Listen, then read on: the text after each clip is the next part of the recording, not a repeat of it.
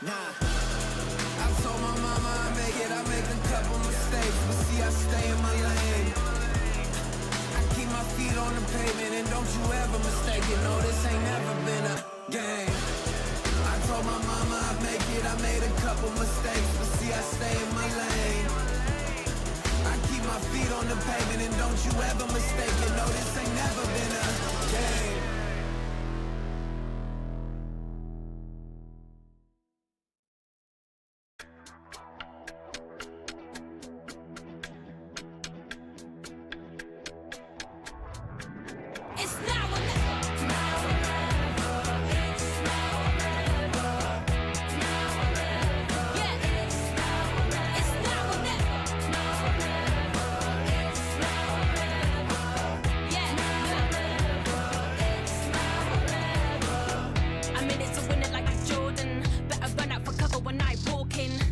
No limits to my calling, going straight to the top like I've been boarding. Taking the title like there are no rivals, doing the eyes closed, give me a blindfold. This shit is easy, like a recital. I'm taking my shot like my hands on the rifle. Yeah. It's now or never. Yeah. It's now or never. Now or never. It's now or never. Woo. Now or never. It's now or never. It's now or never.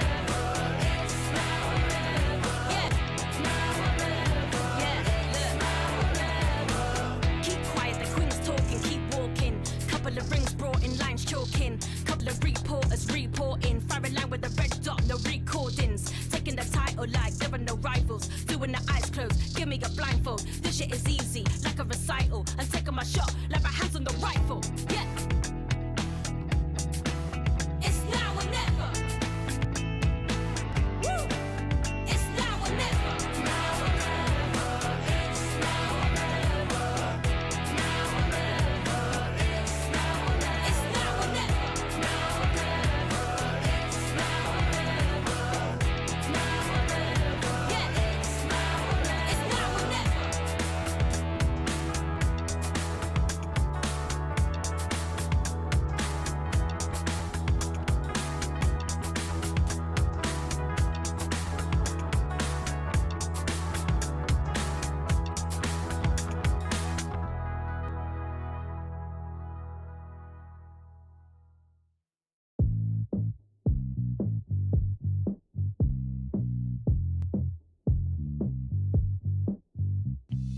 Ooh, you love the fame, you are not the same. Girl, when I was with you,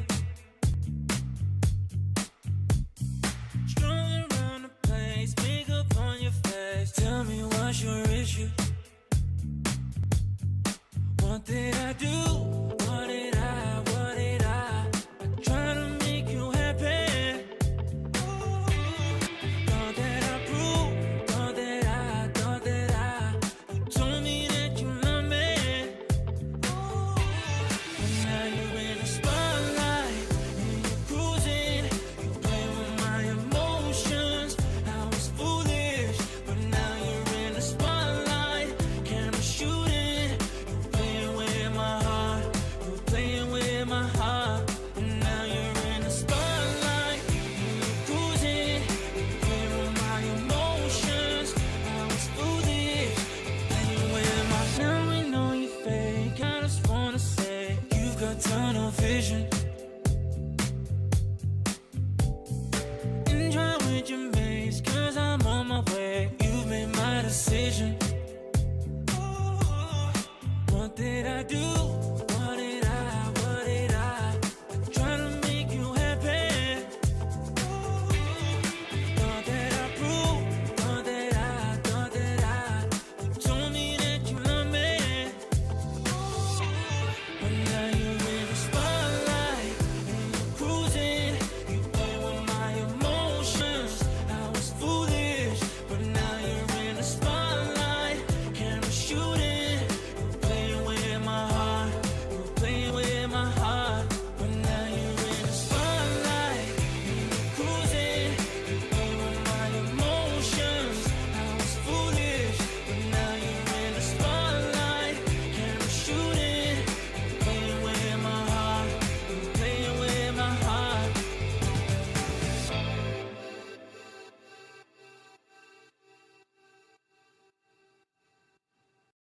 Let's take it up a notch.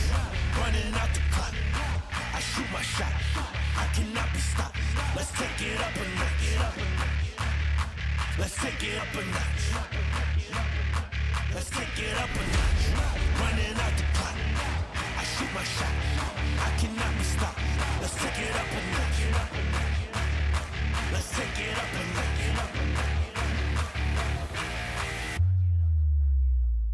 Let's take it up a notch.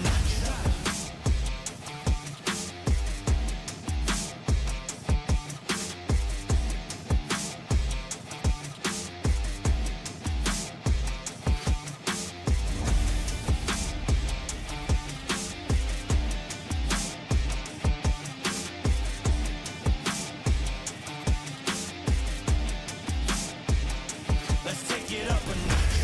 Running out the clock. I shoot my shot. I cannot be stopped. Let's take it up a notch. Let's take it up a notch. Let's take it up a notch. Running out the clock. I shoot my shot. I cannot be stopped. Let's take it up a notch. Let's take it up a notch.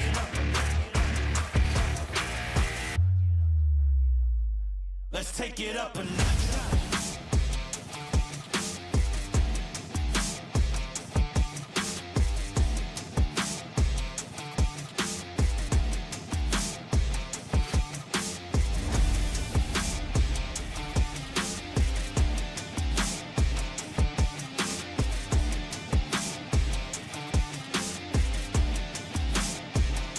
Let's take it up a notch. Running out the clock. I shoot my shot. I cannot be stopped. Let's take it up a notch. Let's take it up a notch. Let's take it up a notch. Running out the clock. I shoot my shot. I cannot be stopped. Let's take it up a notch. Let's take it up a notch.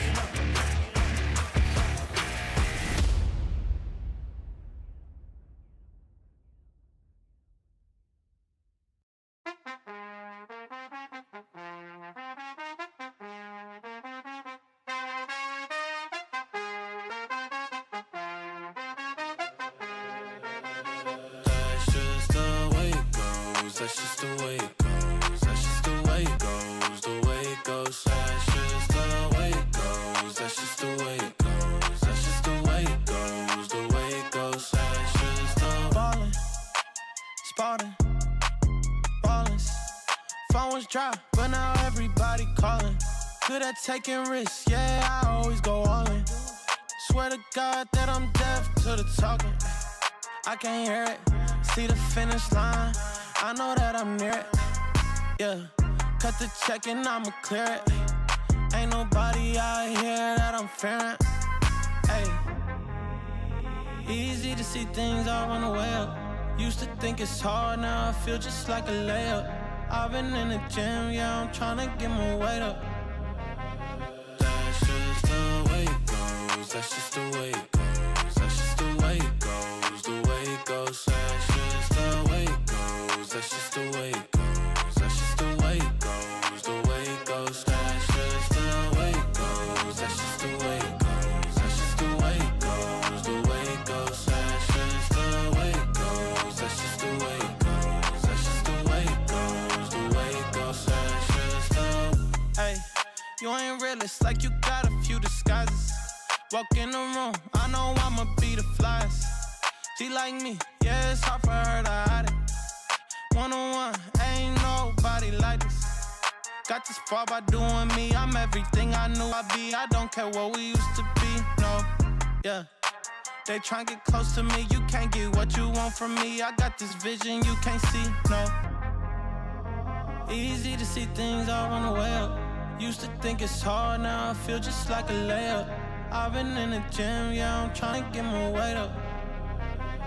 That's just the way it goes. That's just the way it goes. That's just the way it goes. The way it goes. That's just the way it goes. That's just the way it goes. That's just the way it goes. The way it goes. That's just the way it goes. That's just the way it goes. That's just the way it goes. The way it goes. That's just the way it goes. That's just the way it goes. That's just the way it goes. The way it goes. That's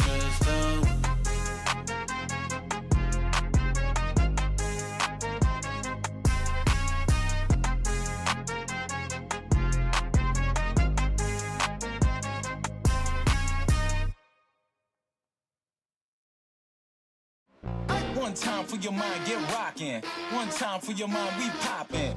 One time for your mind, no maybes. Just yes, you'll release the stress. In the place to be, we rhyme. Getting down on the mic, no crime. Hip hop, everybody know it's time. Yeah, we're gonna rock like this.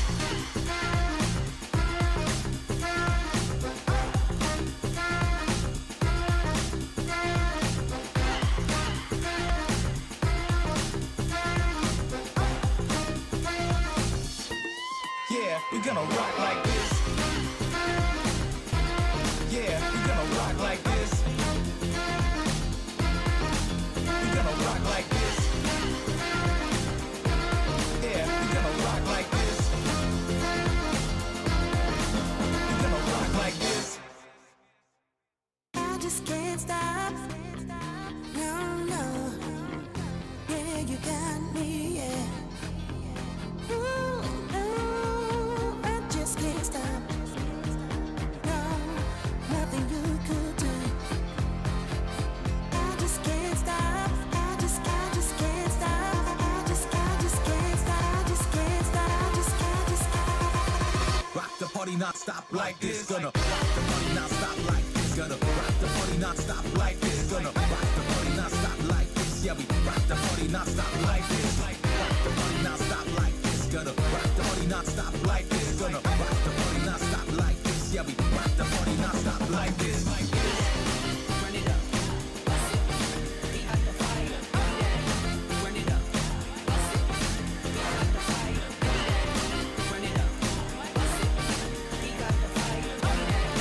Run it up. Bust it.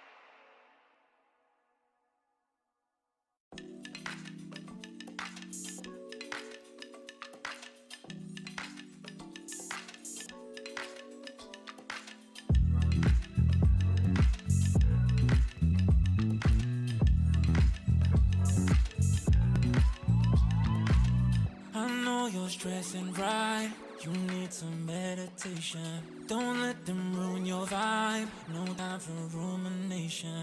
Let's leave it all behind. Take a flight, aviation. Want you, girl, by my side. Let me show my appreciation. I want you here with me. I miss your body, baby. No, I cannot believe that you're still single, lady. Wishing I could retreat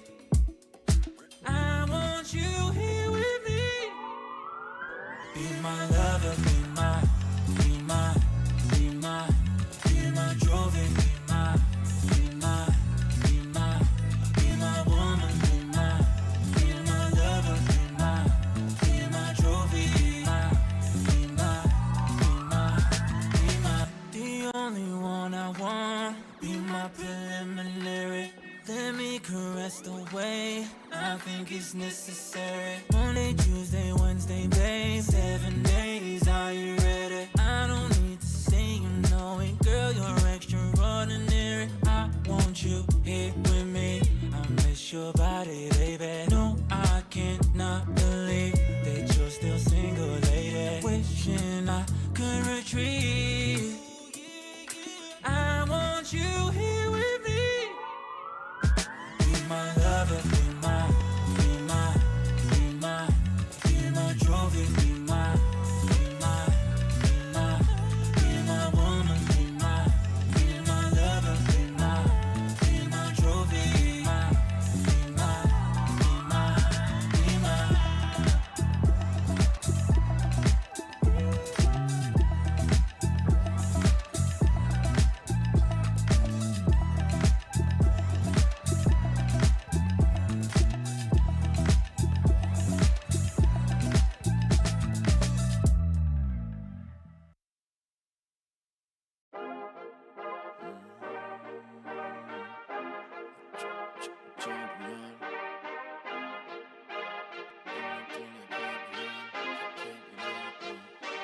I feel like a champion. A champion. Ain't nothing that can't be done. Oh yeah. I put it all on the line. Definition of divine. Yeah, I feel like a champion. Ain't nothing that can't be done. They told me I wouldn't be nothing. Came on now, second to none. I need me a trophy, I need me a ring. I'm not with the bull, but keep it a beam. Know what it is, you know what I mean?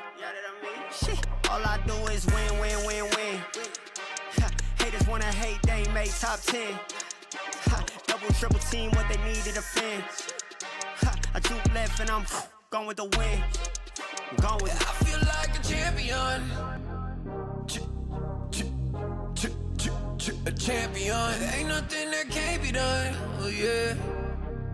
I put it all on the line. Definition of divine. I feel like a champion. A champion. Ain't nothing that can't be done. Oh yeah. I put it all on the line. Definition of divine. Feel like a champ, MVP status. Yeah, win been guaranteed, so let's see about it. If you gon' speak about it, then be about it. If you don't bring that energy, no, I can't be around it. Nah, I'ma shoot my shot, I'ma stick it, watch. At the tippy top, I cannot take no loss. 2 seconds on the clock, they gotta give me the rock. I got a game on what? Yeah, I got a game on lock. I feel like a champion. A champion. Ain't nothing that can't be done. Oh yeah. I put it all on the line. Definition of divine. I feel like a champion. A champion. Ain't nothing that can't be done. Oh yeah. I put it all on the line. Definition of divine.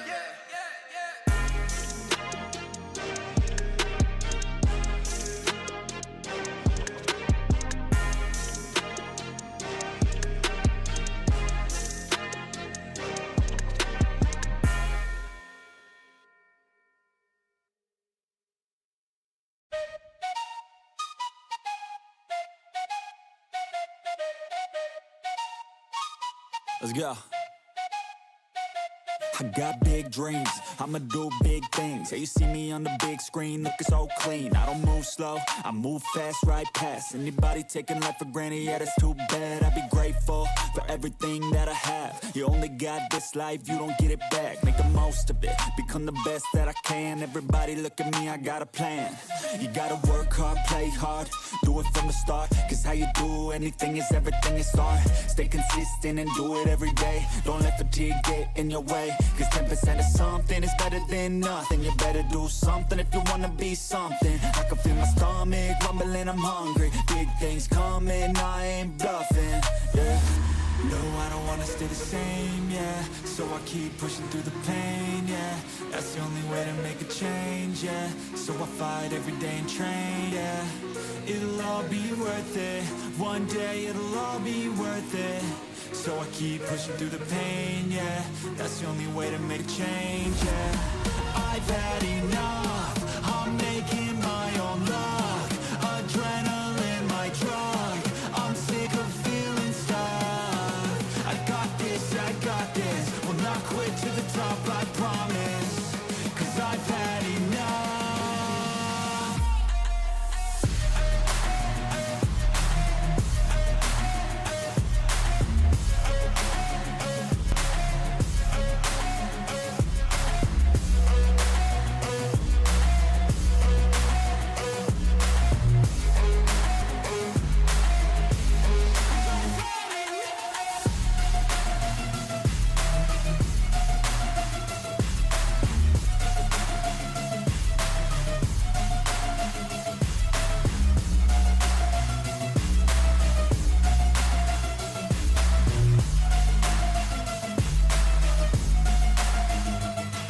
Better watch out, I'm on the climb to the crown in my prime right now. Hear me loud, I've been spitting for a while now. All by myself, independent DIY now. Don't need no help, I've been beating out labels and money and budgets, it's funny. I do all the work, yeah, keep it 100. I fight for my dreams, I would die for these things. I believe in myself, I refuse to be weak, I like to build things.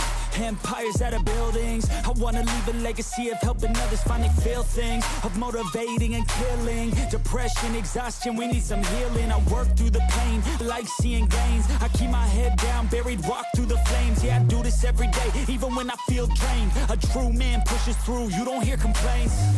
No, I don't wanna stay the same, yeah. So I keep pushing through the pain, yeah. That's the only way to make a change, yeah. So I fight every day and train, yeah. It'll all be worth it. One day it'll all be worth it. So I keep pushing through the pain, yeah. That's the only way to make a change, yeah. I've had enough. I'm making my own luck. Adrenaline, my drug. I'm sick of feeling stuck. I got this. Will not quit to the top, I promise. 'Cause I've had enough.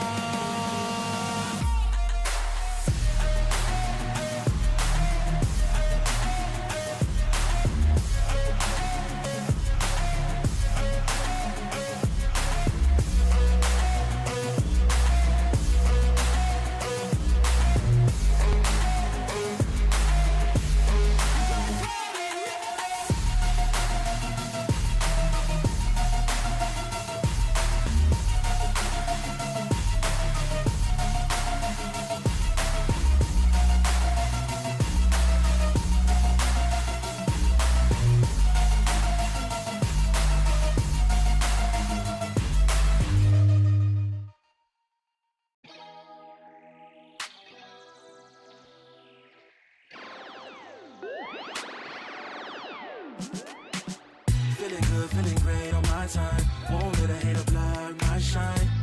I'm just living my life. Too busy chasing good vibes. Chasing good vibes. Chasing good vibes. Chasing good vibes. Too busy chasing good vibes. I'm feeling good, feeling great now. A hater can't play with my day now. Get that negativity out of my face now. In my city, I'm the man of my state now. Yeah, I'm living life to the fullest. Baby girl, you took it to the realest. Energy and joy, you can't steal it. Good vibes all around. Baby, tell me, can you feel it? I woke up, so I'm blessed. Just another chapter in the test. I know I'm doing better than the rest. Got a smile on my face, showing teeth for the crest. It's no sweat, I'm a vibe in my own right. Go time in the sun, yes, I'm gon' shine. So fine, got a baddie on my phone line. Feeling good, feeling great, chasing these good vibes. Feeling good, feeling great on my time. Won't let a hater block my shine. I'm just living my life. Too busy chasing good vibes. Chasing good vibes. Chasing good vibes. Chasing good vibes. Too busy chasing good vibes.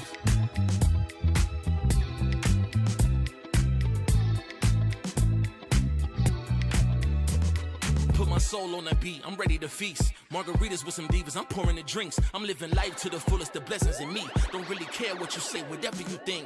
Nah, unequivocal miracles with the lyrical. With the homies tryna pop like the cereal.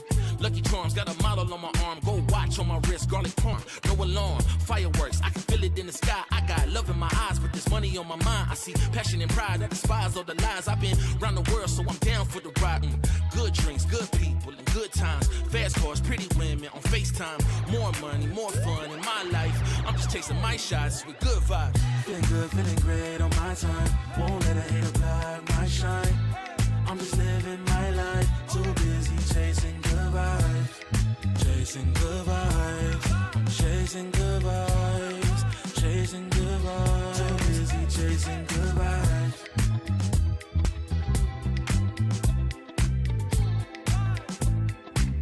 Too busy chasing good vibes.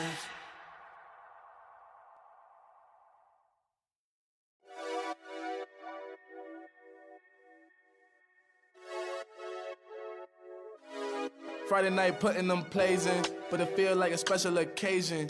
So let's go out, go blazing, hit the dance floor, let go frustrations. I might have a hidden agenda.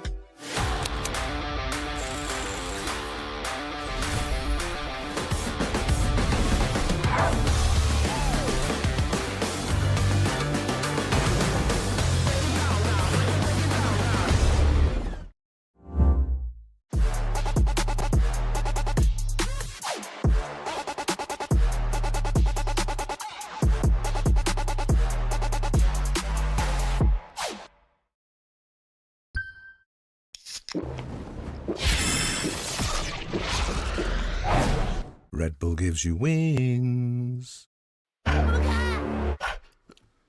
Yeah. Let me get a punch. Let me get a punch. Let you feel the punch. Let me get a punch. What a hoop, don't sleep, oh yeah, yeah. What a hoop, don't sleep, oh yeah, yeah. What a hoop, don't sleep, oh yeah, yeah. What a hoop, don't sleep, don't punch me. Don't keep getting me pissed before I make you bleed.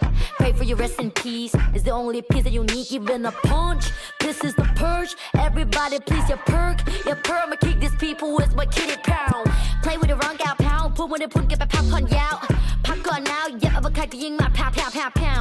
Pack it out, back it out. กูสร้างมึงภาพลับ yo how about now bruh จบบ้านนี้ไม่ต้องรอถึงหูพวกกูจัดมึงจุก now out Be the pepper, pick a pack of peppers. People like me pick a pack of bricks for a week per day per minute. Rapper like me ทำพวกมึง panic บอกไว้ผู้หญิงมีผลต่อ proof ไม่ควรได้ price เข้าใจมึง lose อะไรไม่รู้พร้อมพวกขี้แพ้มาพายกูพูดไปก็ไร point เขาต่อยสักชุดดีกว่าว่าพวก What a hoop, don't sleep, oh yeah yeah. What a hoop, don't sleep, oh yeah yeah. What a hoop, don't sleep, oh yeah yeah. What a hoop, don't sleep, don't punch me.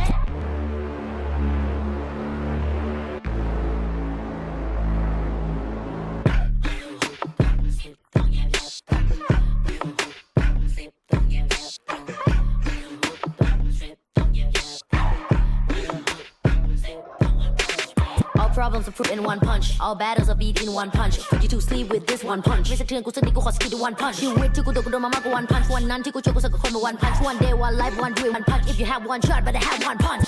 Eminem said, Millie Rabbit, and the world short. You just catfish. Kevin said, พ่อแม่คือความจริง Separate from the competition. ผลลัพธ์คือ I'm the best, bruh. What a hoop, don't sleep, oh yeah yeah. What a hoop, don't sleep, oh yeah yeah. What a hoop, don't sleep, oh yeah yeah. What a hoop, don't sleep, don't punch me.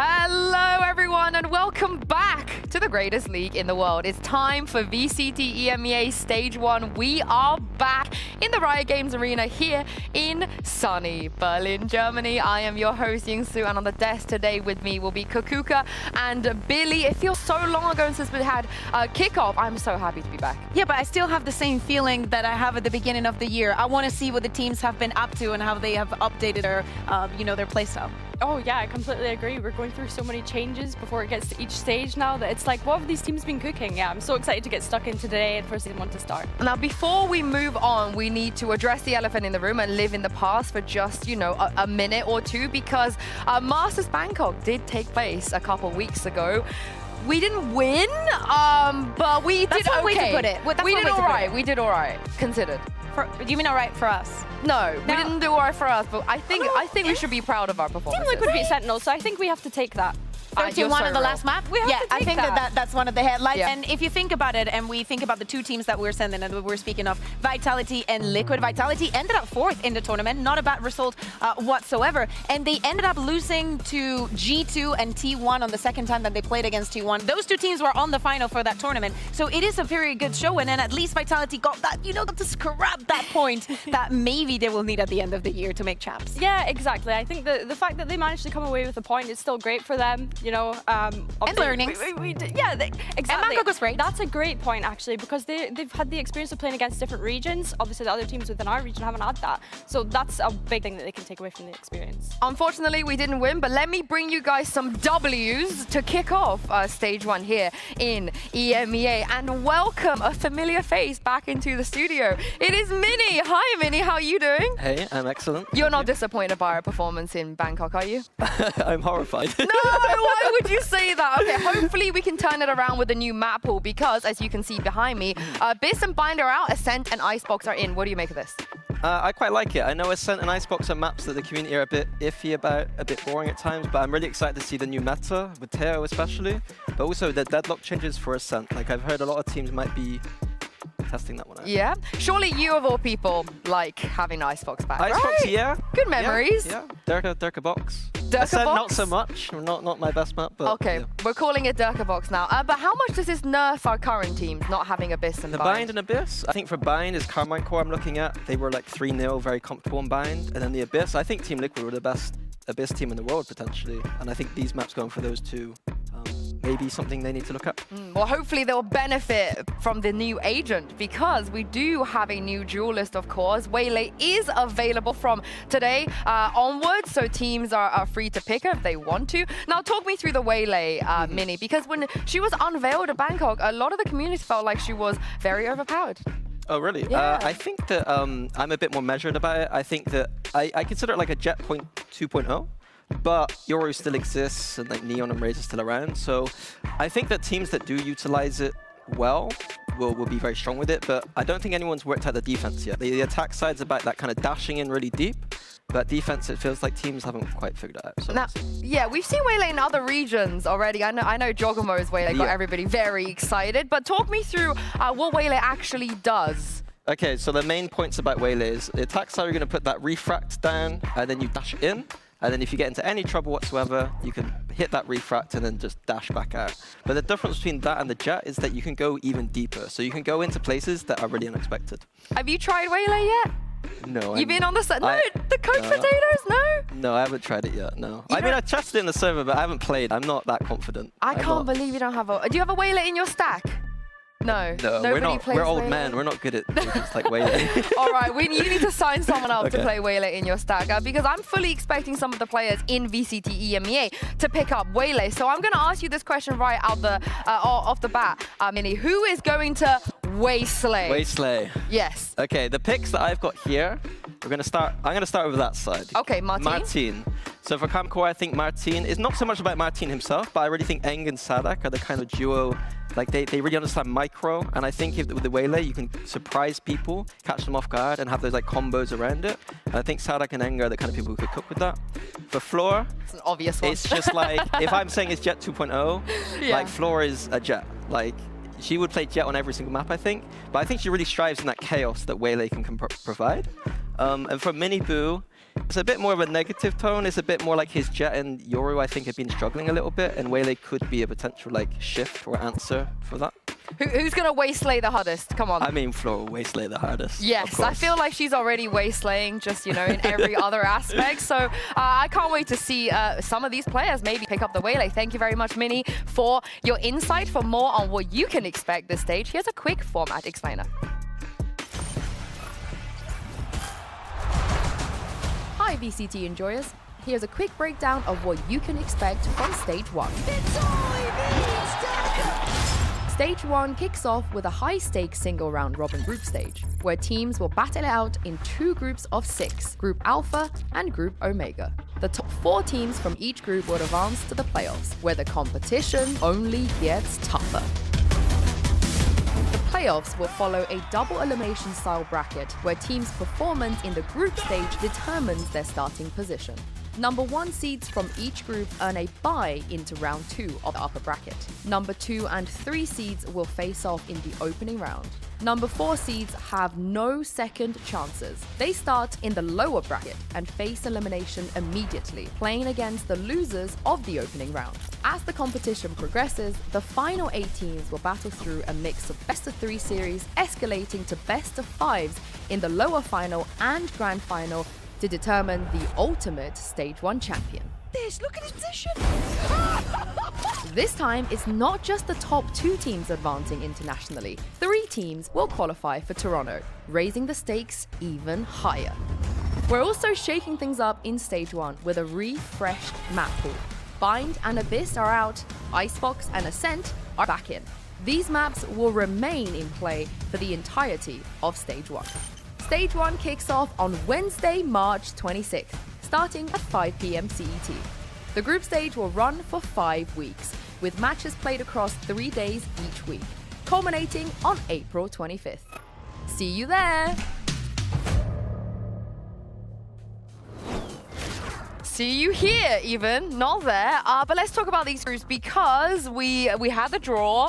There were some reactions. Do you two believe in the group of death, Billy? Is there a group of death here? It is really difficult when you look at them, right? Because you look at Group A, and I have to feel bad for Apex in that group because they're facing relegation this year, and that's probably not where you wanted to start. But I think Group Omega, the one that I guess people are not as convinced by, I think you have to look at some of the dark horses in here, right? Team Liquid, they did an amazing run during kickoff, and I think even I gravitate towards Carmen Core and BBL, right? BBL came out of nowhere and surprised everyone. So I think if they can keep that momentum going into Stage 1, they could have a great job. There's a couple good things going on here. For Koi, it could finally be a good year. It could finally be a time for make playoffs. I think that for names, as you were mentioning, like KC and BBL being able to make playoffs, again, I think that KC has a lot to prove throughout this year. Yeah, we're going to kick off today with a doozy as well. Vitality, they're back. They're in the building. They're going to be taking on GX, and then BBL will be going up against KC. Are you guys excited to see Vitality after Bangkok? I'm actually more excited to see BBL and KC. Oh, there we go. It's like I saw them not that long ago. I Okay. know some things are different, but you know, still same Vitality. I think, we know what to expect from Vitality, right? But I think BBL and KC have to be the match of this week, if anything. Yeah, let me catch you guys up because it has been 46 days since kickoff and a lot has changed. This is everything you missed on VCT EMEA Rotomania. Hello, Governor. We have a new player after winning Ascension with Apex. Hype is out. Governor is in, and he is our first import from VCT Pacific. How fun. Fnatic have a new coach. Not new as in new, but new as in he's never been head coach before. They promote Milan from assistant. Got Eric, who sadly won't be joining them just yet. And Yoinsud from BBL. BBL. Magnum is on BBL. He's back. Team Liquid, yes. The Team Liquid also made a change. It's goodbye, Kamek, and hello, Serial, who plays the exact same agents as Nats. Definitely don't see an issue there whatsoever. Don't worry, Kamek and Joris, he's gone to Gentlemates instead of whom? Robbie BK. Anyway, Team Vitality. I know who won VCT EMEA, came fourth at Masters Bangkok, has replaced Trex with Sivov. He is French. And that is everything you missed on VCT EMEA Rotomania. How exciting. Let's check in actually with Vitality's new player. I'm absolutely delighted to be joined by and welcome you guys to a new face in VCT EMEA. Thank you so much for joining me, Sivov. You're now on Team Vitality, which is such a crazy thing for you, you know, in your career so far. So tell me how this all happened, you know, when did they contact you and why did you decide to join Vitality? I think like I make a game like at 38 kill in EMEA, and that's why. Like and yeah, after like they contact me for some trial, like and I was excited because like Vitality is my dream team, Canada, and just to the prac make well, and yeah, I joined them. And when it comes to you, a little bit about your career, would you be able to tell us about you? You know, maybe what agents you like to play, how long you've been playing Valorant for, and so on and so forth? I play like since the beta, and I'm a flex player, so I can play like the Breach, Kaio, Duelist, like yeah, Initiator and Duelist. You love them all? You love all the agents? Yeah. Really? Yeah, really, that's a banger. Oh, wow. Oh, your teammates are going to love you. Speaking of your teammates, it does seem like a big leap, you know, to go from playing Tier 2 to playing with some of the best players we've ever had in Valorant. How are you feeling about that? How are they treating you? And do you feel that experience difference? Yeah, I feel like a lot. I mean, in practice, like this, like so speed, like it's really like different from T2. And yeah, like I'm super like happy to play with this guy. I watch them every time and know I play with them. So yeah, I'm really happy and proud. Is there any other players in this league that you're looking forward to maybe playing against? Someone else that you've been watching for a long time? Fnatic. Really? Why? I don't know. Because a lot of people kind of don't see them as the same team in 2023 anymore. Yeah. But for you, you're still excited to play against a team? Yeah, really. Yeah, that's a super good team. Like there's a lot good players. So yeah, excited to play them. All right. Thank you so much for joining me, and I cannot wait to see your debut on stage. Thank you. Nobody expected this. Come on, what happened? You asking me? Yeah, I'm asking you what happened. You want me to go and ask my dad exactly yeah. what happened? I mean, I assume that probably they had this conversation before Bangkok was even a thing. Well, to me, it's more about discussing the solution, right? To what issue also, and thinking about the roles and how it's going to Vitality look right now. Because he was telling you himself about how he has the flexibility to play on the flashes. He also has a duelist, but Vitality really they already have all of that. This is the thing. Like I get worried when I see a tier 2 player coming in to play tier 1 and he talks about his flexibility, but then only mentions flashes and duelists, which of course Vitality have two very good people that can fulfill those roles. So yeah, I'm a little bit worried he's kind of coming in and having to fit into these other roles and flex around the rest of the team. But given that, he had a great performance against Focus and Challengers, like playing under mandatory. So I'm looking forward to seeing how he gets on in tier 1. Yeah, exactly. But again, thinking also what Trex brought to the team, all the different roles that he played, the Brimstone, the Vice, and then also the Fade, the Sova. There's many questions, but we will find some answers finally today. We will, and I would love to find some answers on the side of Giant X as well. They didn't make any roster changes, but they've had time. Kukuka, they've had time. They did not go to Bangkok, and I want to see what they've been cooking. And I was so excited to see this roster at the beginning of the year because I think that it has truly full potential. And I think that for a team like Giant X, after the expectations were set, and knowing that they are in the group that they are, this is probably the best week to play against Vitality. You have a new map pool coming in that Pipson has loved in the past, that Icebox, that Ascent, those kind of maps. No big changes have been added. Yes, I think that the question to me is more on what the meta is going to look like for them. I'm glad you mentioned meta because Pipson told us a little bit what he thought of the meta. He said here, I think that this is the meta where you have to disrespect some things individually to be able to be successful. What do you make of this, Billy? I think this is crazy because obviously we didn't see a Tejo at all come out from Giant X during kickoff, and now I'm thinking we're not going to see a Waylay at all either. So they're obviously very set in their approach, which is fine, but we just need to see that actually come to fruition. I do not mind if they do not stick or they do not navigate the same meta that we saw in Bangkok and that we kind of expect. The Breach, the Tejo that you're mentioning, they did play the Vice. It doesn't matter to me as long as he's been able to teach them that. If you are not following the meta, but you found a solution to make it work in your way, welcome be it, you know, like so be it. I mean, this is kind of what he said at kickoff too, right, Billy? And we saw no Tejo. I think so. I think if they're able to push their play style into this region as much as they can, then that's how they will find success. Well, this is the moment you have all been waiting for. The drought is over. It's time to kick off stage 1 of VCT EMEA.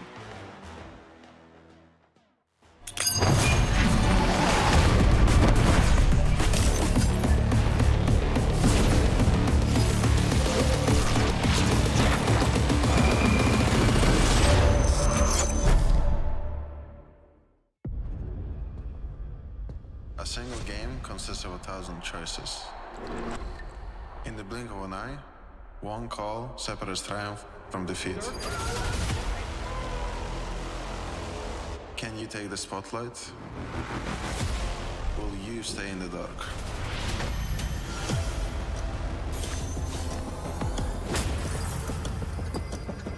Time may run out, but your decisions echo far beyond, for better or worse.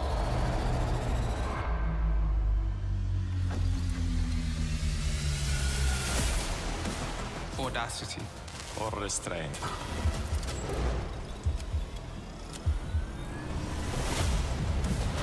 Ego or team. Sacrifice or save.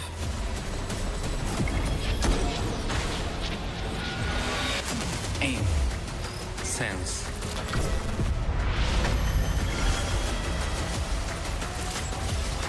Chaos or control.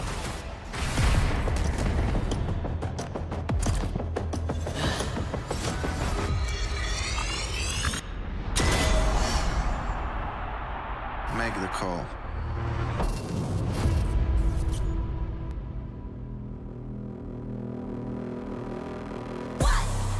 Check my pedigree, I got legacy in my pop. You playing hopscotch on that top notch on the block. Slip and slide like me, nah. Spice it up with a sauce. Yeah, my Lord said don't do it. I said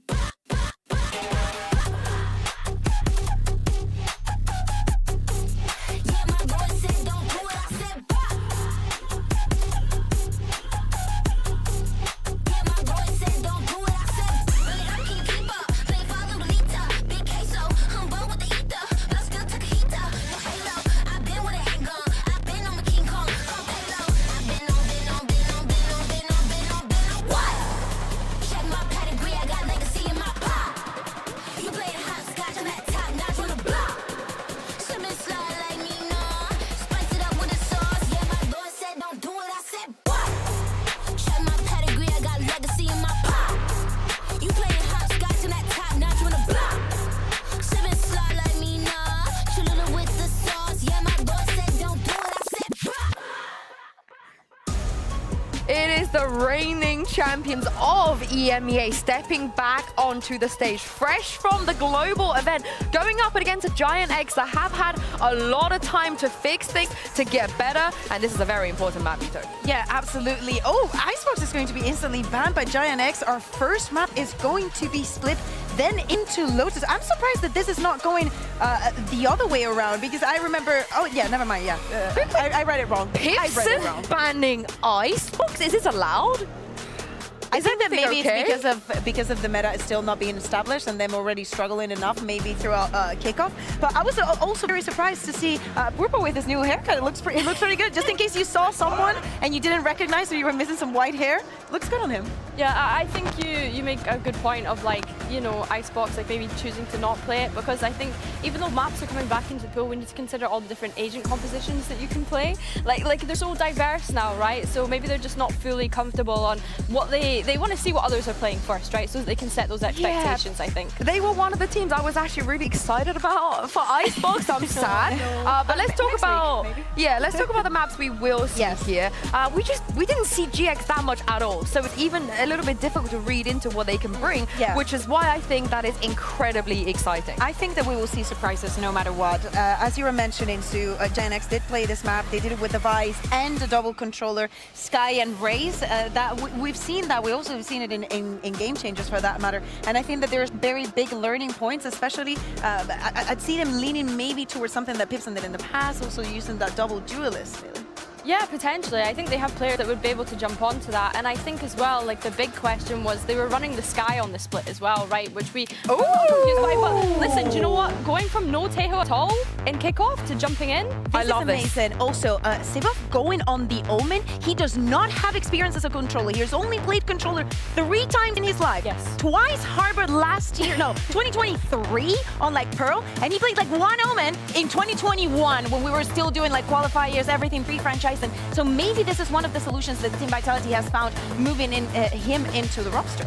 Yeah, I think that's a great point to make. Sivov, we did not expect to jump onto that controller, as you say, with the few times that he's played it, but I have to gravitate towards Giant X. You know, having Purple on that Yoru, who wasn't having great time on the other duelist in kickoff, and I think as well, Cloud on that Tejo will be really interesting to see. Pipson, you cheeky devil. We don't want to do the meta stuff. They do the meta stuff right off the bat. Converted. But it's time to jump into this game and throw this over to your casters. Show them some love. Here's Mitchman and Tombiz. Thank you so much, folks. Yes, we've got a beautiful game lined up for you here today. Vitality and GX. Sivo coming in on the Vitality roster as well. Going to be put to the test down on that stage. Yeah, he's been pretty mean in the past when we saw him playing in EMEA challenges. He had some crazy matches. I think it was a 38-kill Breach game, but they've actually gone and playing the smokes. So it's definitely a little bit of a role switch from what he's been playing recently, but I think that was the reason he's in this roster, flexibility. Yes. Now, on the other side of things, I think GX are even posting about it, how many sort of pracs they've had, how much work they've been putting in behind the scenes. This really is the ultimate test. You've got a team that hasn't had that much time based off playing at Masters, but also they played at Masters. This is the top team coming out of EMEA, even if they didn't win. And we'll have to wait and see if they're going to be able to reset, recover, even with that new player, and come up against Pipson, who, as said, you know the drills have been going on while that break has been on. Well, before the barriers go up, Tom, split Lotus Haven. That's where we've ended up today. I'll ask you in a moment if you think the veto has favored either team, if someone's coming in feeling that little bit stronger. For now, barriers are up and the game is away. 1:30 on the clock, Vitality on the attack side, and already a lot of presence towards this A side. In fact, Durka's gone in with the spike, I believe, going for the plant now after that pick, and they have got the site wide open, looking for more control though, up towards Heaven, but with a flash in hand, Kicks goes down, and the trains go GX's way, at least for now. Good opportunity for them to get back into this one. Yoru clone thrown out. Sivo doing well to find one back and give them that extra advantage. Even still, the Cloud lurking in from behind. He's been spotted, though. That's all the information that they need. Sivo's going to go running into the smoke. Wanted to try and take that fight versus Cloud. But now in the post, it's going to become so difficult to clear that remaining player of Durka, already wrapping all the way back round into position for exactly where the plant is in. And in fact, he's managed to bait the steps enough for him to let go of that defusal, knowing that Cloud is not going to be on it, waiting for that additional tap. The time is too far gone, and well, it's just going to be the ego peak at the end to close out the round. Well, that is a beautiful start for Durka. He opens and closes the round, playing with the time in the 1v1. The opener here, straight into the site. Teammates flooding through main, but it was all down to Durka. If he falls, spikes on the floor, and problems can come from there. But instead, it's a nice, easy finish, if you want to call it that. A couple shots from up in Heaven that put them across the line. That's a 1-0 start for Team Vitality. And now we've jumped right into a tech pause. This works out well for me, Tom. Looking at the veto and how we've ended up, split Lotus Haven. Do you think this is going to favor either of these teams, or is it all up in the air? It's difficult because going into this match, obviously you're going to favor Vitality. Like, I think that GX have always been that sort of middle of the pack team, like we saw a couple of years ago, being able to slightly move themselves forward, getting to like a champ's position, but last year being fairly underwhelming. I think they've got the players to make this one competitive. I don't think this is going to be a whitewash, an easy win, like a dominant performance, but looking at the maps that have come up, okay, sure, you saw some weaknesses from Vitality when they played against the best of the best, like losing a map to the likes of T1, but then they beat a DRX. Like, they played the best of the best at this map and been able to show it. The same for the next. They looked incredibly good on Lotus. So I do think that I'm always going to come into a match like this and favor Vitality because of the caliber of players, because of how they performed recently at a Masters, and because we haven't seen that much from GX. But they are just one of those teams that no matter what form they're in, I always put a roster of these 5 players as a dark horse. Like, they could easily go on a run, make this group really interesting as if it isn't already, and maybe steal a map. Do I think they can win it? Well, they're going to have to be on a different level to where they were at kickoff. Okay. They've had the time. So steal a map, an expectation perhaps, but taking the series, that will be an exception to the rule for GX. Coming in, I mean, we've already seen Cloud's popping off, but losing out on the pistol here, Vitality's map pick, it would have been a nice start, but very, very early days still. We get that tech pause out of the way as the players mount the stage. Now, I think the thing for Vitality is, you know, you talk about that turnaround time, going to a Masters event, it takes out that month-long preparation. You're playing on old patch, you're having to run it down with some of the best teams in the world, and the people at home, well, they ain't got much else to do but practice themselves and watch what you've been up to. And I think changing your identity in that short turnaround once you touch back home, especially we've had this conversation before, some teams have said that they feel like the deeper your run, the more at a disadvantage you are coming in. I think KC previously, as an example, in Madrid, it definitely causes, well, a lot of new challenges. It's not that you can't overcome them, but most players won't have experienced coming in on that kind of a back foot of preparation. The thing is, though, with Vitality, not just in terms of the support staff that they have, I remember seeing them and Liquid down on the stage. Rob, the manager, was saying some, or GM, what was his official title? He told me earlier, I can't remember. I think he likes to be referred to as King. King, yeah. King of Vitality. He was down there. Him and Eamon from Liquid were going back and forth about the support staff, the difference in the background, right? Vitality bring a team with their team. Yeah. And so if there is someone that's going to be able to tackle that quick turnaround and the challenges that come along with it, I'd expect it to be a squad like Vitality, not just because of the individuals that are on the server, but also, like I said, because of the support staff they've got, because of the depth that they bring to this kind of an environment. I'll also say as well, I think it depends on the team. Like, there's certain teams that I think after you go to an international need a break. Like, maybe if you've got a trophy or two under your belt, or maybe if you're in a scenario where you just get burnt out a little bit. Fnatic have been on break for a while now. That's vile. But you look at someone like Durka. What is Durka doing in his spare time? He's streaming ranked. So it's like, it's like the first thing I saw when like Waylay came out was just Durka just playing Waylay. Like that was what he was doing with his day. So it's like, yeah, there are teams that you go, okay, it's important to have a break, it's important to have some rest, but if it so happens that your players, when they rest, just play Valorant all day, you are going to have a leg up on other players. It's just how much you grind the game, and that's where I do think that this team is always going to be fantastic, because you just have those players who are grinders, who are going to sit there all day long playing and finding out new nerdy little tech. And then they brought in a young gun from the tier 2, who those are the people who want this more than anyone. They've just got their spot, and you know when it's Vitality, hey, they had Trex. They didn't need to make a change from the outside. Like, guy was incredible on the server. He's always been fantastic. They are looking to be the best of the best. So for Sivo, this is an opportunity, and he needs to grasp it. Absolutely, with both hands, and no doubt he will. From what we saw of him over in Challengers, he was drawing our eye, even on a support. See how he adapts to this role. We've got the little like transition of fire, but the fire has been put out, it seems. There we go. We're getting poetic today, Tom. Love to see it. And now the red comes back. We want more of that from Tom. Give him the time. Well, 1-0 for Vitality. They started out winning the pistol. Durka opened and shut the round. And now GX, well, they don't look to fight back. It's a very weak buy. There's some sheriffs here. Potential. I suppose a lot of this will come down to early map Cloud control, with the sheriff. Playing for those orbs. Yeah, Cloud with the sheriff, sure, he's already got 3 kills, but it's too big of an ask, surely. Okay. Portal closed. They're forced back by some of that early utility. Well, it wasn't... Purple with the sheriff, didn't you? Yeah. You said that, I heard you. Close enough. Similar play style, you know. I actually do really like him playing the Teo as well. Like, him having a more aggressive role within the team. Like, there was a world where, if you think back to when Cloud was on Na'Vi, yes, Cloud was on Na'Vi, for those of you who've only been here a couple of years, he played the duelist at times, and his Neon was nasty. So giving him an initiator with aggressive utility and a chance to be a bit more brawly, I think that might be his calling, which is something else he does as well.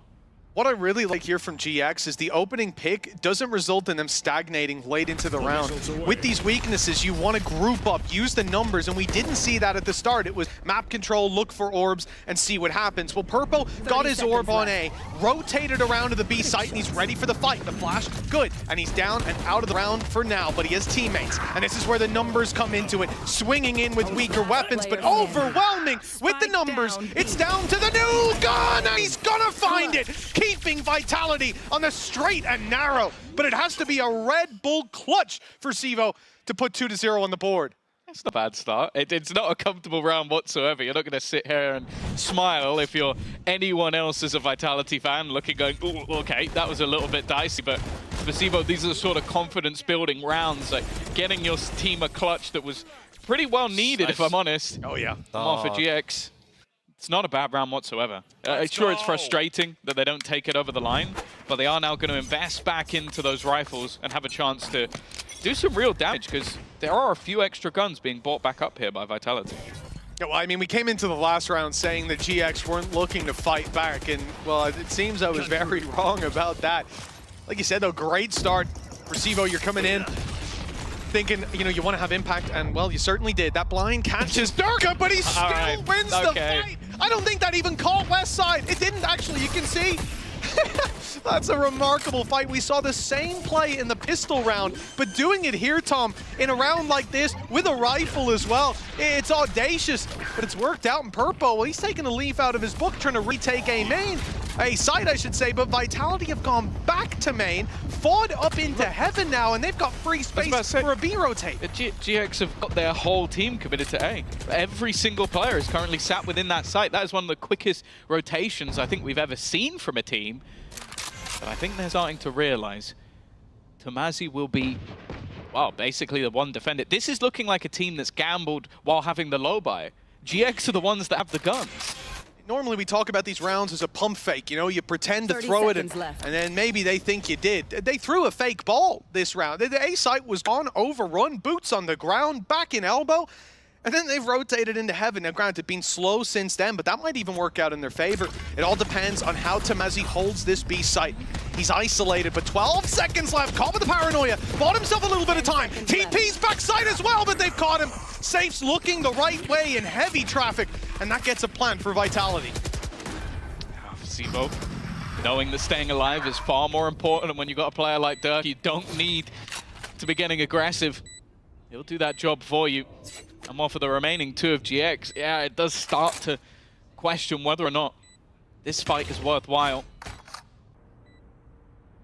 I'm just going to try and fall off this, of course, but Sivo, this really is a chance to just do some extra damage. He's expecting players to still be within heaven. They have fallen back completely and just looked to save, but all in all, a fantastic round from Vitality, but it does scream a few danger signs for me that GX was so heavy in that rotation. Like, they are sure there was quite a lot committed. Obviously, Dirk was within the site before they fell all the way back, but to basically go all into that manner and have no clue on the other side of the map other than, okay, can Tomazi stop their whole team?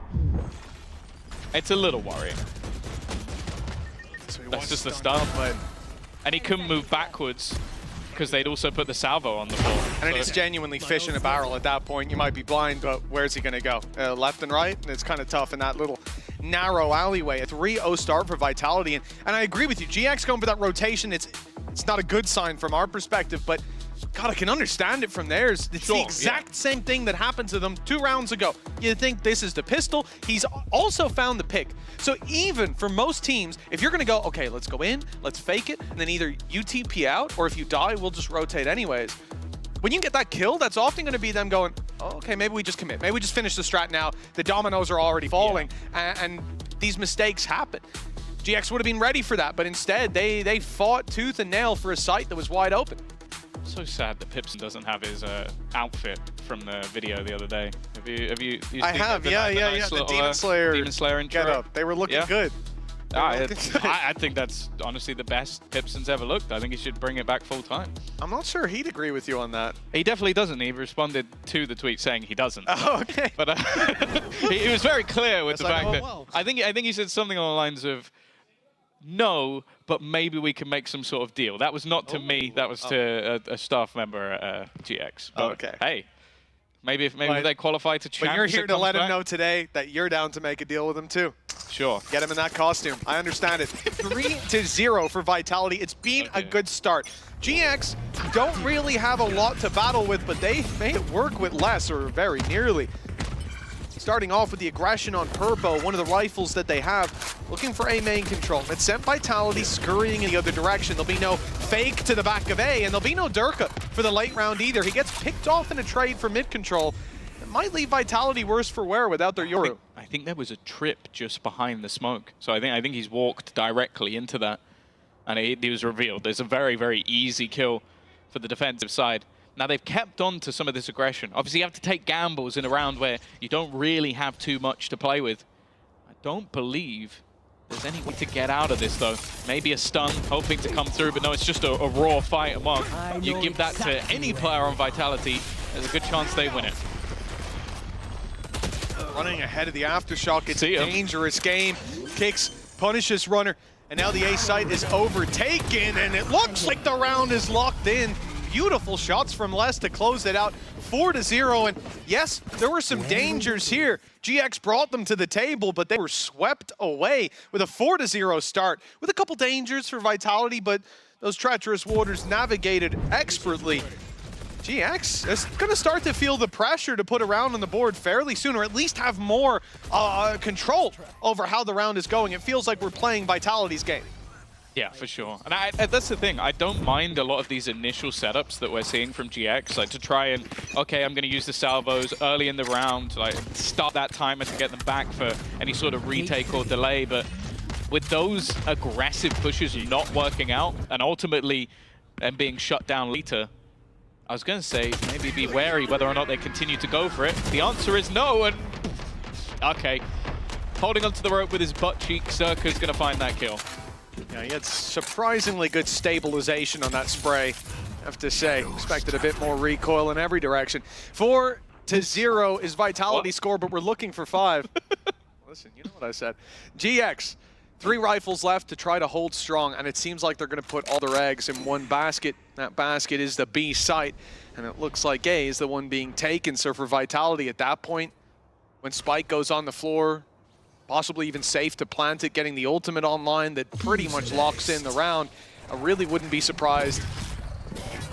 CGX just haul for the save at that point. 5-0 down. Economy, if they lose these rifles, will be unrecoverable moving into the next, and really just not in a pretty position for early days on Vitality's pick. Spike planted. Oh no, yeah, especially with you getting that defensive side start, a lot of the time you are going to see if there's a dominant half, that's where those rounds are racked up. But for now, at least, this has looked fairly comfortable. As said, like any of that aggression has been kind of shut down, and it seems very all in, almost as if like, okay, we're expecting to meet some resistance, but this more sort of passive hold in the first like 15 seconds really works. Because again, like if you don't have depth to what you're doing with the Teo utility, it does become fairly telegraphed. So, okay, they're going to use them immediately because they want to get them back later in the round. So if we just wait more passively, they're probably just going to keep pushing. And that's what's happened. Like there was the last round, the same thing happened outside of A, and then they re-hit it later in the round. All they had to do was clear Purpo. This round, I think it was just a passive Suez player. It's like, okay, you pushed. Oh, that's rough. That was a good try, though. He tried to TP with the timing, so Safe would be looking the other way. It very nearly worked out. Because Safe was certain. Why would he TP into the salvos? But then we kind of realized, yeah, why would he TP into the salvos? He died. Yeah. So they nerfed the damage a little bit. Oh no! He went forward. I'm not certain he would have been safe at the back anyways. I guess I think that might be why. Like, I think he was like, oh, I've got to move. Yeah, I'm in trouble. Picked the wrong way. It's not going great. 5-0. Vitality looking like the new player, and potential lack of prep time is affecting them. None. Or positively, perhaps. Yeah, maybe. Just how it seems like they're having a great time. The Sivo's had a couple of high-impact rounds. I'm liking Control as well, because a lot of the time you'll see a new player come into a roster and their goal is to like make a name for themselves. Yeah. He's been very happy to play these more passive, like, okay, this is my staple player. This is the guy who's not taking massive risks. He's just in a spot and holding down map control. He's been doing a very good job of it so far. Well, what was it, round 3? He had the Sheriff here in mid. You complimented him for backing off. Him backing off meant that the 2 players in Heaven split into 2 1v1 fights, and Durka took the fight in Heaven without a trade possible on the other side. So even though he didn't get a kill directly, he impacted the fight, and I think just a smart player and finding his reward for it. GX, 1 pick and a couple rifles to play with here. It's definitely far from lost at this point. Ace sight. And usually when we hit 40 seconds on the clock, either Spike is down or save's being called. GX with some legs to stand on, and are avoiding a lot of that utility that will come in, obviously, with the Armageddon completely overrunning that A site. It's the Heaven hold for GX. It's Cloud. and West Side. Well, Cloud has just gone down to the salvos, but West Side here to save the day. It's one man left on that attacking side. This was looking like a stacked scenario in Vitality's favor, but this has quickly spiraled out of control. 10 seconds left. A chance potentially to make a name for himself. He's got to try and stick this plant through, otherwise there won't be enough time. And well, it now just comes down to the last couple of kills, trying to bait someone into a fight. Definitely crispy with the aim, but not knowing where Runner will be. He's made it costly, he's made it seem interesting, but ultimately GX, they're now on the board. Well, now I know why they're calling them Zaiwu. The kid's got skill. Yeah, that was the thing. He was talking about the pronunciation of his name. There's a lot of debate. To King Rob. King Rob, shout out. And long may he reign. Basically saying that it was Sivov, Sivo, Sivov, or Zaiwu, depending on what name you like. So he's aiming high. I appreciate that, you know? Oh, absolutely. Absolutely. He's shooting for the stars. You gotta go for broke. Shooting for stars. From what we've seen, he doesn't miss much, so let's see how time... And maybe Serial will go for brokey. We'll see. We'll see. Deep play towards the spawn. That was just the ultimate rather from Purpo, clearing out that space, being a bit of a recon dart for himself, and pushing that A-hole much, much further back. For Vitality, it's not changing the approach of the round, still very much set on this B-site take. We've seen the salvo stun combo be deadly so far. It's caused a lot of problems for the side of GX, losing Cloud in the previous round despite the fact that they recovered it. It was an advantage that they gave away. They've avoided the early danger, and now it's the scrappy fight on the choke point, and they are winning, passing it with flying colors. The spike is left in the open, even though Durka gets out. He's got to go back in, and in the process, he is mowed down. Less the last man standing in. We said GX needed to get their hands on the reins pretty soon. Seems like it's mission accomplished. This is all about how much damage can Les do. Position known. Financially, this team's in an excellent spot, so taking away anything that he can would be massive, but I think definitely a little bit more wary about positions behind, wanting to try and re-spot some of those players could be. If everybody's watching his direction, the chance of him winning some of those fights are slim to none. The fact is, though, I think a really stellar round in general from GX. Like, I think this was much better in terms of how they actually utilized those salvos and alongside it the stun. They basically forced Durka into an incredibly awkward fight, forced him back into a clump with the rest of his team, and then when they actually went to fight, I think there was an excellent stun that came through from Runner, which just made it nigh and impossible from then onwards. And a lot of this utility being in position towards that B site comes off of the early information they got out of Purpo, chasing a player into their spawn, seeing that that was the Cypher and that there was no one else around. You know it's a lurk, you know likely the hit is coming in towards that B site. Calls were made, boots were on the ground, and the welcoming party and its arms wide open. For Vitality, 5-2. The lead is still theirs. They're up by 3. The attack side rounds are slowing down. Now we see that A main presence fought for in the same way as the first couple rounds. There was great success there, and there almost was here as well. Purpo's just down to 28 HP, and they're having to bring Cloud in to cover that gap now that he can't quite fight through those smokes. Another early engagement that hasn't gone fantastically for the side of GX, but it's going to be that hard reset. Again, it seems like a lot of early battles are based around those salvos, what sort of positions can be crafted, and just basically delaying as much as possible with utility. The use of the aftershock just to force players back, and it does mean that still this static sort of default, and maybe even some re-aggression. 4 players currently centralized around mid, but it seems like GX are going to break off from this. I am always nervous though when I'm watching Purpo. It feels like a lot of his aggression has just been met with death. Like, we haven't seen a lot of success from him so far. Or maybe not this round either with the early tag up, but that's really nice.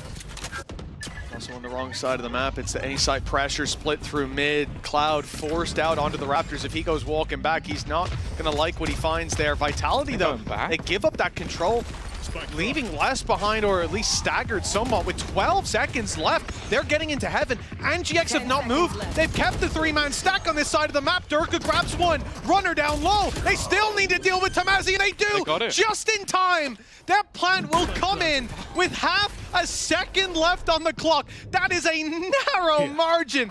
I can't believe they called that rotation. That's outrageous. Like this reminds me, if you're like an old school CS fan, you could watch Pronax and he would call like the most outrageous thing with like 7 seconds left, but it's like, it's fine because I've got all of my stat. He'll just headshot. That's Durka right there. Just runs in, jumps down, insta headshots the guy, TPs away, and then his teammate just gets the next frag on the re-clear. Like that's absurd. Like that was literally half a second off them doing like an old school KC round where we're just calling them melons. Yeah, instead, because of the players they have, it's genius.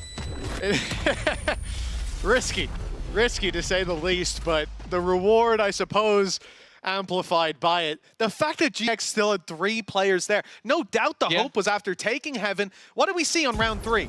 They put a player on site, the whole team was there. So they're thinking, we can rotate because it's open. That's so stupid. That like, if you're Purpo, you just want to alt F4 the game.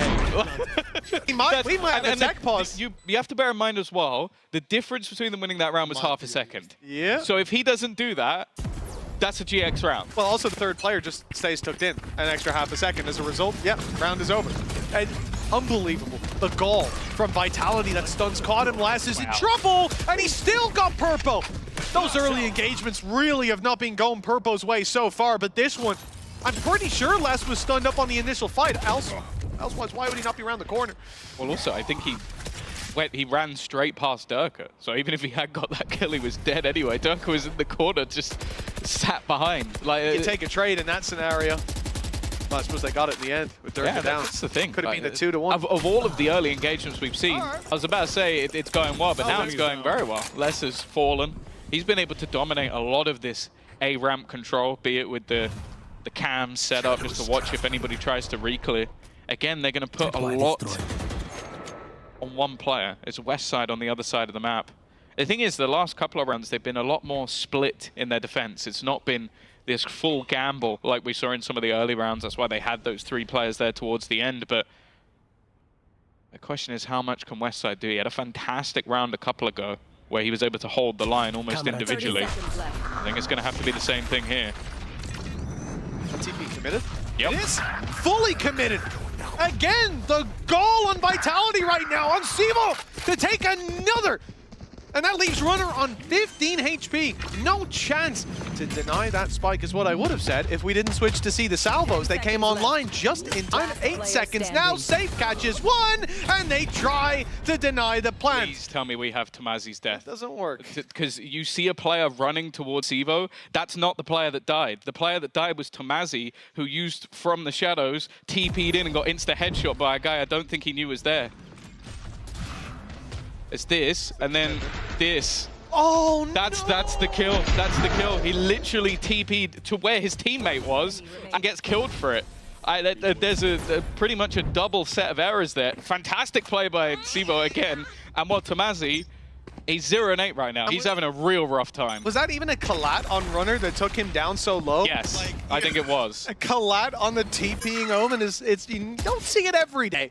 But what a game this has been for Vitality so far. This map pick's certainly working out. Their prep is definitely holding up to the task, but for Sivo as well, as a new player coming in, the weight of expectation on his shoulders. He's going to be on the board. 0 kills. There we go. There we go. Tomazi's got 1.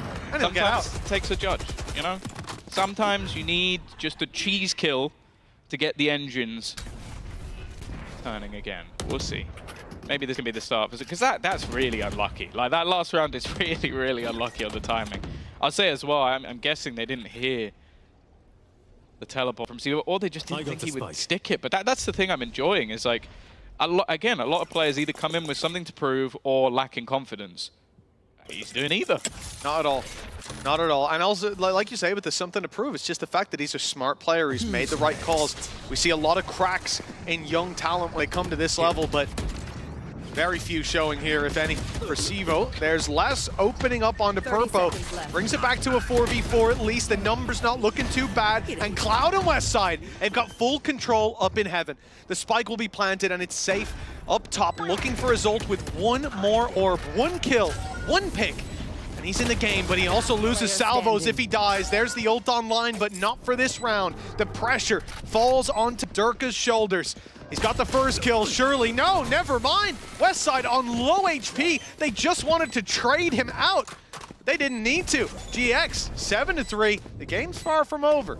Yeah, I'd say that's now 2 rounds that you can basically put down to Westside on his own. A couple of 3Ks that have been highly impactful in scenarios where, yeah, I think some of the fights are not necessarily favorable. Like they're going into trades, or in that case, just taking an opening duel. It's something for GX. And that's the thing, like, although there's been a lot of big plays, a lot of big rounds from Vitality, I don't want to say GX have been, like, slaughtered. At least the last, like, 5 or 6 rounds they've been in this map.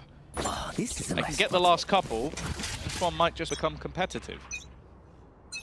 Well, coming into this round, Vitality, a lot of ultimates online already. One going to be put in towards this A site. They want to fight, and they want it to be Purpo leading the charge. He grabs his kill and runners in with the utility for another.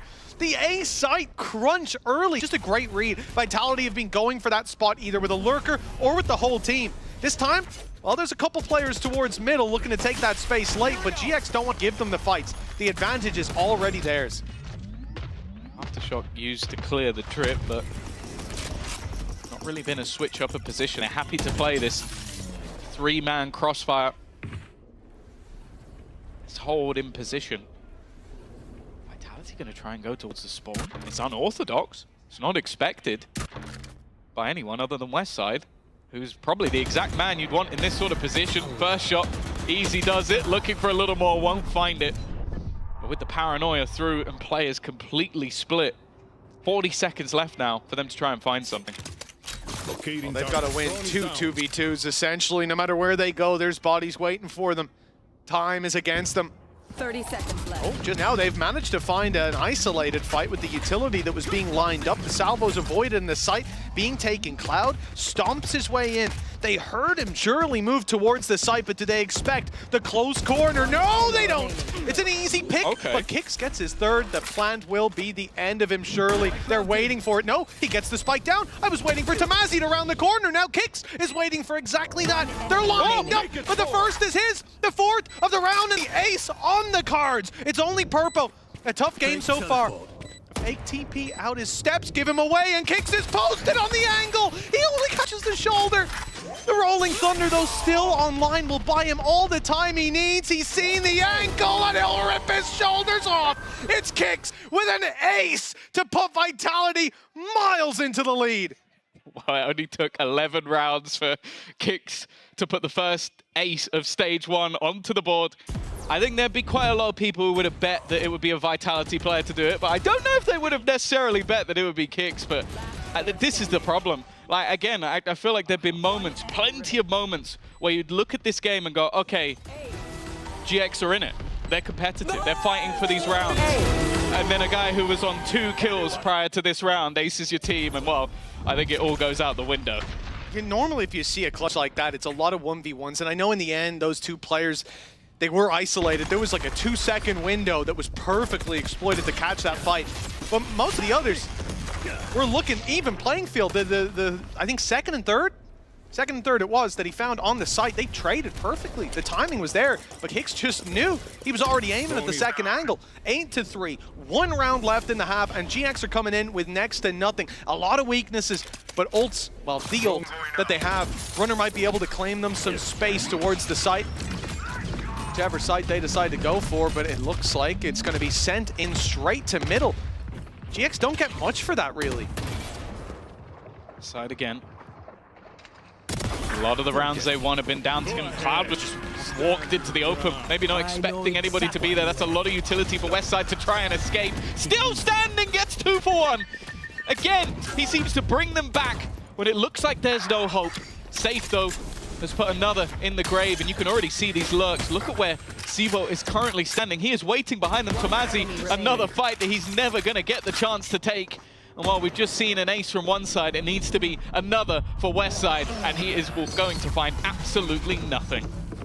What a masterclass this first half has been. Attack side on split. Many people will complain about the challenges here, but it's nothing but triumph for Vitality. everything has been working out for them. A couple bumps in the road, but the suspension's held strong. We'll see if they can continue this win streak in the second half after the break.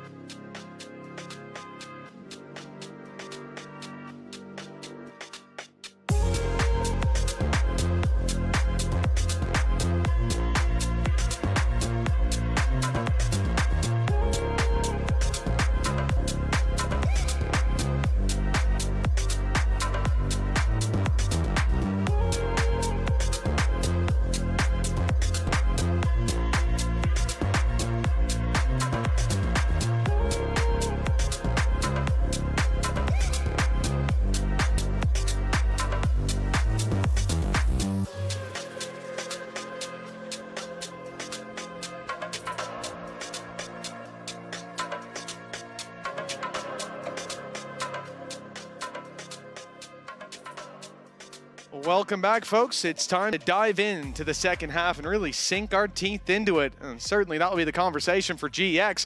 They've come out of the first with 3 rounds on the board, but there were some moments where it seemed like there was hope. Really, though, it felt like Vitality were the ones dictating the flow and the pace of this game. On the attack side of their map pick, sure, that may be acceptable. Let's see if GX can have a little bit more to say now that they're on their attack. Yeah, you could see that they definitely had a lot of ideas, a lot of set plans, and most of it seemed to come down to like some good calls and, well, the individuals that we know and love on the Vitality side. Now, as you said, GX getting to dictate the pace a little bit more, although I still expect to see quite a bit of aggression out from this defensive side already. Some utility expended west side. He seems to have the right idea. A great start to the round. Durka gone. And an advantage for GX. Well, he was the one to open and shut the first pistol round, and the door is shut firmly in his face. 5v4 to start with, and Purpo, well, he's looking to do exactly the same as was done to them. Go in for that aggressive TP, take control over the site, and the cavalry follows suit. He's been spotted. Cam up above revealed him. Les just firing into the dark, and that flash was perfect. Zivo, though, manages to at least find 2. It's doable, it's difficult, and he almost makes it look possible, but not to be. GX with a pistol that is very much needed, and the climb back can commence here. Yeah, that's the thing. Like, getting that under their belt is so important. Like, otherwise this map is done. I think even if they don't manage to turn this building into what will be Lotus, which, as said, you're looking back to some of the more recent results, is a pretty decent map over on the other side as well. Good job! You saw a strong showing when they faced off against T1 and Liquid, and then it was a close defeat to G2, who, well, we all look at as one of the best in the world right now. Clearly, GX put the work in. That's not the start they were looking for, though. Stunned up in the early seconds. Tomazi also tagged desperately low. Like, this is starting to look very worrying. Already going in for a little bit more safe with a classic. It's more deadly than most people running whatever gun you like. That is now another low player. And bear in mind, Mitch, this was just classics. They didn't invest into a sheriff or 2 or a few extra pieces. This is literally 5 classics. And already, look at the plan on the other side. For GX, 2 players are running away, taking the spike elsewhere. They'll have to cross mid, but again, it's just a classic holding them. The real concern is that west side is left alone. If he goes down, there's 3 weapons to be recovered. I'm not sure of what of those are actually rifles. One certain. Finds the first. They know there's a target there. Sivo's the one to turn his attention in that direction. He's being pincered, though. They're coming from both sides. GX have played this well. They've won their fights. And now a 3v2 up against weaker weapons. Classics for now. A plant that should be secured. C-Kicks is looking if there's anything to be had. I'm guessing that there isn't, and while Durka's shenanigans will meet the same fate. It was incredibly dangerous, but I like the fact that GX slowed down. They didn't overface, they didn't overreact, they didn't go looking for crazy fights to try and turn the tide. They were patient. That patience has been rewarded. Speaking of it, Kix is going to try and be patient himself, knowing that the chances of winning this round are now fairly slim. He might be able to take a gun. Worst case, he can just go down to that spike, but the damage is tempting. Those steps are heard moving right towards him. Lands to the slaughter, perhaps. The stun is good. It's great. In fact, they have an idea that this is a danger zone, and it's cleared by West Side. Very well done, considering in that 3v5? They were Scotty. You know, there was one player isolated, surrounded by classics. That can easily spiral out of control. A retrieved Bulldog, and who knows where we go from there. They've managed to put that one together, 9-5. The gap is slowly closing in on Team Vitality. Yeah, this is the way you kind of expect that things will change a little bit. You've only got yourself those saved over guns from the prior that maybe they can throw a little bit extra in for Tomazi, but he's going to be down the dumps. And that's the thing, I want to see if he can have a resurgence going into this attack side. I think a lot of the time the fights he was taking, we saw the sort of rundown on him isolated on one side of the map, or when you're trying to teleport and you get shot in the head. Sometimes it's a little bit unlucky, but if he can pick it back up, they're not out of this map just yet. It's just whether or not there's going to be a complete tide change. And as I said, like when you have Safe and Durka playing that sort of potential aggression, Safe's been having a great game, Durka's been having his moments, and well, we've already seen that there isn't really a missing piece right now. And then sort of the alternative is either you're met with that aggression, can you win versus two of the best players in the whole region, or do you walk into Less's Cypher setup? Both bad options. They're not, yeah, there's no easy choice there. No easy road. It's like, do you want to eat cat food or dog food? So I'd rather eat neither, but I don't have that choice.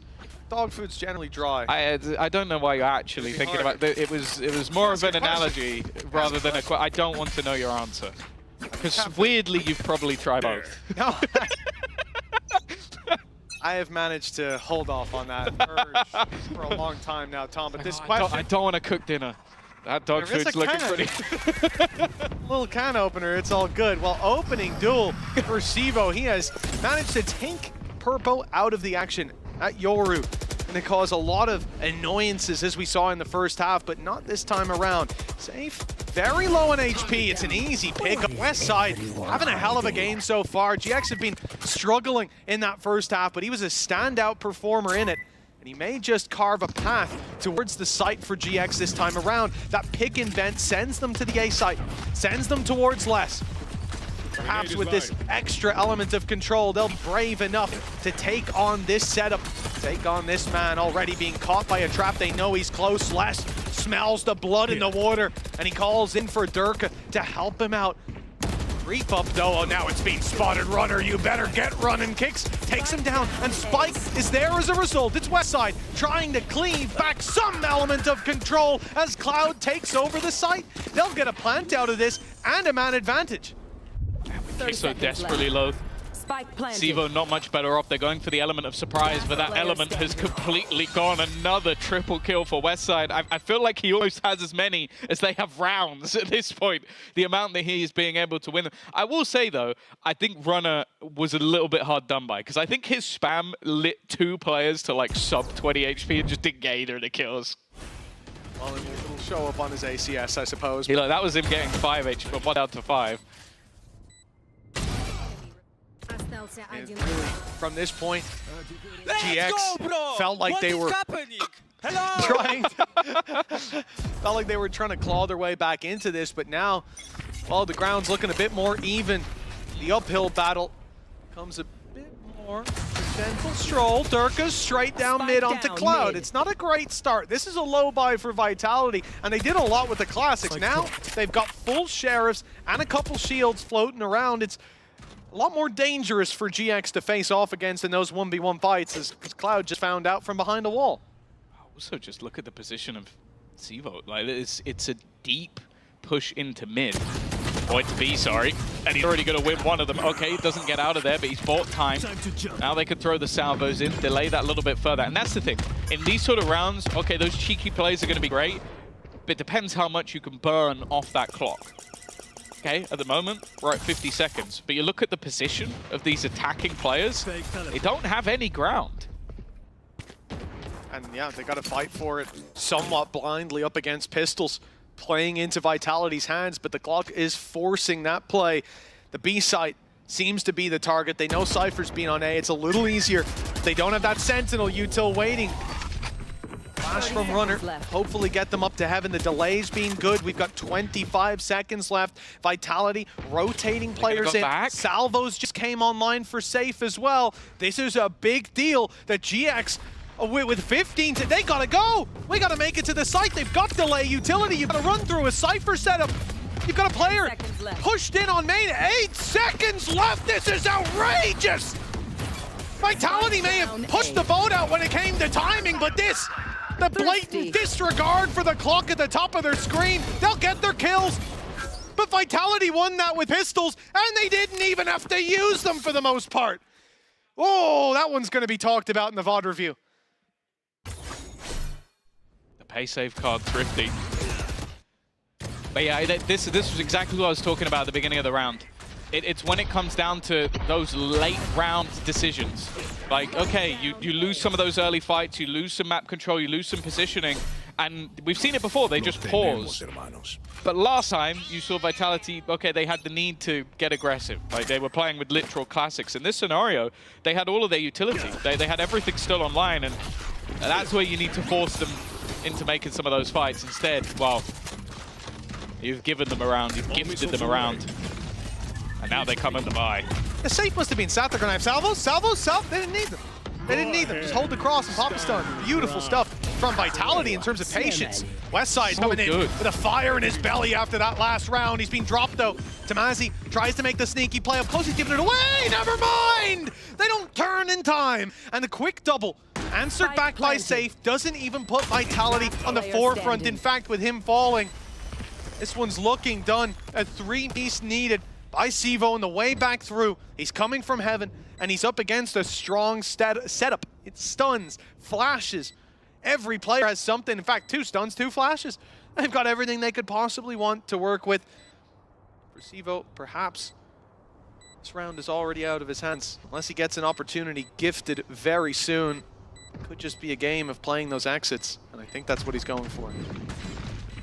I think also in this scenario, the money is actually a bit more important.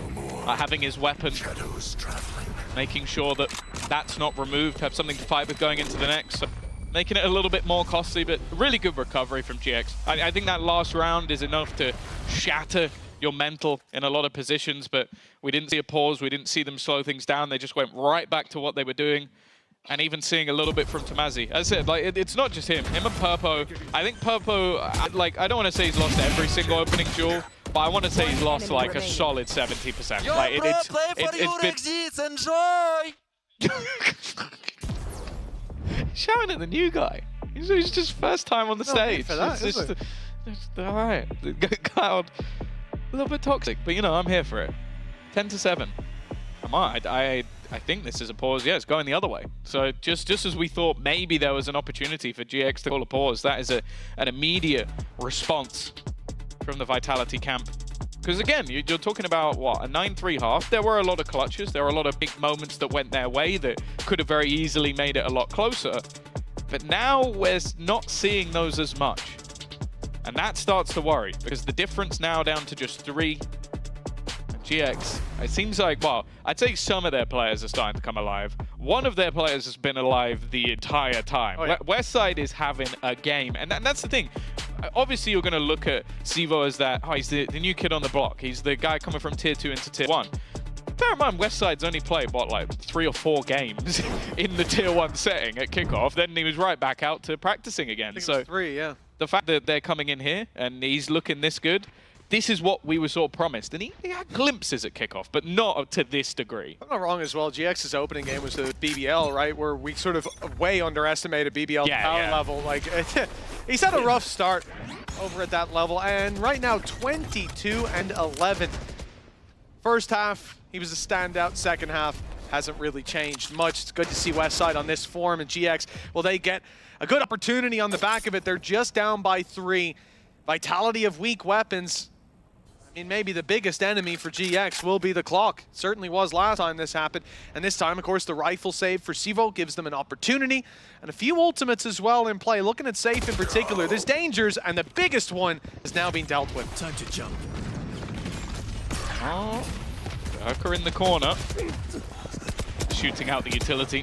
That was enough to give game away. Kicks here, only with an SMG, and well, you'd have to hope for a miracle at this point.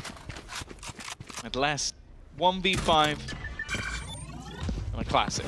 I like this, even a little bit of orb management. Just gonna get Purpo ever closer to that ultimate, this time not earning it via just deaths. We both come in for the mood today. You know, ready to go. It's just it's day one. If you don't come in how you're going to continue throughout the year, a little bit toxic, then what's the point? No punches pulled. I'm playing Viper over here. It's very toxic in the caster booth. 10-8, and yes, GX climbing their way back. Ults online for both teams. It could be a chaotic game. I do like, as you said, the idea to give these orbs to Purpo, having that ultimate online here for the attack side, coming into a big round as well, where there's lots of dangers on that Vitality side. They can obviously use this as a wayfinder. This is exactly what Durka did. Allowed them to sell fakes. It allowed them to sniff out the dangers ahead of time. One of those dangers in this round, hopefully, will be seen. No, they broke the drone on its way up. The fact that Durka's tucked in that corner is nasty. He always has a way out. Even all the way back to the pistol round, they were predicting him to be there. Westside pretty much pre-fired him, so I don't think they're going to be caught off by too many of these shenanigans. Stun through, I like it. Good opportunity, even with the salvo. That's wonderful. Fantastic opener onto Kicks, who's been really working with the squad with that supportive utility. Past the salvos, they'll go. Pop flash into the back of the site, and even throwing out that Teo ultimate, which could cause some issues for Cloud. He's been caught. Down B. Now Safe might meet the same fate. Never mind, it's a big play on backside. A shutdown from Sivo again with the 3-piece under his belt. 11 on the board for Vitality. You know, we talk a big game about nerves on that stage, especially when it's your first time joining a team already who have quite the record starting out this year. And it doesn't look like there is any pressure on this man. Unbelievable performance for a debut, and look, it's not over yet, but they are on the right path from what we're seeing here. You're 2 kills off Safe, and you're 7 kills above Durka. That debut doesn't go better. Like, I'll be no, it really doesn't. I'm not just 7 kills above the best player in the league. You know, it's gone pretty well, but they're going to want to close this map out. Of course, this is their choice. It's where they wanted the game to be, and I think GX have definitely made this maybe a little bit more competitive than we would have expected after the first half. Trouble for Purpo, he's being hit with so many pieces of utility, but actually, it's the attack side to come out on top. Sivo caught out. See where GX can take this. They've been pretty good at bouncing back. Kicks definitely had some struggles in the last round with the utility combo, but this is what GX have been doing a lot. It's just this find something, pause. Basically playing the default to... Oh. As much as you can see it, again, just patiently waiting, but that clock is ticking and they've been seen. 35. Luckily, there's presumably not going to be a huge change in direction, but they haven't got the ground they need just yet to commit. Pick has to be found. Durka uses his flash just to slow down the game a little bit. Same thing from Kicks. They know bleeding the clock is the main goal, but Purpo comes up huge. If those players are still alive at this stage, the round is under a lot of threat, but instead, a 5v2. What should be an easy cleanup from this point forward. In fact, see them turn their back on the site. It looks like Vitality are making what, looking at their economy, is the right call. Getting out of here, saving those weapons for the next round. Finances have not been bolstered at all throughout this defensive half. Well, you have to bear in mind, they've only had 2 rounds. Like, there's a 9-3 attack, and then from the second half, it has been blips in what has been a majority GX victory. And again, at times it feels like GX overplaying their hand, like running out of time, or in the last round trying to flush through the smoke, and there were players on the other side of it. Got them. For now, though, it's all about holding on to those guns, and that's exactly what they'll do. GX now just 2 within. And again, this is Vitality's map choice, a map where, if you look at that first half, they were having fun, they were thriving, and now it does seem like they're struggling a bit. With strange face to split we're seeing in this matchup. Nothing but attacker-sided rounds being claimed, and even looking at GX, a lot of the things that were going wrong for them in that first half, Purpo was just being shut down every time they looked for opening aggression. That's a bad sign. When you move onto your attack side of split, you really need to be finding your early round aggression successfully, and I think the recovery from that point has been remarkable, as evidenced by the fact that he's just taken down Durka in another opening duel. That didn't happen in the first half at all, I think. Yeah, I feel like Durka is meeting the exact same problem, though.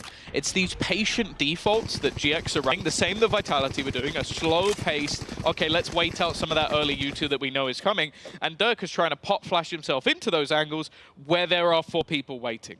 And they're so prepared. Like I said, when he was playing on the edge of that box, that has been cleared every single time by GX. They've been methodical in their approach to dealing with positions he likes to play.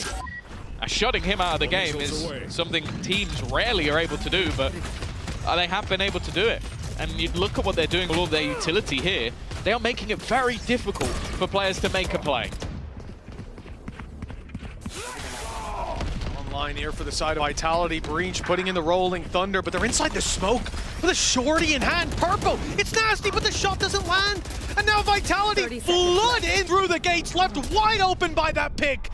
Oh, Runner's even blind in the corner, caught by the util and forced into the open. Vitality, there were struggles here, and it seemed like GX were hot on their heels, but now they've landed all the way at the finish line. Just one more step, and they can move on to Lotus. Yeah, a big Rolling Thunder. Even though it needed to be preceded by another stun, it definitely helped them out with clearing out the back of the site. And that's the rounds that we've seen them win. I think other than the one where we saw a GX run out of time, it was using that Armageddon on the back of the site to force them into awkward fights. I think when Vitality have done that, they've been able to take some fairly comfortable rounds.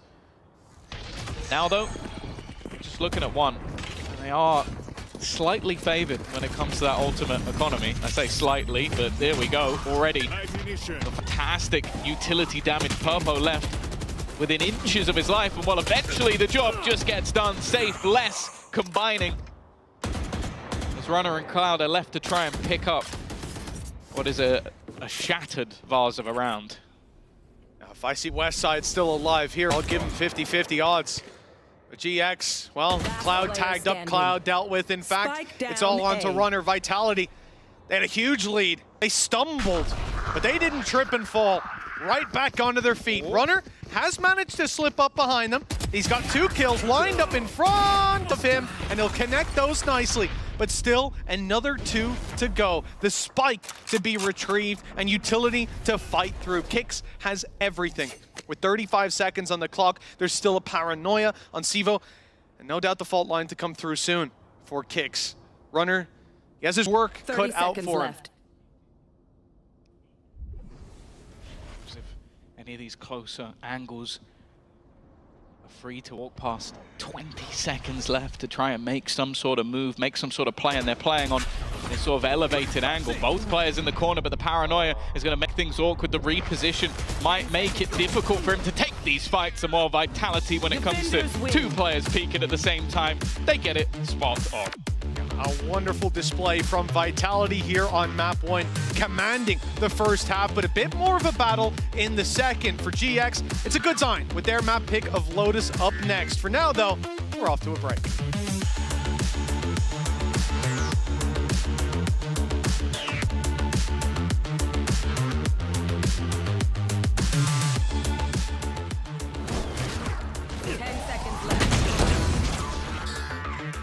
God bless you. That was funny. But can you tell the crowd to quiet down a bit? That's the rank demon right there. Bro, the crowd went wild. What the? Yeah, the crowd is...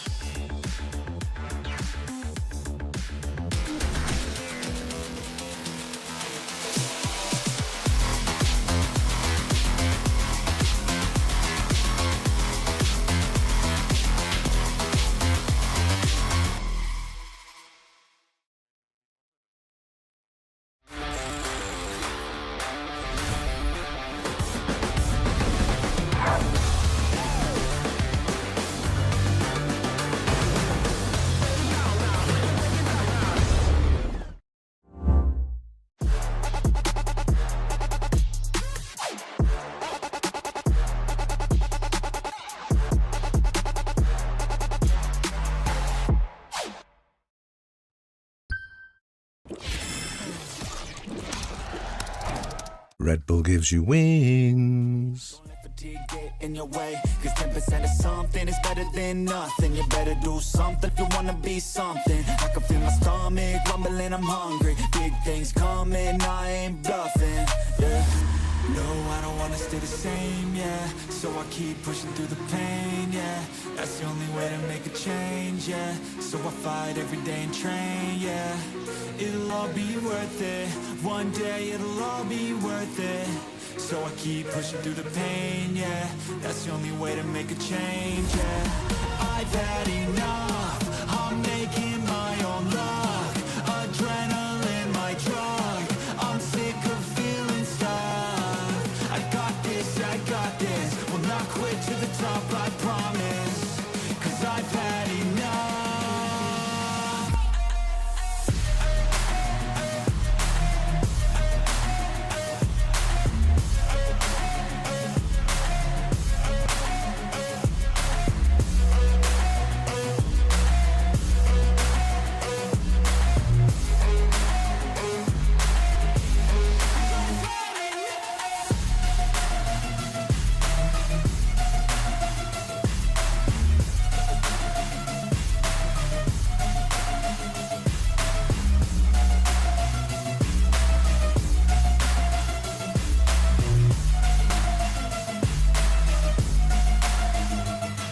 Better watch out, I'm on the climb to the crown. In my prime right now, hear me loud, I've been spitting for a while now. All by myself, independent DIY now. Don't need no help, I've been beating out labels and money and budgets, it's funny. I do all the work, yeah, keep it 100. I fight for my dreams, I would die for these things. I believe in myself, I refuse to be weak, I like to build things.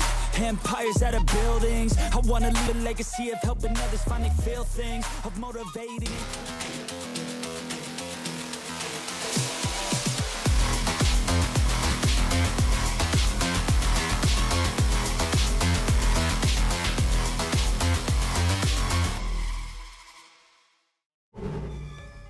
Team Vitality, they are back to their winning ways. I'm your host, Yingsu. I've got Kakuka and Billy here with me in the studio. Now, a great start for Vitality, but I can't help but feel like GX maybe could have had it at some point if the first half went a little bit better. You know, one thing that actually was throwing me off a bit is that even on the times that they were losing, you would see a Giant X so happy, like they were enjoying every single moment that they were on the stage, and I was like, damn, are they that confident? And at some point, as you're saying, Giant X brought it very, very close. Vitality manages to close it out. What a great debut for Sibba. Oh, completely. And I think as well, when we look at Westside's, like the performance that he was able to have, let's not forget, he was a VCL player last year, and this was his Tier 1 debut coming into kickoff. So I think looking at these two performers going into this next map is going to be really interesting, and it's so nice to see them up at the top of the scoreboard as well. It is, and Mitch and Tom mentioned it a lot of times when we're looking at Team Vitality's new player. There were no nerves, no pressure, cool as a cucumber,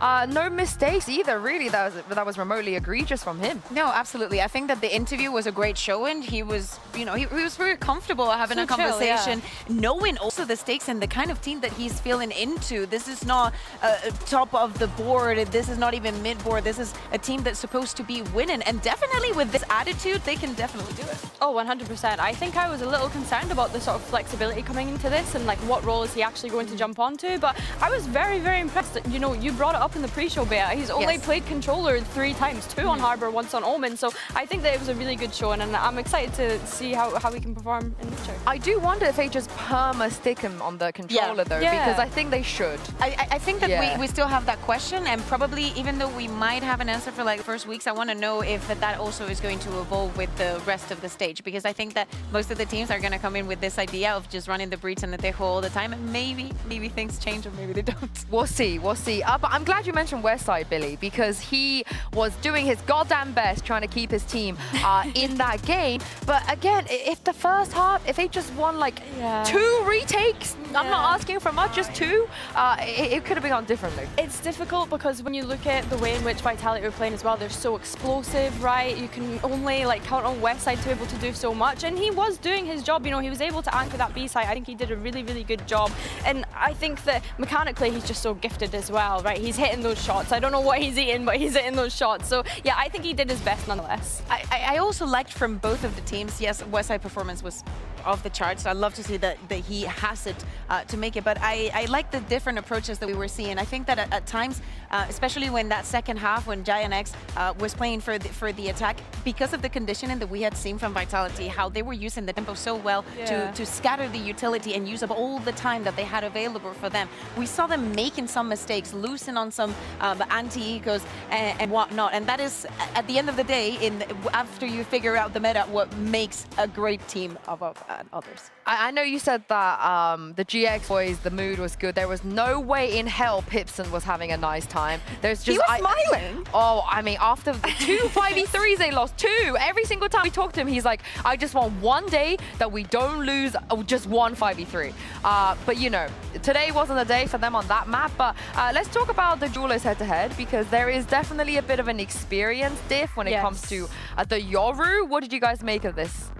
I can't remember the last time we've seen Purple on Yoru, right? It's not something that he played during kickoff, and I think as well that he was maybe a contributing factor in not being able to get those first kills and was actually being one of the first deaths, right? In comparison, when we look at Derka, yes, he didn't put up amazing numbers or numbers that we're used to from Derka, but he was getting those first engagements, right? He finished on 7 first kills and 5 first deaths throughout that map, so I think he was being able to fulfill his role essentially. Yeah, absolutely, and for him it was about getting the first kill. Sometimes he's going to succeed, sometimes not, but he was, in most of the cases, he was successful. And thinking about this and the importance of each player for their teams, we're speaking about a Derke that even though they were 4th in Bangkok, he was still top in ACS and in ADR in the entire tournament, because he is an animal. He doesn't seem to have a bad day ever. And on the other side, you're looking at a Purple that for, especially, I'm going to say quote-unquote, the old Giant X and what we saw on kickoff could make or break their success.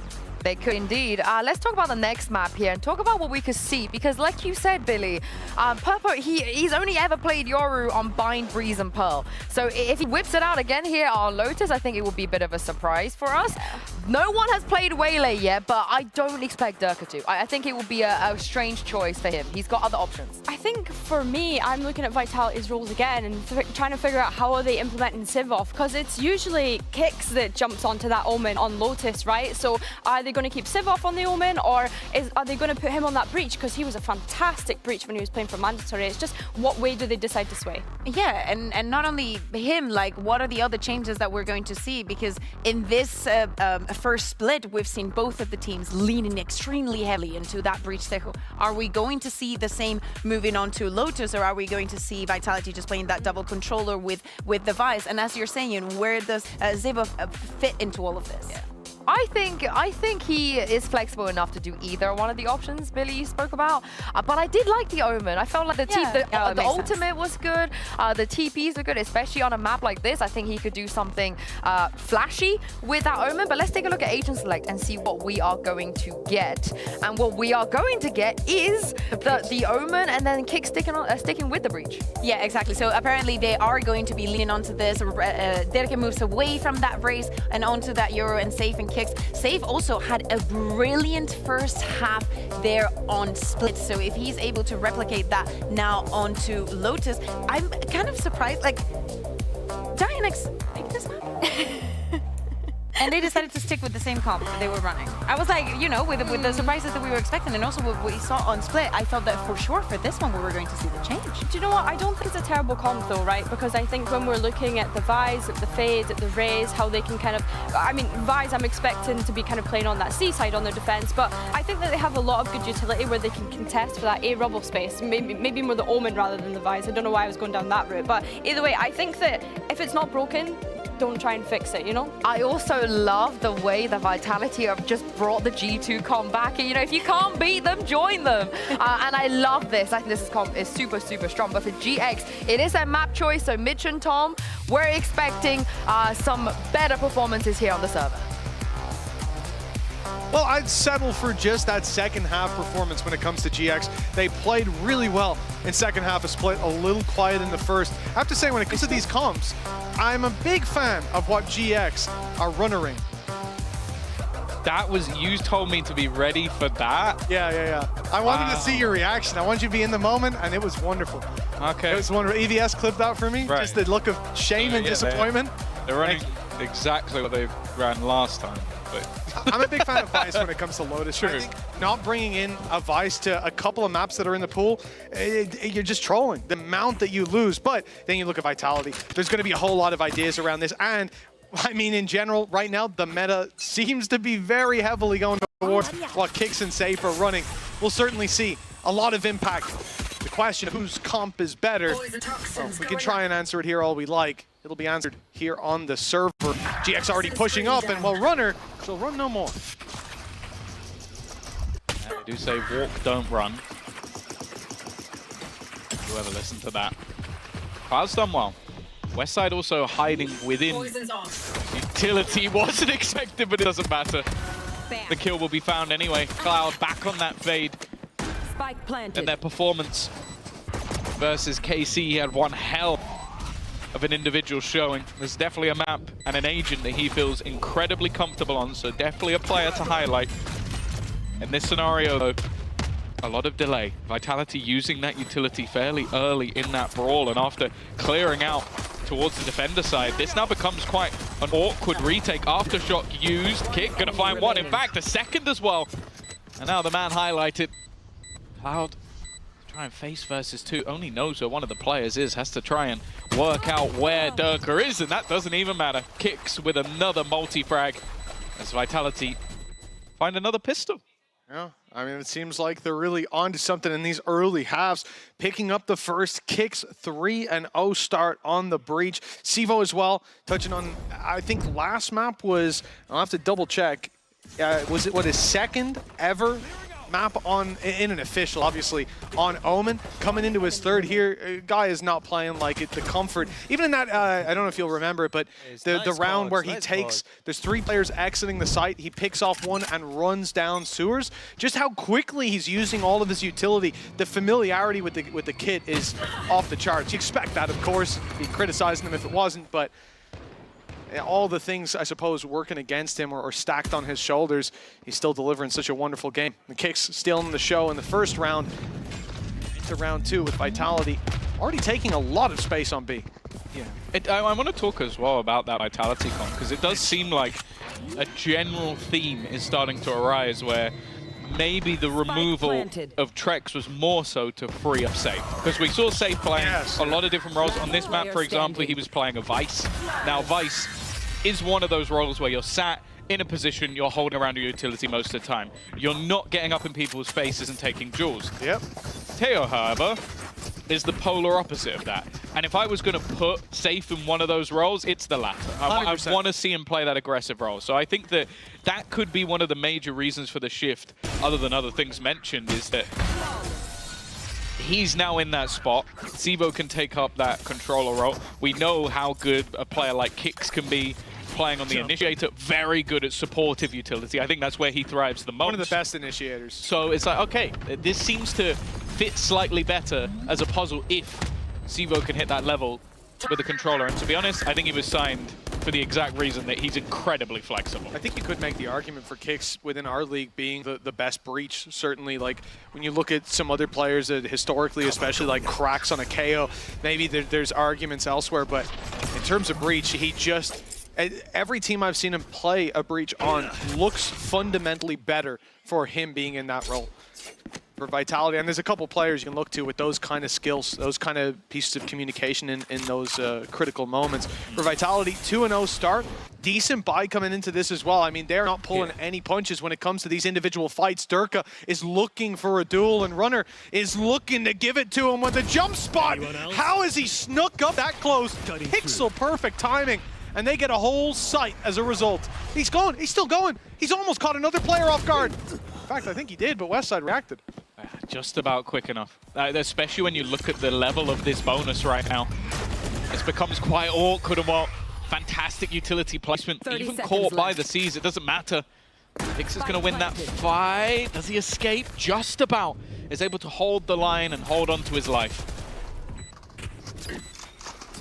Another body to throw at this situation. GX, they really want this round. Time goes on, they need a pick to get it, and there's still utility there. Paranoia goes in to buy time, smoke down as well. They've got to push right through that, and the stun is waiting for them. That counters out the snake bite they put into play, and now they've got nothing to fight for the site with. They leave. Turntail after dumping utility, and this is just Vitality's ability to delay, and then you have to add to that. What happens if they kill the players on site, and they're now going for the defuse? Salvos will come in, and again, the round will be lost. Just beautiful play from that attacking side. Yeah, I think for me, that was the scariest prospect of this map being chosen by GX, is that you have to go into a Vitality attack side. And you, again, obviously the composition has changed, but I don't think it has changed for defensive reasons, putting Durka onto that Yoru and Save onto the Teo. Like, sure, it gives you more ability to be aggressive on defense, but it's still going to thrive on the attack. 8-4 when they played versus T1, 10-2 when they played regionally versus Liquid. They are very good at this attack side, and I think that bringing in what may not be new overall, but new for their squad, not what you'd expect when they have already a pretty good setup on this map overall. I don't know if GX are necessarily ready for this one. Also, the fact that they've made no change themselves made me think that they're just comfortable in their own gameplay rather than specifically looking at Vitalities. I think ultimately that previous round, you can't lose Runner like that. This aggression from Durka can be cancelled out with a gate crash, at least gets rid of the Vice Wall, but it's prompted aggression on the other side from GX. They go walking into that battle. Luckily, they're able to walk out of it as well, but the movement towards C site. Okay, last round, Runner goes down. What is the big advantage of Vitality's comp here? They can punch through, take the site, reset baseline cooldowns, and then stop your defuse. They have aggressive and defensive utility in the one thing. It's a double-edged sword. For GX, if you're pushing into that Vice setup, that's one of your best chances to stop that push, to punish them for the aggression they're going for. But Runner got picked last round, and this one is no different. At least he's not surprised quite so much, but the utility coming his way, it locks him into a lost scenario. Purpo might just be in the same spot. He's being revealed now and quickly dealt with. Vitality are checking all of the boxes, and GX really not having a good start. This is the same as the previous map. This is their pick. Oh yeah, I wouldn't even say this is the same as the previous map. The previous map had resistance and had some close Even rounds. Round 2, yeah, round 2 is a 1v2. This has not been close. Not a single of these rounds has been close. You're talking about a team that has 5 deaths in 4 rounds. Like, these have been very, very comfortable, methodical, and clean rounds. Yeah, so this is much worse. And I'm glad we're seeing an early pause, because right now they're getting blitzed, and a lot of it comes down to, I think that the comp that we're currently seeing from Vitality is actually, especially Durka on that Yoru, I almost wonder if they looked at this map and went, yeah, a lot of people are going to run Vice. How can we completely ruin all Vice setups? Okay, let's just run past the wall and TP out. And he's done that at the beginning of rounds, and now you've got Runner. Okay, I'll jump spot and look for him. Dead. Okay, I'll try and play passive around my utility. Dead. Like, he is struggling to be that site anchor. And when you have a 3-sided map, you need a site anchor. You need someone who's going to hold that line. So they swapped him to B, they swapped him to C. Maybe they'll try him on A, probably not. I feel like that'd be the worst of the bunch. I think the tough thing for GX is, though, right, you got caught with the jump spot initially. That's a round in the bin. Then you get your economy back up for one more. And the solution early is to take the early A main fight, which means no one is there to punish the walkthrough on the wall. Like, Durka still has to walk through that wall. He still had to take the space, be isolated, and that is your chance. But players haven't been there to capitalize or weren't in the last round. And the round before, your chance was him catching a player jump spotting. So you ain't really going to get out of that scenario smelling the roses. Things haven't worked so far, but that doesn't mean that the game plan is for the bin. GX, they get right back into things. A decent buy-up as well. Credits in a middling position with loss bonus. We should be okay for the next. Guardians give them a chance, but it's the Sheriff to take the opening fight alone. It doesn't work out. A Guardian falls as one player, Tamazi, TPs to site. Another's looking to fight. I mean, this is all individual fights, and it's not what you want to see in the rounds where there are those gaps in investment. Yeah, I think this is also something that if you go back to previous matches, I think Cloud will do sometimes, where it's like, okay, I'm going to try and put the round on my back. Now, in a round like this, I don't mind it as much. You got pieces missing, you're buying next round, you're going to take a risk. But I want to see how much of that develops. Because a lot of the time, if you're going to have that aggressive position, you're going to do it maybe with an Omen, so that you have some sort of get out of jail free. That was literally just like full committal, can I take down players with the Sheriff? And that hasn't worked. But I think you have to look at why. And those players were moving quickly to the B site, where I think it was going to be a paranoia into a push to try to catch them on the back foot. They didn't think A main would be fought for like that. They could leave a player embedded. Didn't work out. Player inserted and taken out of the round. Now the site at least found one pick onto West Durka. Side's still here. West Side's tucked in the back, like you said, and that is, well, not as beautiful as it could have been, but time is the main thing here. 12 seconds. The reposition for the plant. Only West Side can deny it. They're holding the smoke that he looks to walk through. Bit of a risk taken with the spams. And the walk in, they're ready for the duel. 5-0 we end up nonetheless. A bit more resistance from GX, even on a lower investment, even after losing the opening picks. But the result is the same. Vitality climb closer to the finish line. It definitely got a little bit dangerous in the middle. I'm not expecting anybody to still be on that backside towards the end. Made it that little bit more competitive, but that's the thing. Vitality still come out of it smelling of roses. 5-0. Economy couldn't be in a much better spot unless you're literally sitting on that 9,000 marker. And they come into this with a Dimensional Drift and a Rolling Thunder. It's Runner who's going to get spotted immediately. So much utility put in. They've got to try and escape the salvos. But, okay, Purpo did well. The fact they've traded 2 for 2 with multiple ultimates is not too bad. Yeah, that is genuinely a miracle in this scenario. They also isolated the spike on GX's side, but Zevo has the ultimate to just come from the shadows over on that A site and emerge into a free plant. Durka picking them off as they rotate back in to fill this gray space.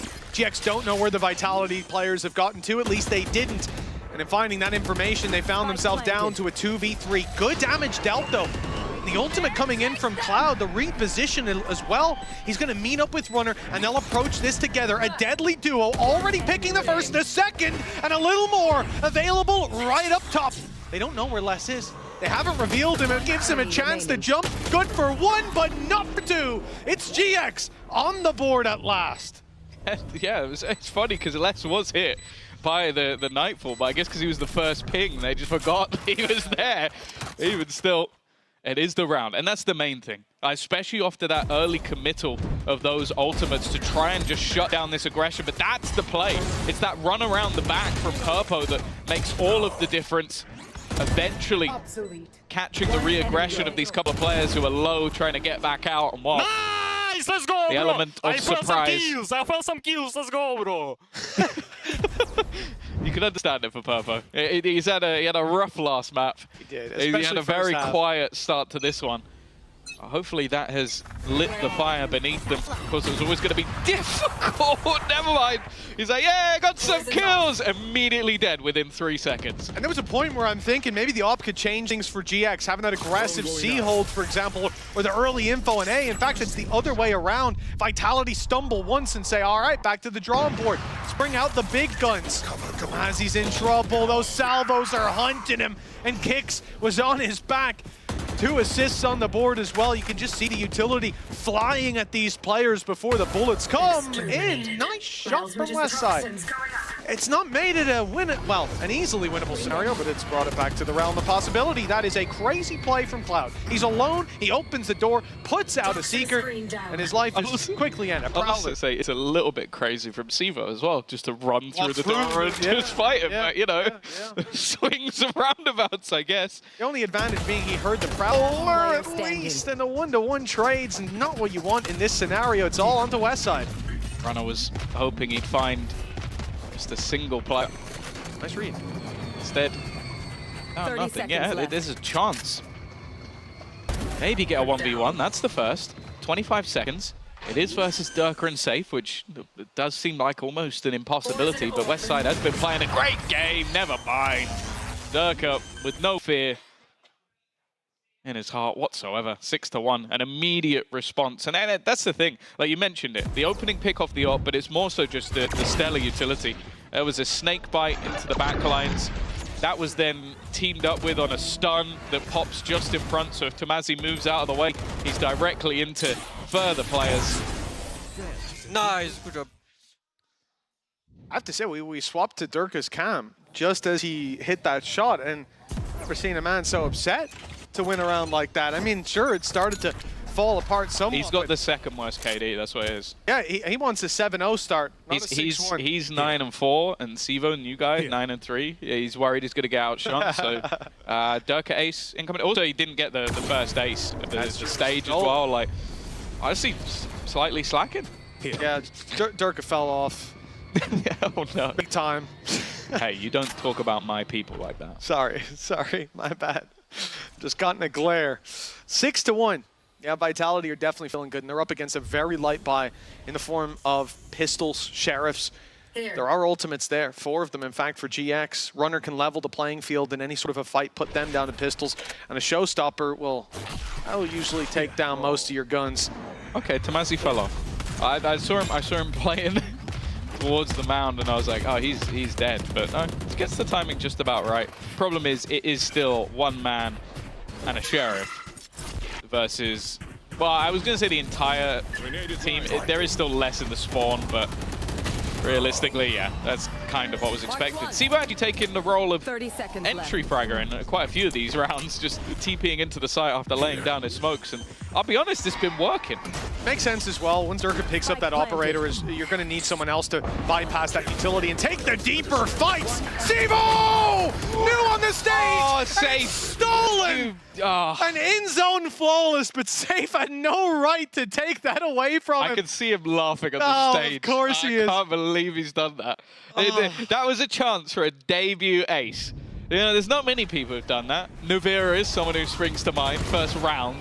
But yeah, he's yoinked that, and he's done it on purpose as well. That's the worst. That is someone. Go Clem! Go Clem! Go Clem! Dave, you took the ace, bro. Oh. Well, the vibes are definitely good. The vibes of the Vitality camp are definitely good. Well, we didn't hear anything from Sivo, or Clem as he was referring to him. We'll see if his mic comes on later. Safe won't be allowed away with the aces. Oh, this is tragic. Purpose popped the ult. The showstopper to try to hunt down a kill, and instead it was Durka picking the free kill with the operator and the TP out, so he goes unpunished. Vitality, the lead is massive on the scoreline. But now in the round, they've got another advantage to play with, and Purpo's walking into so many. But he gets one, and he won't get out of there. I had a little bit of hope for a second, but it does feel like the second that Durka has had an operator in the server, the game is gone. Like, and it was barely there. it was there for one round, and then it's like, oh no, and it's gone again. It's like he was holding back for a second. Past the utility he goes. Steel gun thrown in to take away the weaponry. I'll tell you whose weaponry it hasn't taken. Durka's. And by the way, I don't know if he tried to sell the steps as a fake, but he's just sat in their spawn. Runner is now completely surrounded. The wall holding them back for a second, but he's got to be careful because they're looking to come in from behind. He knows it, but he can't do anything about it. Oh, Durka on 3. No ace to be had, but he is looking for that 4th. shots coming towards him as well. Well, Tamazi just to land one on the chin, but a few more for the knockout blow, and it's Zevo waiting for him. 8-1. This is Zevo's, third official on an Omen. Again, just remarkable stepping onto this stage, playing the way that he is. The idea behind Vitality's comp as well, like you said, Tom, seems to be very much, or rather, he seems to be an important piece of their new identity, and it is one that is looking arguably more scary than before. Guys, I've just looked at the score. Yeah, he's 15-3. Yeah. And has 3 assists. But the thing as well is, again, you look at this squad and you go, okay, this is a team that went top 4 at Masters. He's replacing Trex, who, if you've been a fan of EMEA, has been a player who's been fantastic in this league for a very, very long time. Wasn't a bad performer whatsoever when they went out to Bangkok. So to come in and then just drop this as your debut is pretty nuts. I'll be honest. He was great in the first map. I think had, at least from memory, at least 17 kills, maybe ended on more. And then 15-3. This has to be up there with one of the best debuts we've ever seen in EMEA. And you know, you look at the tier 2, you look at his match against, I think it was the match against Focus we cast, right? Yeah. Where it was that one, the 38 and 23. No, we didn't cast that game. Oh, we didn't? We talked about it. We did cast that. Well, I've seen the game. That was a point. He was unreal in that individually. You get the sense that he's got the mechanics, he's got the understanding, and in a good team, how he could be a valuable piece to the puzzle. But the reality is that there's always a huge question mark around, okay, you can perform like that in tier 2. Not only is it a different skill level, it's a different game. The way that Valorant plays and breathes at that rank, at that level, we've seen it. It doesn't feel the same. It doesn't feel the same to play either. So adapting to this level takes time. It really does. In your scrims, they'll be different. Your officials, night and day. But for this guy, he's gotten better. You almost wonder how's no one put him on an Omen before. Jeez. 8-1 start to this second map. This is GX's map pick. They're again put in this position where they don't have a lot to invest. It's Sheriffs, it's a Guardian, and it's providing no resistance for Vitality. This time it's less as your entry. But yeah, a lot of the time he hasn't had a lot to do because he has been on a hard lurk, just basically looking for those late round plays, and there have been no late rounds, so he hasn't had a whole lot to do. Not been dying a lot. Here we go. Can the remaining 3 make this costly? Zevo does bleed. He's at least going to go down. We've already mentioned it. Sure, the salvos will be coming back online, and that's even if that's a point we get to. Kicks to help out a teammate. Nice shot from Tamazi, but 16 HP and a snake bite stuck in the corner. Salvo's in there. See you later. Good night, sweet prince. 9-1. Oh yeah, he was left on 2 after the snake bite. Vulnerable on his way down. Salvos and Les on the other side. It's a pretty picture. Add to that, Les has Viper's Pit for this important upcoming round where GX will be, well, coming in with a Viper's Pit's great for post-plants. It's a shame we haven't seen many of them. Oh, God. But an identity shift likely to come into play. We're at 9-1 to Vitality. He's back. This is GX's map pick. Did you just say Tomasi is back? Tomasi is that back. what you said? At 4-9, he's calling that the man is back. These guys are mean. These guys are mean. I mean, Tomasi might be 4-9, but he's only 1 kill away from top fragging on his team. And I think that's right. The problem. Yeah, that was yeah. Kick them while they're down. Look, I'm just doing what I'm seeing. That's exactly what Vitality are up to. They are kicking them while they're down. They ain't stopping. How have we never said? Can we get a Pipson? We literally call it a Pipson. We could call it a Pipson. You can call many things a Pipson. We'll end that conversation there. 9-1. GX. Well, their defensive A does not seem to be going well. It's already been overrun, and as we discussed, there's a post-plant Viper's Pit available for Vitality to use. Looks like it's going to be put online any moment now.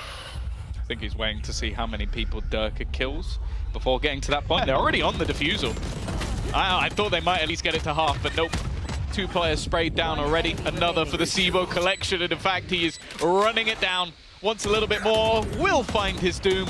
I think the job has already been done. Les will run out of his pit. 10-1, we are speed running this second map. And yeah, I think this might stop a few other teams picking Lotus into Vitality. This is insane, to be honest. Is our veto backwards? Can we just yeah. can we check? I trust our comp ops team. I trust the guys who take the veto. I trust our graphics workers. I trust our producers. But they're getting slammed. That slammed is very correct. We're a nail on the head. For Vitality, they've just played a post plant and won the round in less time than it takes most people to take a main. We just full screen see those kills at this point. Okay, there's a trade to start it out. Op left on the floor. Durka taken out as well. We're in a 4v4 for GX. Look, it's a little late to show up. It's the last round of the half. Also, is a 1-for-1 trade showing up? In the context of what's happened so far, Tom, absolutely. This is... I was going to say could be under their control, but Runner is still here. Spam does a lot of damage. But they're still going to take a strike. In fact, he goes running in. He's run in through the utility. I think he was expected an isolated fight, and that was not the case. There were more than one player here safe. Spotted both in theory. Never mind. Huge from Purpo. Showstopper out for an ace of his own, and he will take it home. What a way to end out the half. He was looking for some kills, and boy, did he find them. Oh, yeah. Well, I don't know if Tamazi's back, but Purpo certainly is. 2 rounds on the board for GX. It's a little below the bare minimum normally, but maybe they can make it work. After all, this is their home. This is their map pick, and they're going to have to defend it on the attack. 10-2. We'll be back after the break to see how it goes.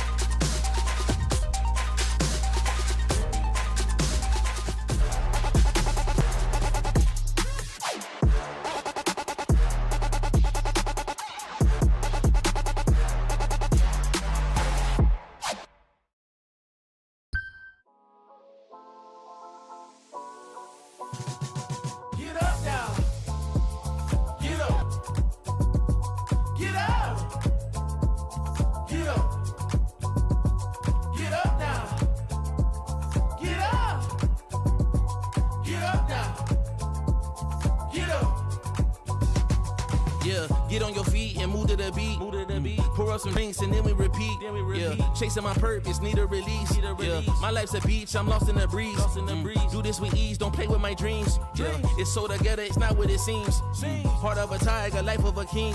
Yeah, chasing my bag, my feet in the cream. Running these laps, not losing my steam. I'm feeling good, it's like what I need. Don't intervene with my energy. Yeah, I'm in her scope like Jimmy Iovine. Yeah, no Superman, but I'm feeling supreme.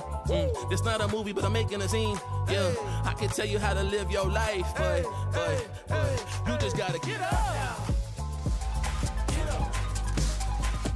Well, just like the halftime music said, you just gotta get up. And I think GX want to get up on the scoreboard quite a few times in a row. Trailing by 8 coming into the second. 11 more of those, Purpo. Yeah, listen, we'll talk about attack sides on Lotus, Tom, but do you expect GX's attack side to be strong enough? No. All right. That pretty much settles that. Our next matchup of today will be... Look, realistically, even on an individual level, they have just not been up to the standard. I think they got caught by a lot of, like, weird scenarios where, like, Durka just got further forward than they expected, and I don't know. This map, at least, they've looked outclassed. And I don't think that Vitality would have changed up their comp to have this almost comfort. Well, they weren't ready for it. Stun, salvo, a lovely combination. You look at the exact same scenario on the other side, and it was the player in that position completely screwed. Instead, they've come out with a 3-player advantage. I have to feel like the comms and just how they're set up together is just on a completely different level. I'm such a huge fan of Vice, but seeing Vitality use this meta comp is unbelievable. The strength is off the charts. And look, maybe I wouldn't change a single thing about it. Breaks my heart not to see Vice. She's the new Viper. Clear this? Does he clear it? Ah, goodbye. Oh! Okay, Durka wanted 2. He was hoping for both the players, but instead gets absolutely nothing. Spike's going to be tapped. Les is not moving. Like, this is not a guy that you're going to bait into silly fights, he says, wondering if he'll get baited into a silly fight 30 after seconds left. saying Durka won't die. Nonetheless, they want themselves to plant. The thing is, though, again, Les playing this one safe. The rest of the team going to wrap around to join up with him, all coming from similar positions. Angles can be cleared with those salvos as well. They also have the stun ready and set. It's going to have to be big from the remaining players of GX. Well, it looks like they're not standing on the landmines, right? The game of battleships that we start with doesn't go their way. Vitality's, that is. But now they've come through. The head-to-head fights dropped one. Tamazi. It's the element surprise. Here's all the steps. There's a chance. But now, well, he's on Sivo's radar, and that is where it ends. This pistol really was a last stand for GX. Losing out here, you have to wonder, can they even afford to play the conventional low by second? You're expecting a force buy. You're expecting them to go in. That's insane, by the way. What is his sense? What? I thought he spun it in full I like circles. the idea that he got that far and went, I didn't check. Oh, that's sick. Thank you. I requested that mid-round. EVS, you guys killed it. Thank you. Just the quick flick and then spin back. Half checks it and then fully checks it. But it's not enough. Look, Cloud, good individual player. Lots of them on GX. We highlighted them all before the game. The Desk did as well. They had to. Tom, they had to. If you come in here and you eco for 10 straight rounds for OT, you're insane. But this means they, on GX, need to win this. And they've lost Viper off Rip.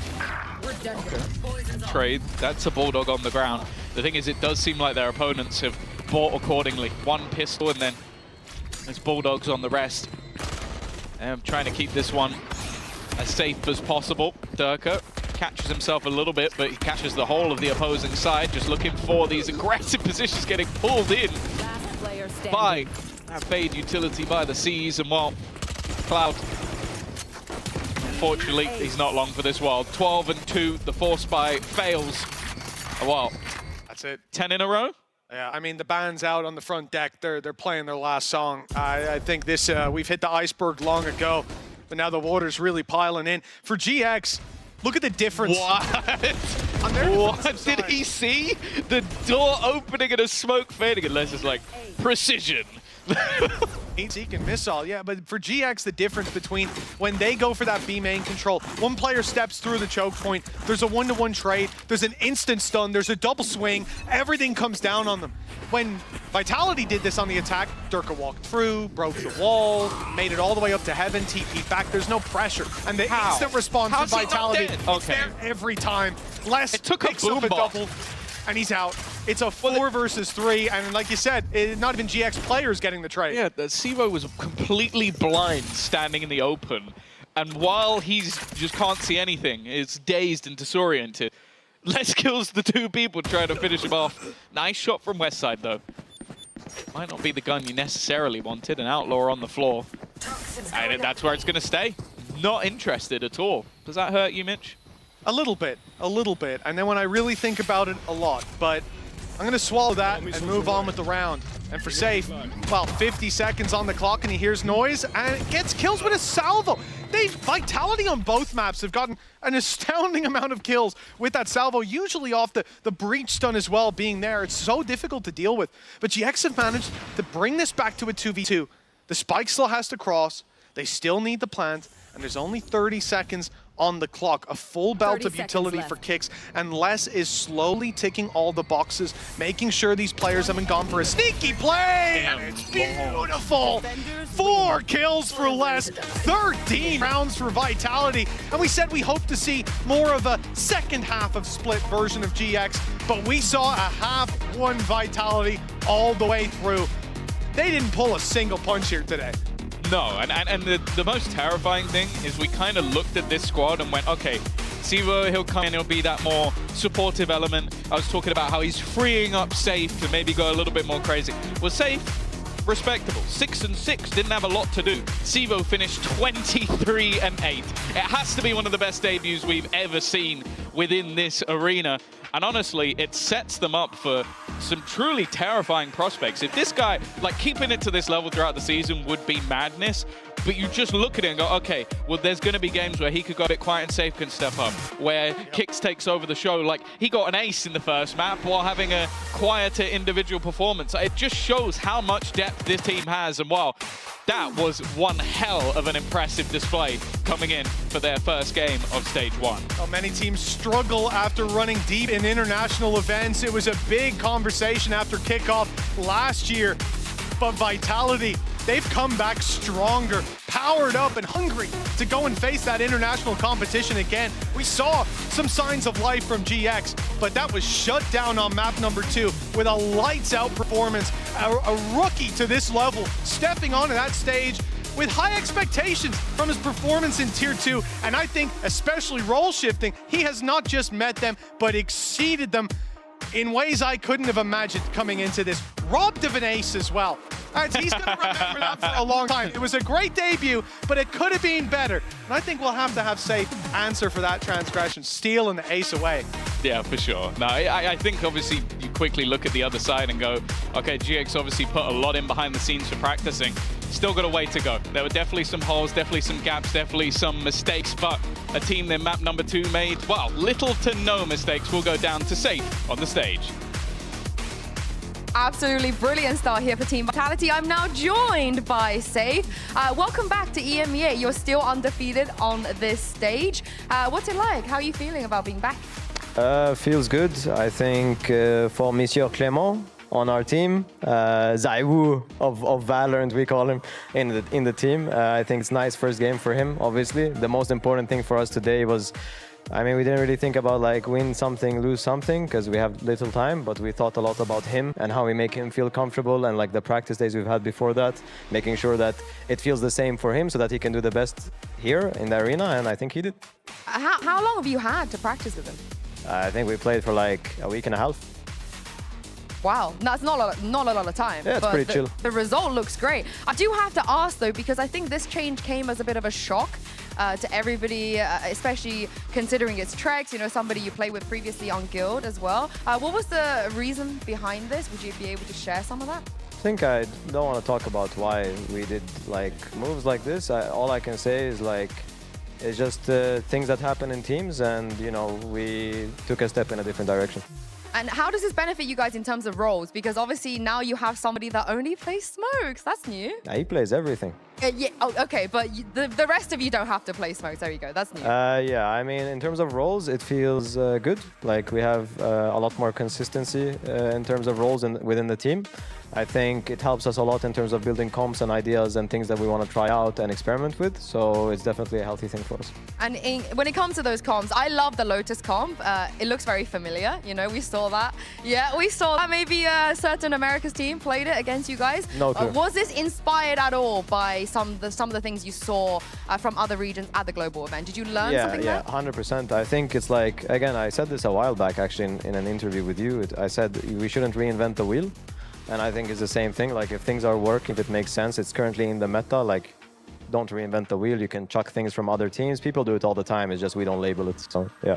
And last question before I let you go, I have to ask, because Waylay is available for some of the teams. You know, it feels like it makes sense maybe for them to pick it up. You guys have more than just one player, more than just two. At this point, with Sivov joining the roster, 3 potential players that could play Waylay. Have you guys thought about this, or is this something on the back burner because you haven't had all that much time since? It's a bit on the back, but I'm interested in her at least. I think she looks pretty good. So yeah. You more than Durka and Sivov, or? Durka is not playing her. Oh, okay, I understand. Thank you for the honesty. Congratulations on your win once again, Safe. We'll see you here next week. Thank you. We do have a second game coming up, however, so do not go anywhere after the break. KC will be taking on BBL.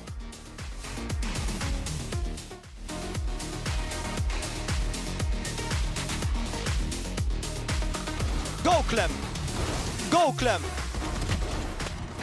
Ah! Go, Clem! Safe! You took the ace, bro! Go, Clem! What go, Clem, and you take the ace? And then sure, because this guy is like, go, Clem, and then he takes it.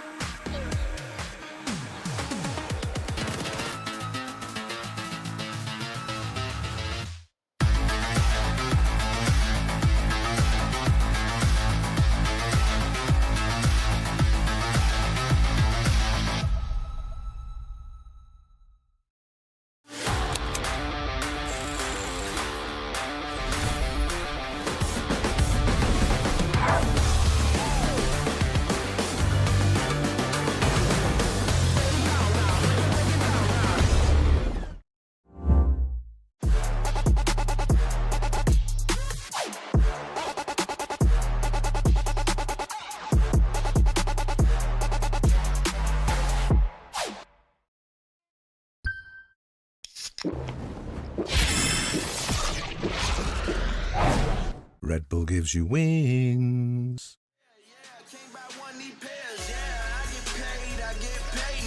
I was in them streets and I ain't never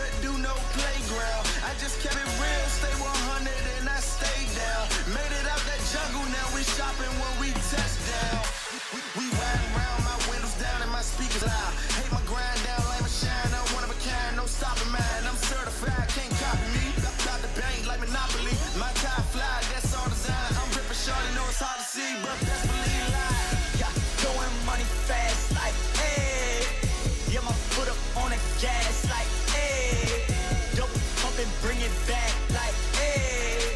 Yeah, my amigo got the pack like, hey. Hey, like, hey. Hey, like, hey. Yeah, throwing money fast like, hey. Yeah, my foot up on the gas like, hey.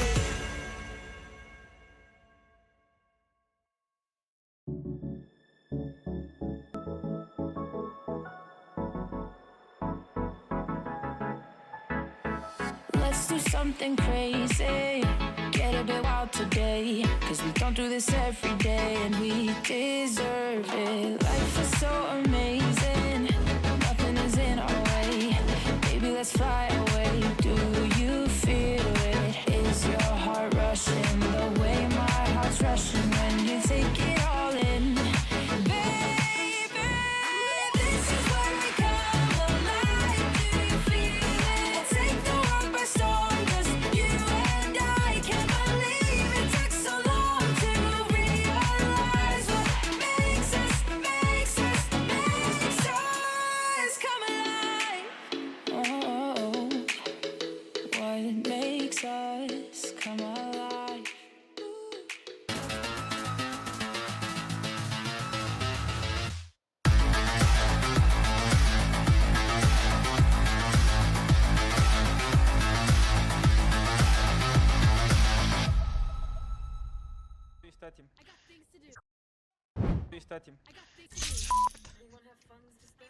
Oh!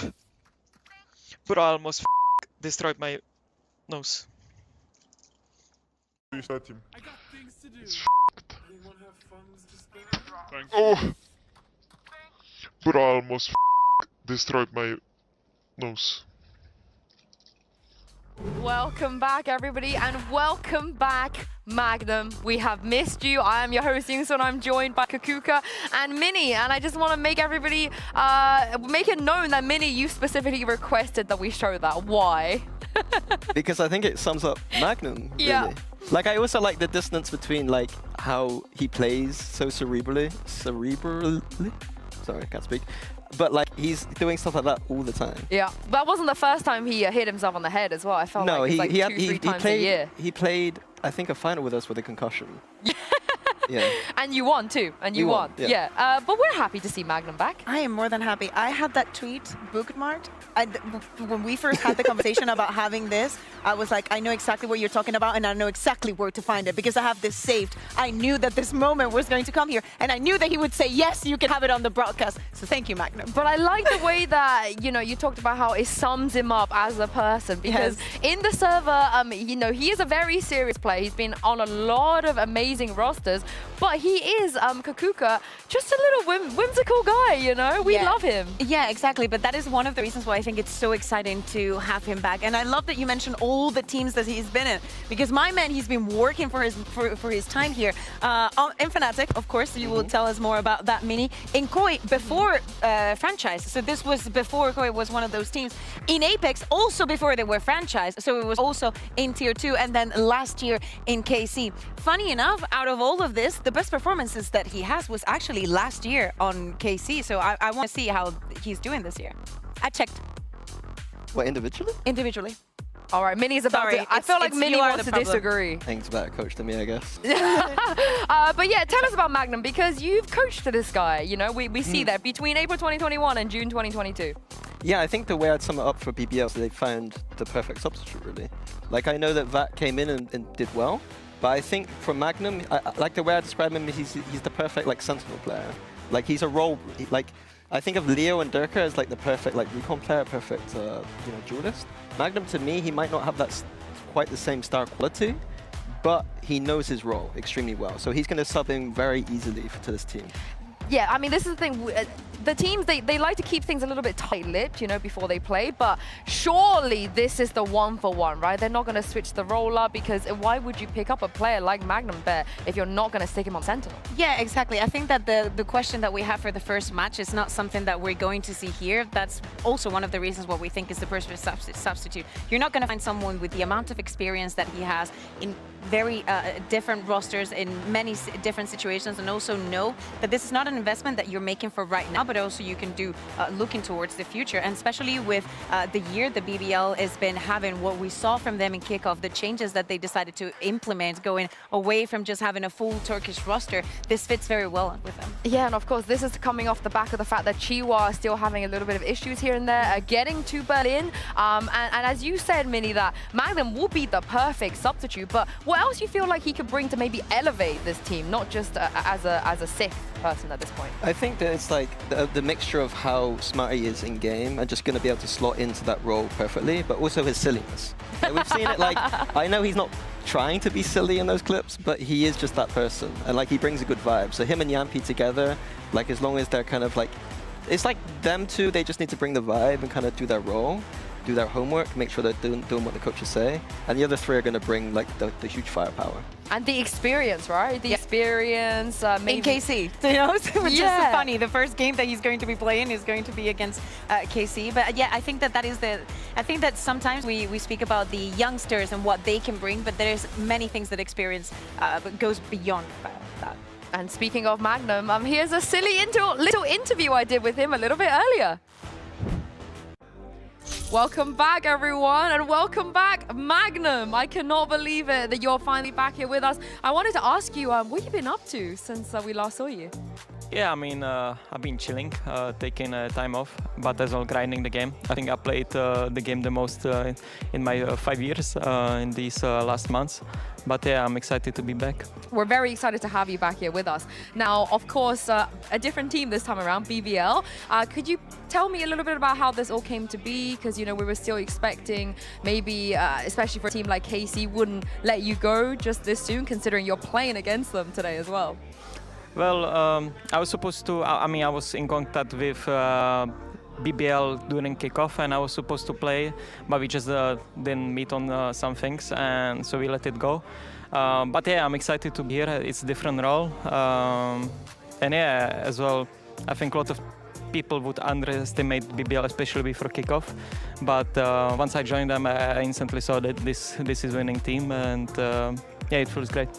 You got to be going up against your old team. What are your feelings about this? Is this still like a friendly, wholesome match, or is this more some grudge there? Well, let's say it this way. If there would be any other team than KC, I would still want to win as much as today. So it doesn't really matter. Obviously, it's a kind of good feeling when you beat them, you know, on the end after the game. But right now, I don't really care. As well, we left on good terms. So I understand their decision. And yeah, I think especially the KC fans, the KC org, and everyone, it was a great time. But yeah, today I'm on the other side, and I will do everything in my power to stop them. Got the Turkish fans now, yeah. right? Got the Turkish fans. Yeah. Last question, Mini is on the desk with us, and he was talking about how you're one of the smartest players he's ever coached, and he said a lot of nice things about you. He also wanted me to ask you specifically if he's a better coach than N. So how would you like to respond to that? Well, in the end, they both bench me, you know, so it's hard to judge. For sure, not better than Paul, obviously. So I will leave that. But actually, they're both different coaches, and I think that's the only thing which I can say, because both have something better than the other. But I think they're both great. So, but Paul number one for yeah, you. Paul clears, of course. I love the loyalty. Thank you so much, Magnum, and good luck today. Thank you. Now, Minnie, I did as you asked. How would you like to respond to that?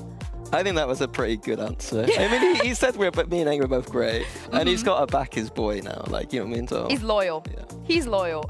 Where do you sit in this debate? You know, Pal, Minnie, and why did you bench him? Yeah.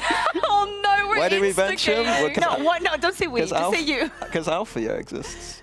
Oh wow. I mean, kind of fair. Can you argue with that? That's kind of fair. Yeah, I can't argue. But I did want you to, you know, how do you rate N, Minnie, and Pal? I do think, no. I do think there is different. I've had this conversation many times with you, because sometimes we speak about, with you, sometimes we speak about some teams and some decisions that they're making. And I tell you, well, you cannot expect everybody to have the same reaction that you have, or to act in some scenarios the same way that you would, because otherwise then every coach would be the same. I do think that they're different, and they are very different. Therefore, I think, me personally, I like Ang more. Me too. Yeah. Yeah. Sorry, Minnie. No. Okay. No. No, because I really like the very stay. like set strats, everything by the book. I think it's the most enjoyable to watch round by round. But that's, you know, as an overall, I would choose to. I prefer to win. I think so. Honestly, I think Minnie has the. To win, you have to compete. So yeah, but he Completed has he has the most to be able to actually talk the talk because he's walked the walk already. Yeah, so I respect that from Minnie. We do, however, have the other two coaches competing in this game, of course, BBL versus KC. And on the side of BBL, Minnie, did you expect them to be as good as they were at kickoff? I mean, I think I made a tweet in the off-season that they had the best macro I'd seen in the off-season. So I think that it's not a surprise that they played so well. Given their circumstances with VAC and having to have a substitute, I was surprised there. But overall, not really. Dark Horse team, good Dark Horse team. Okay, yeah, I mean, I really like what we saw in kickoff because I think that the expectations for BBL, thinking about the past 2 years that they had in franchising, weren't the best. And we saw them for the first time ever winning their opening match and then also going on to win the second. We saw Yampi as the IGL, and little by little, like there were some bits here and there, like we were also very excited to see Prophet now here. Sociable, I was checking the stats and there were some mad things, like he played Sova in 2 maps. He had 14 Hunter's Fury kills.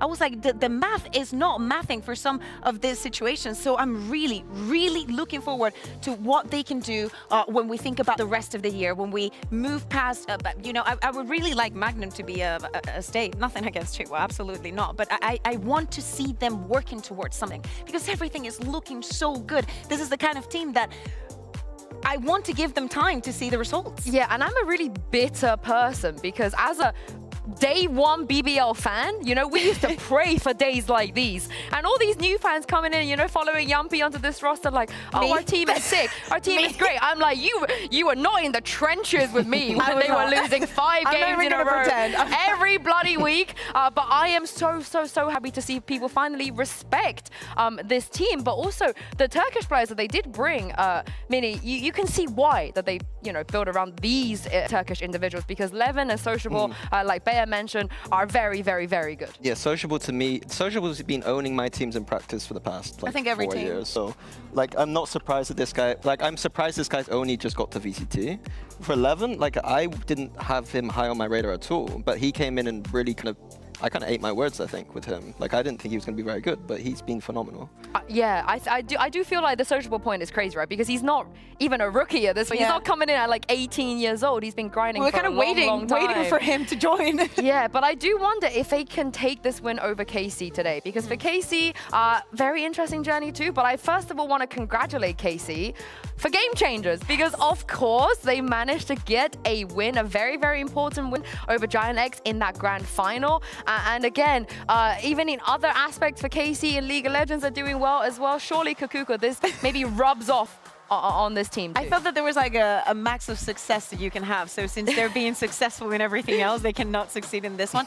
No, but I really enjoyed Casey's run in Game Changers. I'm really looking forward to what the year is going to look like, especially for EMEA. But I agree with you. I think that they need to, you know, match up, especially after what happened in kickoff that we will discuss in just a minute. I think that they have all the tools and all the capabilities to bounce back. They can't let these girls down. They can't do it. If they can win Game Changers mini, I think it's time for the main team as well for this. But you mentioned kickoff already because it just felt a little bit unlucky, right, for KC? Unlucky? Yeah. Isn't lucky the word? I wouldn't say unlucky. They were close. They were close to not. They were the first one to be eliminated. I mean, unlucky too is like to finish where they did, but I didn't see them playing with like the kind of form to go to Bangkok, to be honest with you. I mean, I think that there's some saving graces. I agree with Sue in the individually, now that we're seeing on the screen Suigetsu, for example, making that swap onto Smokes being probably one of the best Sentinels or like that we've had in the region or in the world. Avis will also having a brilliant performance. The expectations for Sadak and the IGL and what he could do with Aang making in that combo. I think that we were very excited for many things that we saw, but they fell very short. And I think it's crazy to think that this was actually the first team to get eliminated at kickoff. No, I agree with that, and I do think pointing out Abbott's is the big one here. Like like I didn't think he was going to be the one that had to perform this team at all, and he came out and looked like the best player by far, in my opinion. Oh, I mean, we'll see if he can keep that up. But of course, we talked about this in the top of day. Before we get onto that, actually, oh, it's just sad. Casey being sad at kickoff. I mean, Zaysh was very vocal about this, right? Because they were so close. They also played so late into the night as well on some of those occasions.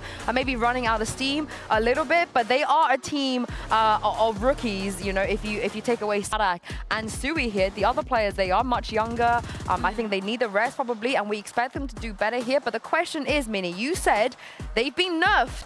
Bind is gone now. So looking at the comps they play on the other maps, what now? What can they do? Well, I mean, the bind going is bad for them, but I think compositionally wise, I'm not happy with their kickoff. Okay.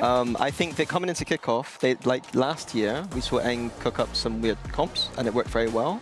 This year, it fell a bit flat. And kickoff is where those weird comps should be working, and they didn't. And I think that the word I'm going to use is Sadak and Eng are enabling each other with this Harbor Omen combination. The reason why Sadak's teams in the past worked well with this Harbor was the Viper combination, I think. And I don't even think in this meta it's necessarily necessary when we've got so many good agents in the Teo and the Vice. Like, I don't see this Overcooked? as... yeah. Yeah, I think it was a risk worth having. As in, you're putting Eng and Sadak together, like the ideas are going to collide. And do not forget, Casey and Eng, last year with the Gecko and all of that at the beginning of the year, it was them setting the meta. So in their eyes, this was a risk worth taking. But if we look at the numbers and actually the results, yes, Bind is gone. And that was their home ground. Them with the deadlock, like it was impossible for any team to do anything against it. But as you're saying, Mini, Lotus, well, I'm going to start with the other two. Haven and Fracture didn't manage to win any of them. In the Lotus, you're going to be like, oh, they have a 50%. They won one of their encounters. Did they? Because they were playing against a Navi that was running a Lotus. Listen with me. Astra, Omen, let me see if I can do this by memory. Sage, Vice, Tejo. So who's making things more complicated on themselves? Yeah, and I will say, I will say though, the Harbor Viper, I hate it, but on Haven, I wouldn't have hated it as much if they did it, because it would tell me that it's the vintage Sadak, it's the vintage loud stuff. You know, the Harbor Viper, you went up against it, Mini. It's pretty strong. So I do wonder though, with Icebox coming back, Bea, that's their saving grace, right? They could do that. Yeah, exactly. I think that this is the kind of map that could be their new bind, or if we're thinking about comfort after after the kickoff that they had and how complicated things were for them, I think that Icebox would be one of the picks. Yeah, Eng and Sadak historically have been good at Icebox, so that wouldn't surprise me if it's a good pick. Yeah, sometimes I forget about Gambit. It's very few times. Oh, I have never forgotten about Gambit versus Team Liquid on Icebox. Ever. Sorry, Slee, you have to bring that back up. You know, once a year, that's my 1 year done. But let's talk about the new maps, because in the first matchup, both teams, they kind of veered away from it. You know, with Vitality, you can understand. Going to a global event, don't have the time. But for these two teams though, Mini, would you like to see them lean into it, the Ascend and Icebox? For BBL as well, if we bring them back into the conversation, because Turkish team, Ascend, surely. Turkish team, but they haven't got many Turkish players. They got but they got Living and Sociable. Two, it might be enough. Okay. Maybe enough, but you need 5 usually for But would you be buff. surprised if they both took away those maps, the new ones, if they weren't willing to play like it? I said, for Icebox, I think that KC have got a history on it. I don't think on Ascent they have that much of... Well, I guess Sadak does, but not Eng. So I'd like to see an Icebox, I think. Yeah, and what about for BBL?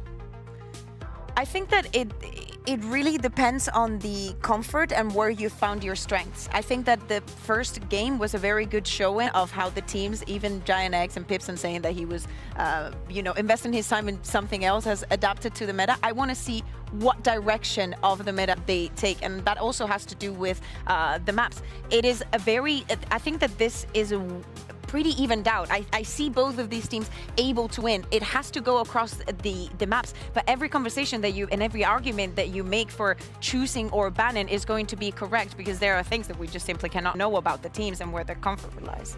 And of course, there's points on the line too, right? These are the teams, every match counts at this point. They want to be able to get some points early doors at this point. Yeah, absolutely. And for the expectations for both of them, for BBL and the start of the year that they've had, for KC and the year that they had last year, with everything that they've put into this project and the names that they have, both of these teams should be securing points. going to be close, right? Close game. Yeah, this is a clash of styles, I think, but it should be a close game. Oh, I can't wait to see it. So without further ado, you've seen a great first match already. It's time to bring out the teams for the second one. Here is BBL taking on KC.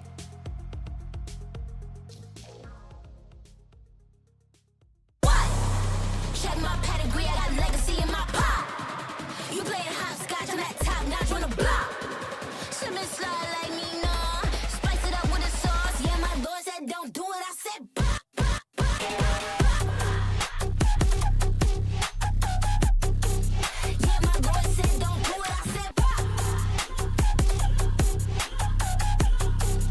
Yeah, my boy said don't do it, I said run it up, can you keep up? Play follow the leader, big queso, I'm born with the ether, but I still took a heater, no halo. I've been with a handgun, I've been on my King Kong, come payload. I've been on what? Check my pedigree, I got legacy in my pop. You playing hopscotch, I'm at top notch on the block. Slip and slide like me, nah. Spice it up with a sauce. Yeah, my boy said don't do it, I said what? Check my pedigree, I got legacy in my pop. You playing hopscotch, I'm at top notch on the block. Slip and slide like me, nah. Cholula with the sauce. Yeah, my boy said don't do it, I said what? Neither of these teams managed to make it to Bangkok, but with Toronto on the line, both of these teams will have a very good chance. Of course, Magnum not standing on the side of Casey today. He is on BBL facing up against his former team. They've had time. We talked about the maps, what could be in the pool, and both Icebox, yes, instantly picked by KC. Finally. Do you Please like pick it? the Ascent. No. I like the Icebox, obviously. I'm a bit worried that we're still going to see Harbor. I'd love to see that We will direction. see Harbor, Mini. I'd love to see a different direction from KC. I think that maybe for the Icebox not, but maybe for the Pearl. Maybe. I like their best map was Bind, and they just played a direct, good attack side that had a solid defense. Like the other comps they had just had no tools on defense. So I think that if they just have a very, very simple set exec kind of plan for these maps, I think. Yeah, I think also another thing that is worth mentioning. I know we got too excited for the Icebox, but both of the teams had kind of like a permaban. BBL with that Fracture that they did not want to see, and KC with that Split that they did not want to see. And actually, Fracture is going to be that third map if we need it. At least I kind of like need it between these two teams because I have a lot of questions that need answering. Also, we were speaking about Magnum, but Elite also on the other side was in BBL last year, and it was actually during stage 1 that he has his best performance as a player. Overall, in the entire stage, he had some crazy numbers. Yeah, and Elite was one of the best players right on that roster last year too, so you can see why KC was keen to pick them up. But this is so strange to me to see BBL not first picking Ascent. In the history of this team, anytime Ascent was available to them, they would instantly pick it. It would be a win, but it will be the only map they win. So I like this new face of BBL, but the thing is, the Pearl Mini was really, really good. And you already saw other teams copy what they do on Pearl. And it annoyed me to no end when we went to global events. People would say, oh, this is an America's comp. And I'm sitting there saying, this is the BBL comp, this is the BBL Pearl comp.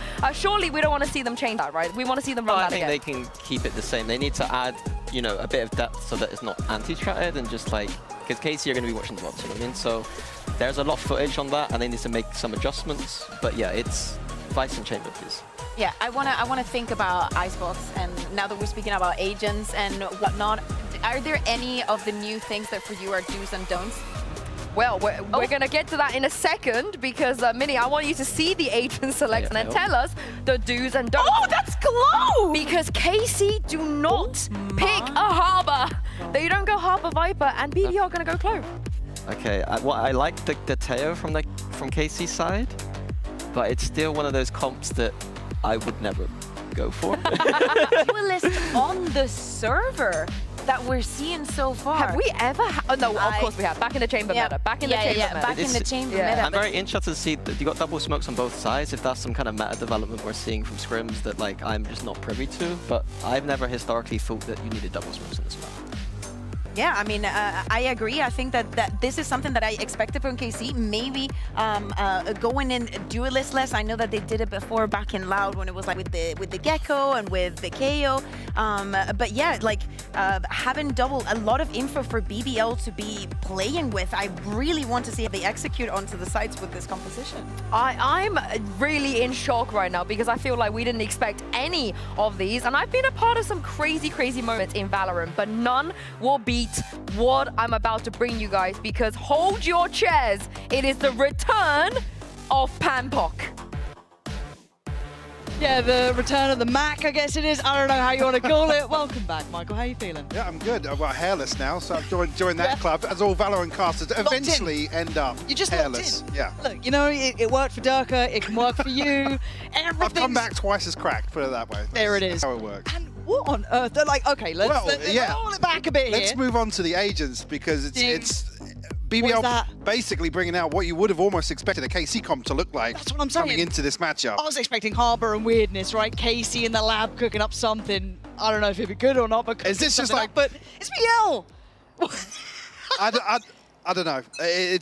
I'm really excited to see how this works, and I'm kind of with me. The double smokes things will never felt imperative on this map, but if they've cooked something up around this composition, certainly looking forward to it. I kind of like what Bayo was saying as well, with, you know, BBL having so much option with information. That Sova there, you're going to have that Teo there. You've got so much to play around.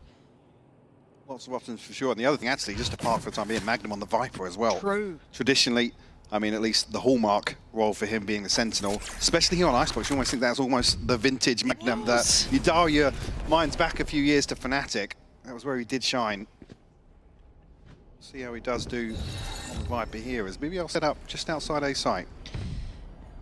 Eyes on towards A. We still have a bit of a shoulder coming out from Martin, who's been quickly cleared, and Magnum instantly gets his name on the board. First to draw blood here, confirm the kill. And patience shown by BBL. No massive need to over-exude towards the site. Still 40 seconds. Got the util now to bank on. And Sugetsu tries to make a play, but Magnum still doing what he can. This is beautiful from Magnum. Welcome back to the VCT. Lovely impact right off the rip. Elite now asked a huge question. A 1v3 from the get-go. That'll help, but 10 HP, man. How are you meant to do this? Magnum down to 2 HP though, Yampi 70 HP, so they have to respect this now. Elite obviously licking his wounds, but we'll look for more here, Lauren. I'm also keeping my eyes on when Yampi gets that util. I think they used it for that second hit back towards the site, so I think it's, only 4 more seconds. Yeah. That could be the icing on the cake. Magnum, what a lovely welcome back for him. Straight away here into this pistol. A beautiful start indeed. 4 on the round from him, and actually being the tip of the spear here for BBL. Questions coming into this about what role he was going to fulfill. Obviously what happened last year with Magnum, but I mean, at least here, establishing himself. If there was any questions about whether or not he's going to come out swinging, you've already got your answer. And it's one of those things, you rarely get opportunities to kind of get back and show what you can currently do. It feels like a very fickle game sometimes, isn't it? Once you're out of that spotlight, it goes so quickly, but lovely to see him finding a bit of form. A proactive beginning from KC here into round 2. Again, do keep in mind, they are just on the Classic. So are we going to have A-Site Simulator, the game we all love to play? And actually thinking about this, on the attacking side, they've got so many options for information finding. They don't even have to do it in one layer. They've got, you know, renewable information. There's so much they can bank on. This comp, I really like it. I mean, this is almost feels like we potentially come back to the Icebox of old, where you force these early rounds into fact finders, and then forcing KC to make adjustments, maybe look to manipulate elsewhere. But certainly here, BBL looking to get a comfortable start. Peak position there, but made to look simple. Oh, BBL, this is nice. Got to say as well, earlier today, ran into Yampi, he looks confident. You know, kind of had just a little chat with him, nothing major. You know, you kind of get the feeling, the temperature check, right? You kind of have those moments. He looked happy. In-zone flawless as well there for them in round 2. Lovely to set up going into round 3, so the bonus a little bit more robust. But Yampi seemingly happy, clearly putting some work into this. And a player that kind of rides on that energy. Emotional leader. Exactly. And it's got to be stressful coming into this, right? To expect somebody to come back, to have to deal with a sub previously. And then also, again, not to kind of allude as to what the issue was, but then to completely switch at the 11th hour to somebody completely different. And like I said, feels like probably a like-for-like trade to get Magnum in here. If it was going to be on the Sentinel, right? This is where another question comes from, his performance on the Viper, but already said here, he's made a splash to kick things off. Oh god, Sugetsu instantly plucked away from B, trying to maybe pressure down towards long a little and absolutely put into place. So catch towards middle. Prophet not going to have that walk up straight through middle, maybe a little bit lackadaisical in approach, but still this B site being threatened very early from BBL. We'll be there to pick up the slack though, as BBL drift away pretty quickly. Be cautious of this cross. Oh god. Drifting onto it, but it's a little slow to react there, and actually BBL get both kills. Oh, that is gutting. It felt like they were almost hesitant to continue on this pathing, but you'd made such a bold play, you almost had to try and stick the landing on it. So now Martin, he's had the tippy-tappies. And it's rough for him. Not got a smoke to play in now. Does still have the paranoia. 10 more seconds and a TP. So he's got a couple options. Now with the dark coming, he's just going to try and play ahead. Nice from Martin. Takes the advantage, at least on the first fight. Needs to be forced away. Now has his smoke back up. Brings that into effect. Waiting on Elite. Another isolated fight. Fantastic from Martin. And he's got the smoke to play around. Isolated 1v1s will not move Martin. Beautifully played by him. Again, able to run the clock down as well, buy as much time in the rotation for Elite to come through. Not even needed on the initial challenge onto A site. BBL, I mean, looked as if they maybe were going to run into some problems in mid here, but like I said, it felt like Sadak was a little slow to react here. The initial swing. Look, he's lined up for both kills, but luckily, KC able to recover that, get their first round on the board. I'm locked in. Well, you're letting us know he's locked in. Great recovery actually after the initial openers found seemingly for free, forcing that rotation initially towards B site.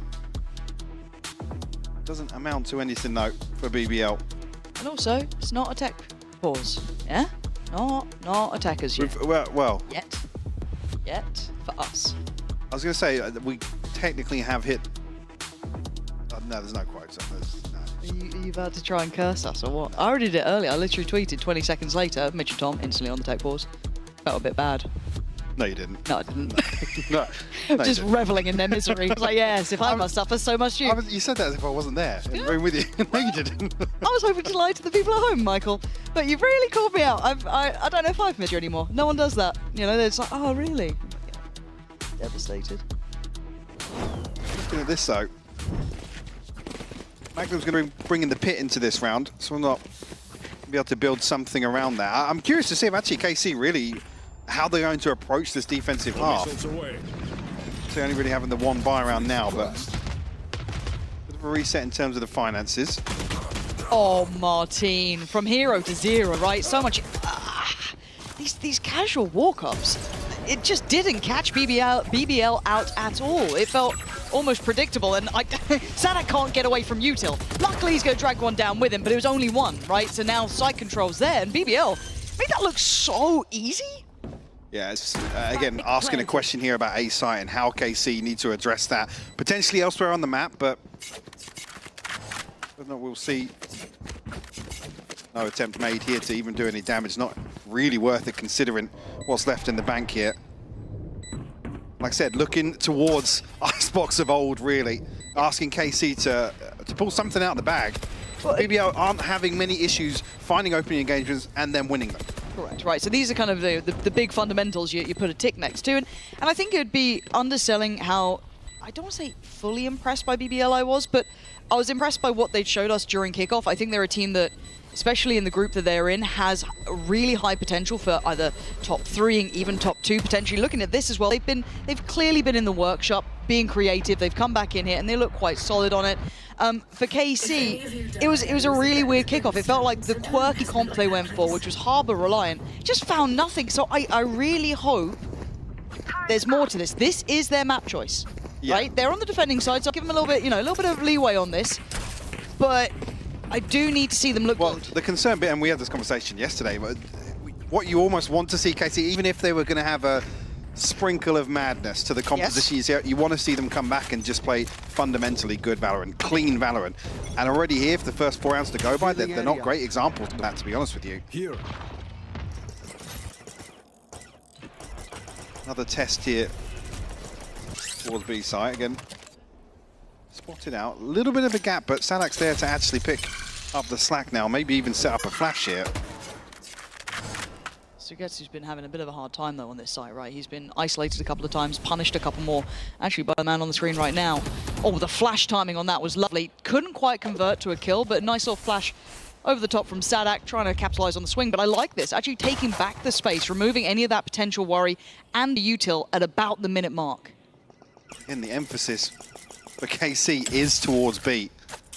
You don't want to see any overcommitment elsewhere. Selling a good faith. They are, yeah. Knife's gonna hit. And the knife will paint a fairly vivid picture here.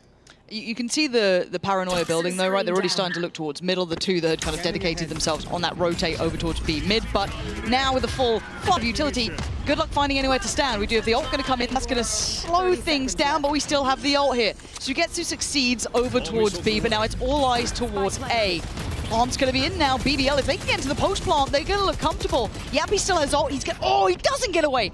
Clawed back in the end by Alves. I think that was almost blind at this point. Profec's still going to be playing on the site. They're playing pretty close. Magnum in towards the ult. Elite going to clear through Profec. It's getting pretty messy here. Magnum going to be held back at this point. Trying to just hold it. He's going to see it's going up. See him. They have to get around the corner. They have to try and deal with this. Martin just has to sit and get the job done here. Held in the end by Elite. Perfectly done. Playing this back through, but they couldn't deny the defuse. Just out of line of sight here, even inside the Viper's pit. I think obviously that is the ace in the back pocket for BBL to try and secure that post plant. And the timing here, Loon unfortunately shut down. I think as soon as that knife goes off, he has to make a move. He either has to basically hightail it towards A site, get there at the same time as the team, or try and pick something up in mid. Unfortunately, neither. Bobo, good calls, guys. You're playing so well on A, bro. Keep doing that shit. You're just a little late. Well, yeah, we missed it slightly. Oh. But I mean, that's the sort of thing, right? If the emphasis is going to be towards B and that paranoia around a pacey B hit coming through, if KC are in a position to maybe buy 10 seconds, you know, go 1 for 1, potentially, you know, 2 for 1 over on A site, somebody gets away. That body in the retake is so important. And the pressure on Sugetsu here. No one able to disrespect the utility just yet. They're actually not committing off the back. Seeing that same probe sent out. I mean, this is potentially awkward timing here. Nothing on the drone, though, from Teo, so... Yeah, mid-cross is spotted at least, so confirmation here. 2 members of BBL. It's a tasty little position there, actually, for Martin. And Magnum, back to what he does best, this lurk in the middle. He used to be a master of it. Ult gonna come in. And Martin is rewarded with 1, but is instantly traded out by the ult. And now looking at this timing, yeah, Red, Sadak noting something earlier on, expecting that lurk to be in play, but they have at least given up sight. So there will be a plant in place. Look at the post plant. Again, Yampy's utility, fantastic. The rest are gonna have to find value here. I mean, no command goes through very early on, but actually the lockdown to layer on top of that now to have to win out here. Sadak. That was sharp. Profec has to respect this. Dips away. Still got a fair bit of util to play with and 1 away from his ult as well. Can he get a blind kill off this? No, not for now.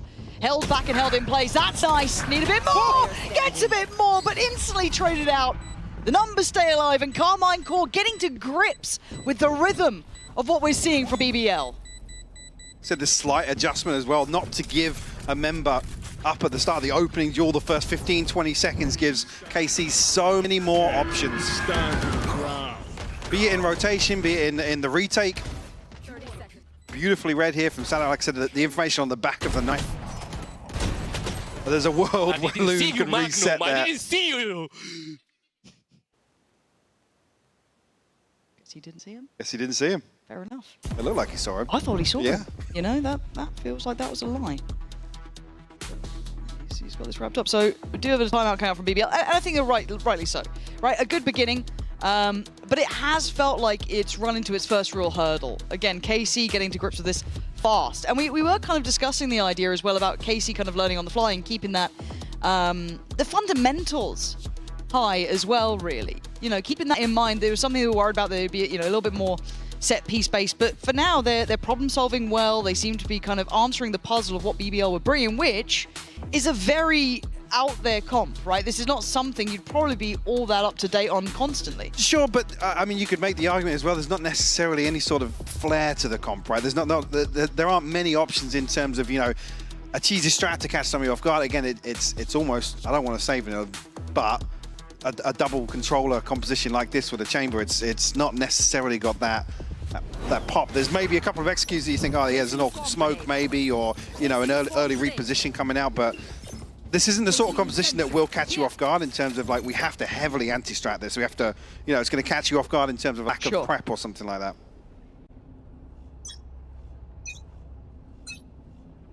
Alarm bot out. Similar scene to the beginning.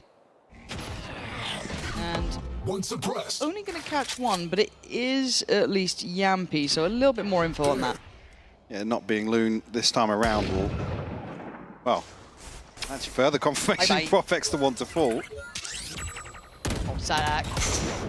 He's getting a little tricky. I like this. We're starting to see them trying to, you know, thread the needle a little bit. Get the tempo up, keeping the pressure up. BBL still looking to try and threaten away at least, be it to get to whoever else from that yellow box that he's been trying to play behind. Even now, with a 3-3 scoreline, you're almost looking to BBL to make adjustments in the early round. Not finding that same success they did when KC were maybe a little lazy, lacking respect. We're going to see the same thing now, drifting back towards a late A here. Difference being on the other side, Elite scattered utility across here. The alarm bot will pick it up nice and early. 30 seconds left. Maybe progress from pipes at the same time, but yeah, just going to have to make this count as they can. Good stall, 20 seconds. Time's running low here. Elite's going to be loving this. Precious seconds being bought, but the spike is going to be planted. Just goes down. Sugetsu! Make it mincemeat out of both of them, clearing at least close sight. And we're looking now towards who's a little bit deeper. Magnum and Sociable. This is a rough position. Going to need to be a 2v5. And it just ain't looking like it's going to happen, but Avis has gone down. 2v4 now.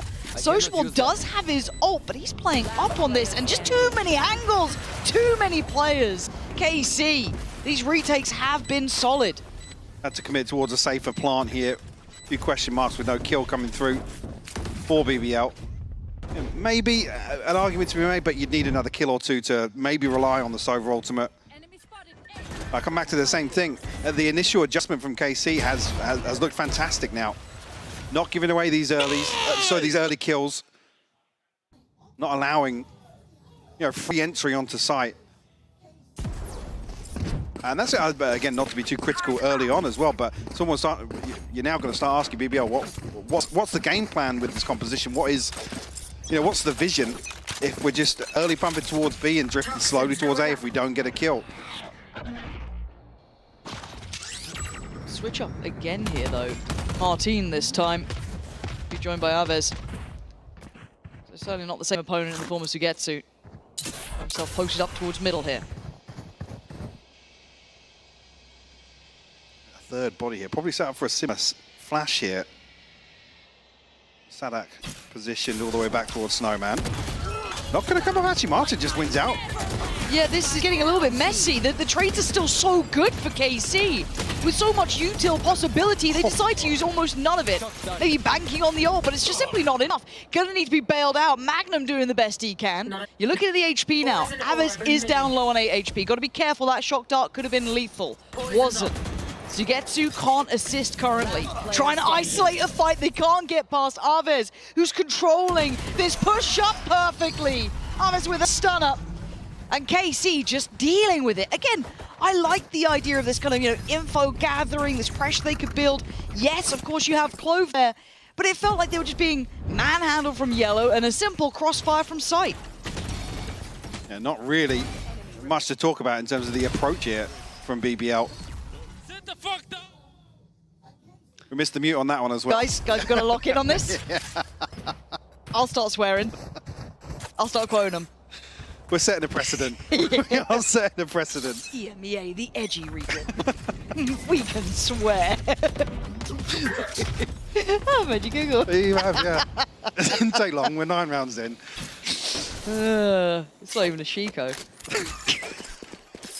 It's nearly. It's so I haven't close. had one of them in ages. I had one recently. Really? It sounds like we're talking about curry or something. Ate one, had one in ages. Sheriffs are out. It's not gone well. Yeah, it's not much to it so far, no. Oh, this is your analytical time, Mike. Yeah, Ready? well. Get in there and chew the fat. Martin, shutting that down. Oh, well. Oh. Oh, nearly caught off guard, though. Nothing elsewhere will fall. You've got to stop. You've had a year to get out of this. Look. I've nothing to say. I'm not equipped. And neither are BBL currently.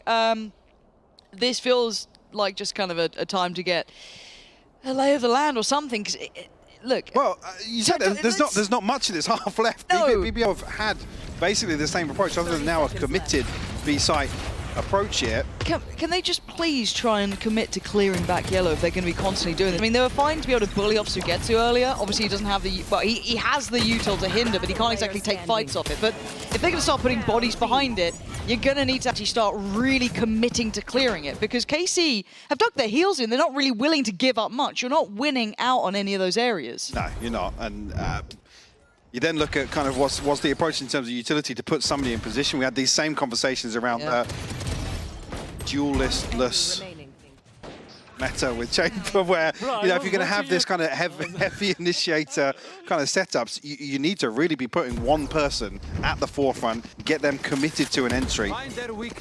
And we're just not seeing that from BBL. Like I said, the kind of straight up gunfights that they were getting in the first 2 or 3 rounds, great, it favored you, but KC flip of the switch and that option's closed now. See, I'm damn happy, at least for KC until then. Oh, that's rough. KC do make up for it. Not going to go well. Oh, Aves is a shooter today. He's kind of clean.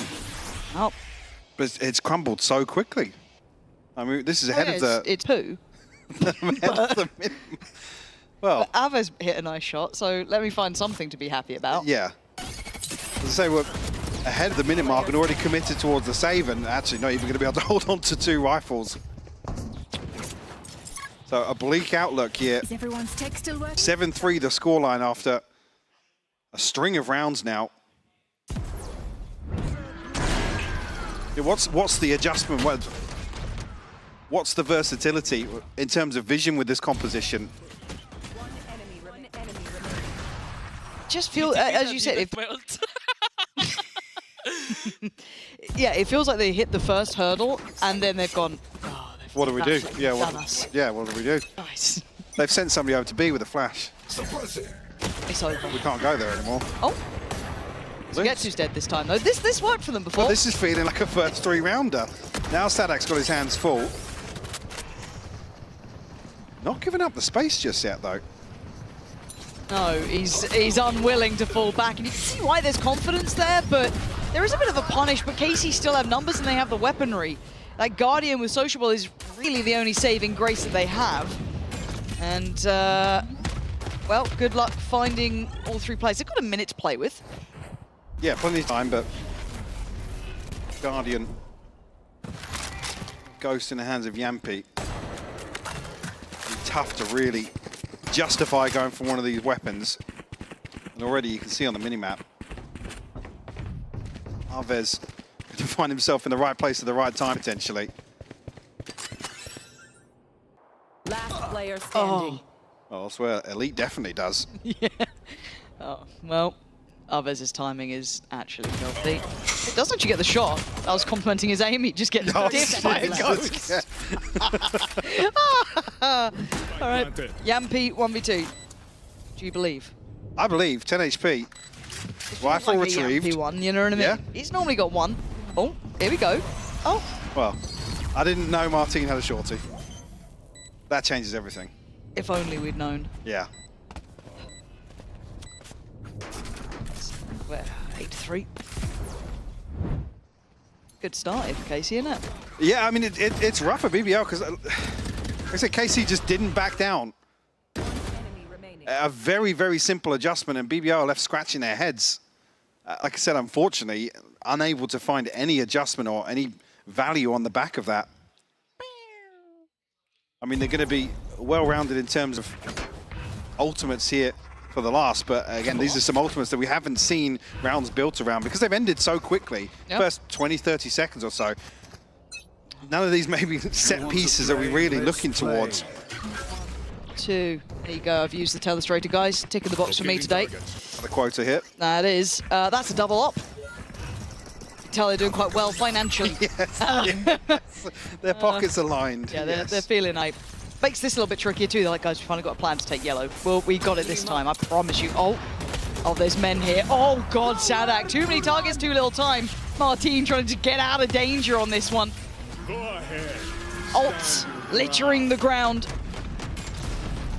Frost not caught, but they have at least gotten the back of yellow. So maybe that's all they needed. Maybe not. Ahead a bit. Yeah, somehow we forgot about Aves. And this guy's aiming like a god, but he just threads the needle. And Magnum in his mid-lurks. It's not gonna go well. Aves with an absolute heater of a round. And Carmine Core, well, I doubted them picking this map initially. Now I certainly don't. Yeah, I mean, this is where we then start asking the same questions at the start. For BBL to pull out this composition and be completely shut out of this first half after what felt really confident. Like I said, there's no real, there's nothing special about this adjustment from KC, but it's absolutely delivered. Don't go anywhere.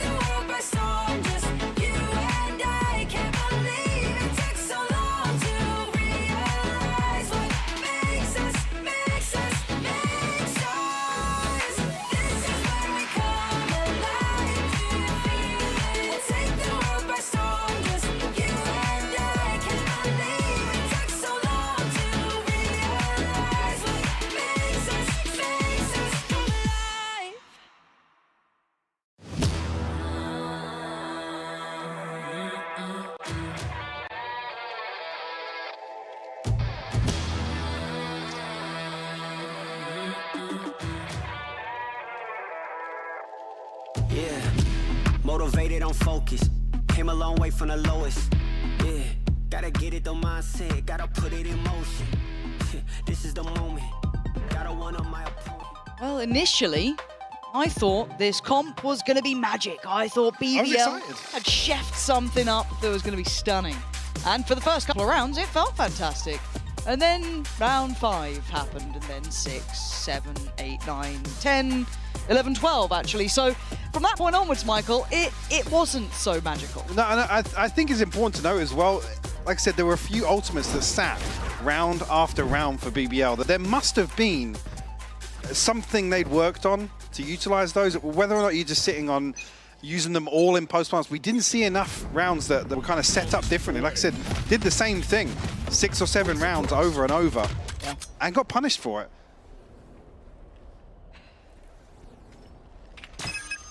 I have them. Not much margin for error here in the second half. We're turning off X-ray. We're getting a little cheeky with it, observers. Look at you guys. But it's traded out for now. 1 for 1 early enough in the round. There's still going to be question marks, but I quite like this fact finder almost from Magnum, taking a little bit of a wander down tube, which does allow BBL, I was going to say, to feel comfortable. They certainly won't now, losing out on Sociable on the other side of things. Now there might be issues. The stark contrast, though, look. KC hitting both sites effectively at the same time. Trade elsewhere, but they win out on A side.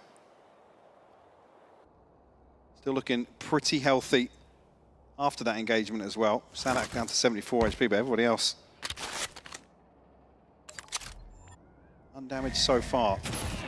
BBL still got 2 players on this side of the map, though.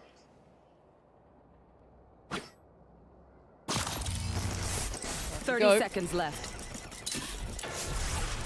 Looks good so far. Not managed to catch a glimpse of anyone, but there are the 3 players here for BBL.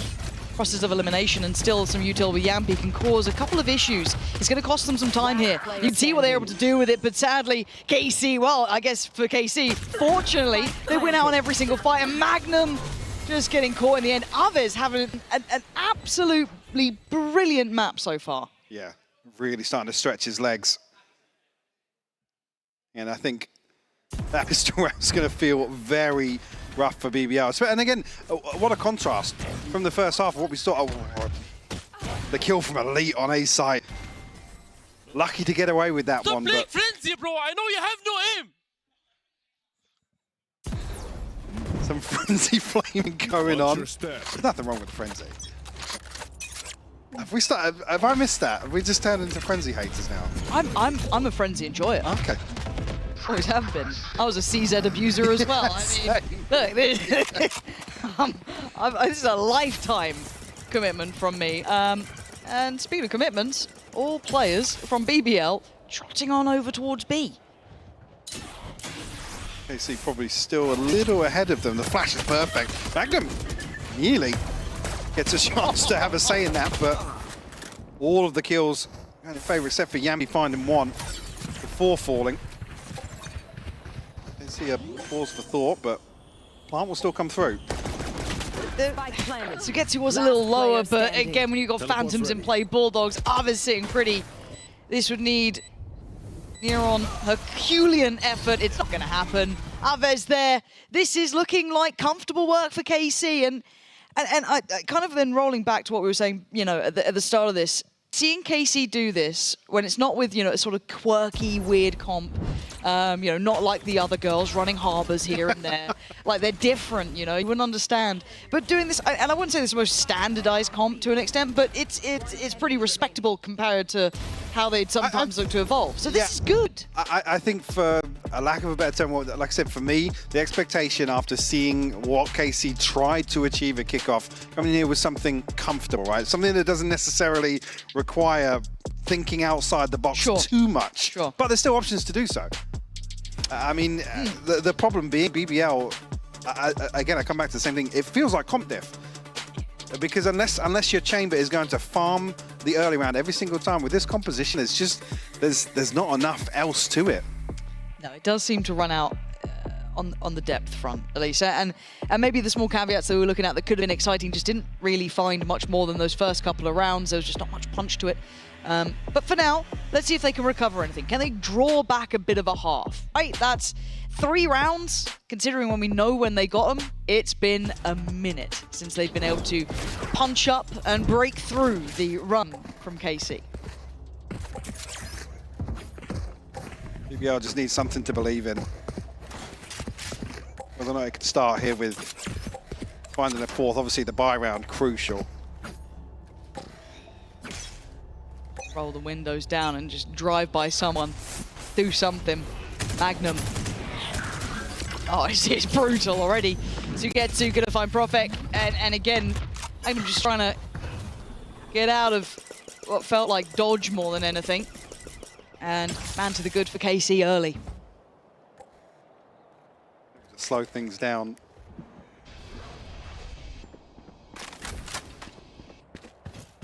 Again, make BBL guess a little bit.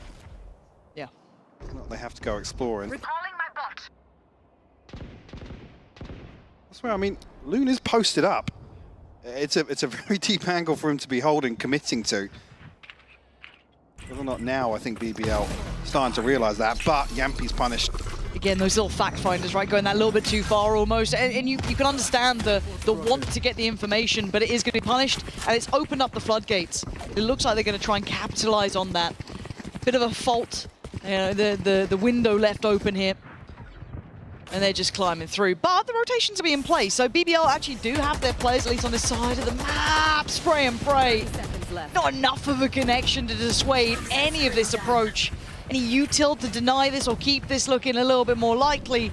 it doesn't feel threatening enough, and KC now looking to take the challenge towards CT, secure some of that space, put their bodies on the line for the trades, and it wins out. It's just down on Magnum.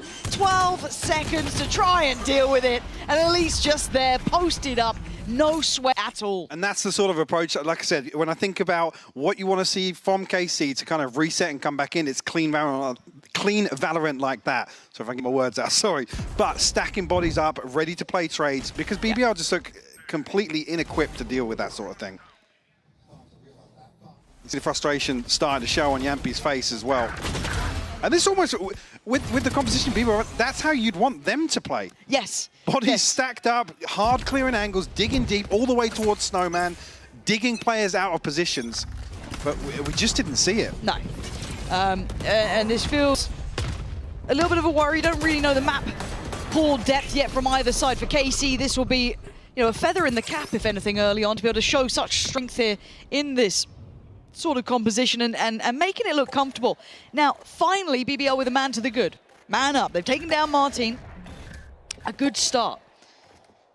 Still need to hold on for more. Two players focused towards middle, one towards the lower side. Magnum slipping through, but it's Profek playing towards the tube. Oh, it's stunning from Sugetsu. Just surgical precision takes him away. Forcing Magnum to second guess here, come back a little closer. And Sugetsu, I feel like he's got a really good read on this. See anybody from BBL overcommit. Even rougher though if they don't get ahead of this execution. Can't really allow KC to farm, to be honest with you. Okay, that's perfect. Yeah, Sugetsu will fall here. Yeah, this could be precious seconds bought here. Sana goes down. That's the spike now lost. BBL holding the line. Arve's still here, and he's been their heavy hitter, right? He's been absolutely tearing off heads. Another body spotted. Elite, like this. Stunning! Oh, Elite, come on! Doing that to them in the final round of things. 13-3, Mike. This was a blowout. Yeah, it really was. I mean, you pull out a composition like this from BBL, it's like I said, you have to show that versatility. You have to show why you would pick a comp like this, and we just didn't see enough of it. I mean, you can see the start of that map, really, it felt confident. That fizzled out so quickly. Certainly did, and well, this was over in a blink of an eye. So will be the break, because after that, the Desk will be back and we'll get you lined up for map 2.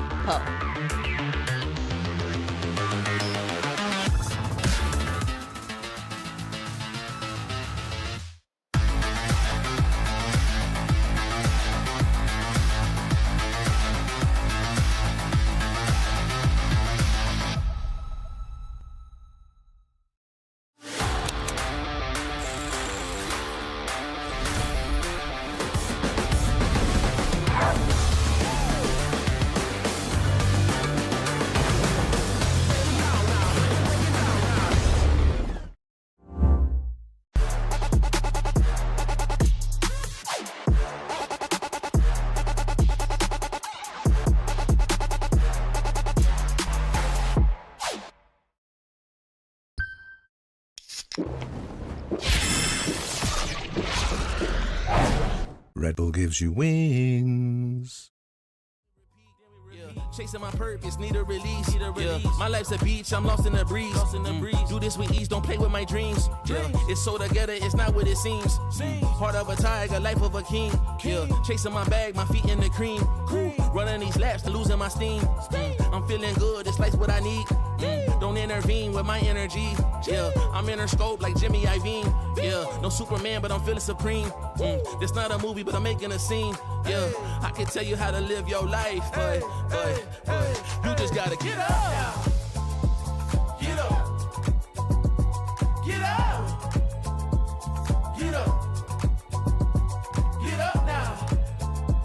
Get up. Get up now. Get up. We just gotta live our life, we paying a price. Piece of the pie, I need me a slice. Yeah. Rolling the dice, the scariest spice. Sticky like rice, the tricky reprise. Yeah. Love will suffice, I suffer in silence. All alone, I'm lost on the island. Let's spread peace and less of the violence. Sebastian Bach on God's playing violence. Yeah. The flowers violet, give me my rose. This for my city, all for my bros. Did it alone, so far in my zone. So raise your glass, let's all have a toast. I can show you how to get like me. Live your life till you D-I-E. Yeah, look, I can tell you how to live your life, but you just gotta get up now. Get up. Get up. Get up. Get up now. Get up. Get up now. Get up. Get up.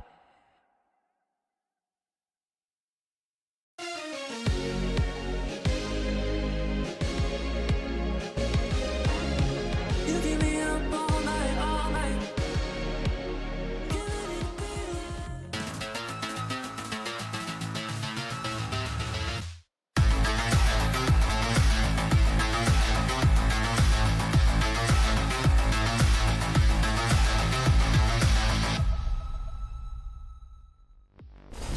It's a great day if you are a Carmichael fan. That was a fantastic start on Icebox. I am your host, Yingsu, and I'm back here with Minnie and Billy. What do you reckon was on Sadak's strats? He was holding pieces of paper with Icebox on it. Oh, I You didn't reckon see. it was a 100-page document? I mean, I don't think they needed a 100-page document for that one, to be honest with you. No, they didn't. I don't think he's gone into coaching just yet either. I think he's good. I think he's all right. Okay, we're safe, we're safe. But let's talk about the comps we saw on both sides. This is very, very unique. The first time we've seen either of these comps, and also, of course, the first time since Icebox has been back that any team globally has played without a duelist. We got 2 of them here. When we saw the agent select, we were very surprised, and we weren't quite sure where we're gonna like it or not like it. But Minnie, I'm just gonna go straight into this. Let's start with the KC comp. Did you like it? What were some of the nice things, not nice things? Give me your honest opinion. My honest opinion is that I think on Icebox there's certain things you need to play the map. Like I think plants, like, you know, plant insulation is the kind of nerdy way to talk about it. You need something to plant the spike with. Usually that's the Sage and the Gecko nowadays. And they don't have that, so it would be interesting to see that attack side play out more. But they did have the Killjoy for defense, whereas you didn't see that on the BBL side. And that Killjoy is really important on Icebox to have that static information in the center of the map. Yeah, I like what you're saying there. I think as well, like Gecko is something that they could potentially explore in the future. We've seen Aves perform like great on the Gecko, right? But I just think as well, when I'm looking at their different play styles, like, you know, KC have a very sort of structured, defaulty kind of approach, and BBL, I would say, have a more aggressive kind of approach. And I didn't get that from them whatsoever, despite them starting on the attack. And with the Clove, I would have liked them to have done some like sort of trap plays, get aggressive with it, but I just couldn't find the value of actually having Clove within this composition. I think, just to go back to KC for a second, I think that like the comp looks a little bit weird, but if you like revealed the mask, it's just, it's pretty default. Like the Omen was being played like a duelist would, is Martin. The Teo was being played like the Sova towards the A on defense. The KO being like a KO, and then the Viper and Killjoy is Viper and Killjoy. Like everyone knows how that plays on Icebox. So I was concerned at first, but it was deceptively pretty standard. I'm glad you mentioned Martine, because we were so excited about everything else that was going on. We forgot to mention that it's Martine on the Omen. It feels almost criminal to put your Yoru player, who's extremely talented. You know, you mentioned he could play like a jet on this agent, but it turned out, Billy, it wasn't half bad. Do you know what? It was all right, and I love to see him picking up the Outlaw there, even though he's playing on the Omen. I think that's really, really nice. And like you say, we only got to see him play Yoru and kick off, so seeing him on this Omen, I'm not mad about it. He can still TP away from danger if he needs to, in a similar sense that he would with the Yoru, and I think that he was able to put up numbers for the team. So I don't hate it. I still don't know if I agree with both compositions not running a duelist whatsoever, though. If there was one that you want to not see again, which one would it be? You would like the team to maybe workshop again. Which one would it be? I think BBO is closer to what I would personally run. It's just I really hate the Clove. Yeah. Like I don't like Clove. I'm a Clove hater. It doesn't matter the map, but I don't think it's that good. I think as well we have to consider Clove has been kind of nerfed recently, right? With the smokes coming back and it being slower now. I think I want to see what BBL's defensive looks like with this kind of composition. I think it can work a lot better on the defense. Obviously, the attack, it just didn't work out for them. What I would like to see more is Elite getting unlocked, of course. Was on BVR last year, and Kickoff, you know, we saw him perform, but look at that contrast, Mini. He just didn't have maps like this at Kickoff. No, and it's surprising to me because coming into this year, I thought he was one of the best pickups of that offseason. I thought KC hit a player that was possibly the biggest pickup in Europe, like genuinely that levels. And we didn't see him have a great kickoff, but I think a lot of that was a bit of uncomfortability around the device. And now he's back on that Killjoy. I'd love to see it on the Vice too, but we'll have to see. I mean, he's feeling himself today, right? He's coming up against his former team. And of course, this is a player that's coming up from VCL Turkey a couple of years ago too. So I think that he's probably quite familiar with the faces across the stage, having sociable across the stage, coming from the same sort of challengers region before entering VCT. So yeah, I think that's kind of put a bit of fire in his belly. Yeah, you always want to perform well against your former team, course, right? yeah. What I don't want to see, however, BBL, is losing 6 5v4s. You know, that's not good. Is it? Because being able to get 6 first kills is already very... I mean, they got 9 in the end, but they only managed to convert 3 of those 5v4s, which is a little bit problematic. However, we will be heading onto the Pearl next. And this, we talk about Bind being KC's home ground, Billy. There wasn't a time where BBL stepped foot on that Pearl where I thought they weren't going to win. Yeah, I think Pearl is very evidently BBL's strongest map. We got to see the performance that they had in kickoff on it. It looked really, really good. There was so many highlight moments from a lot of the players, and I think as well I had to gravitate back to the Icebox and figure out, you know, why was Sociable not playing Chamber on the Icebox, right? But like when we go into Pearl, I'm expecting to see him back onto that Chamber. I don't think we'll see any sort of agent composition changes for BBL because it worked so well for them in kickoff. Yeah, I think it's just going to be the same from BBL. I'm a little bit worried if they don't add, like I said before, like that kind of layering, because... Some depth. Yeah, some depth, because there's so much VOD footage to kind of look at where the Chamber's playing and how to kind of counter it, that they're going to need to kind of throw in a few kind of little fakes. Levin, push more. Just push even more, you know, just push before the barrier comes down. But that kind of playstyle should work well against a KC, right, who kind of have those sort of set strats in play. They're very structured, like I say. They kind of are quite default heavy. So I think if anyone's going to be able to catch them out, it would be a team such as BBL that can pull off that kind of stuff. Yeah, what I can't wait to see is KC's Pearl. Of course, we didn't see it at kickoff. You know, they didn't play it at all. I would love to know what they're running here, if they've invented something. I swear to God, if this is where they play the Harbor after not playing the Harbor on Icebox, would I be surprised? Probably not. Would I be disappointed? A little bit. But I mean, they must have so much confidence already after that Icebox, you know, getting such a dominant win on there already. What would you like to see them play here? I know we haven't seen it, but just theorizing a little bit, what could they do? Oh, on their Pearl. Yeah. Minnie's shaking his Sorry, head. I'm trying to lock in. If I'm coach, lock in. Am I locking in a Sadak and Eng, or am I locking in as Coach Mini? No, you're locking in a Sadak and Eng. Yeah. I don't want to do that. Let's be for real. Honestly, I wouldn't hate them to bring back similarities as to what they had in their Bind. Yeah, so Tejo, you know, bring out the Tejo. I wouldn't hate it. I wouldn't hate it either, but I would like to see a duelist. Okay, I want to see a duelist on Pearl, and preferably not Phoenix. But let's take a look right now, because we do have the agent select coming up, and it looks like they will, but god damn it, they do the Harbor on Pearl. Do we like this? I don't like it when it's not played with a Viper personally. I don't think there's enough strength without the Viper in terms of like the stall.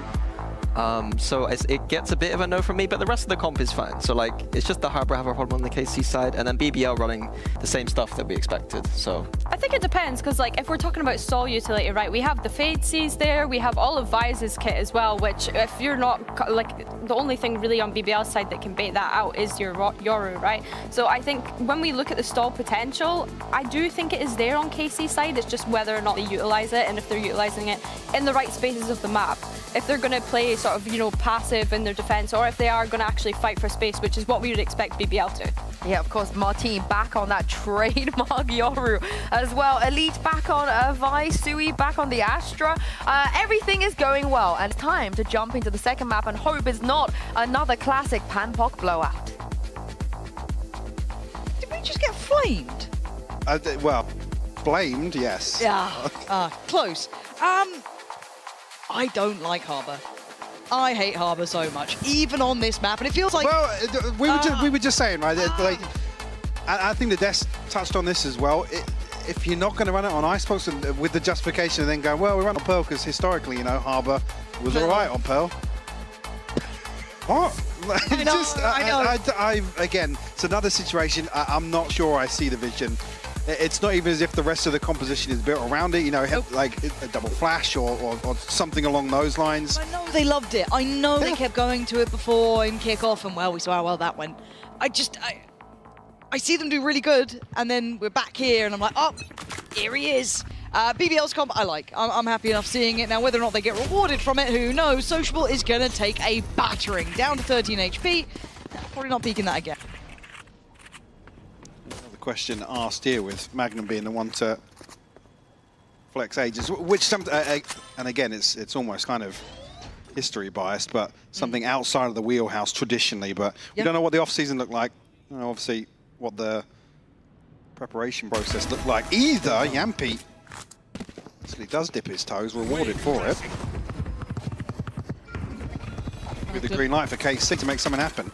And this, playing the Vice here, I do think will be an interesting challenge for Magnum, right? Like, he does have support and quick support from the likes of Sociable, and of course, Levin as well can get over there pretty quickly, so it's not like he's on a complete island necessarily. And BBL, yeah, they're in numbers, really well supported, does go down to Sadak, but it's on Sugetsu and Sadak to try and find freebies that you ain't getting. BBL robust, at least in their pistol to start with. Well, we've been here before today. Hopefully, BBL can carry this momentum through. Again, confident start. They're happy to take these engagements. They see they caught off guard initially here from Yampi, and it felt like obviously BBL then adjust perfectly. See a couple of situations here where AC just caught off guard by how decisive BBL are willing to be with that man advantage. We are strong. I'm just not gonna have. I'm jaded from map one. I'm jaded from map one, all right? Same. I've been hurt in the past. You know, not over it. Therapist told me to, you know, find ways to cope, but I can't. It's rough. It was 3 rounds and then nothing. Literally, it was brutal. So, again, as it stands, we kind of learn as we go. And it looks like KC just taking the tour, picking up some orbs if they can. That's it. Isn't that nice? Cool. BBL probably happy to sit back. Early damage conceded as well. Might keep both teams honest for the time being. Only real exploration towards mid, but ping's coming out towards B. If it's going to be a commitment or just to force Perfect off the angle. Just clearing through, that should at least allow for the Martin to slip a little bit further forward. Trying to pull a bit of a double fake here, taking the tour. Magnum is on duty. 30 seconds left. Oh, God. God, Magnum, please, why? I know it's just unlucky, but it feels horrific. Yampi is going to now have to... Well, does he commit to this? Easy to get overwhelmed. The Prowler, yeah, does get the job done. Oh, my God, that shock dart could have been the death of Sadak, but no, he's still alive here. Plants now win, and it's a 5v4. A little uncomfortable. They've got decent map control as well. The players playing it back from BBL are kind of all through pit. They're kind of all coming through secret. This is not comfy. What can Elite get done with this? Lovely received as well. Warband comes through. Avid will fall.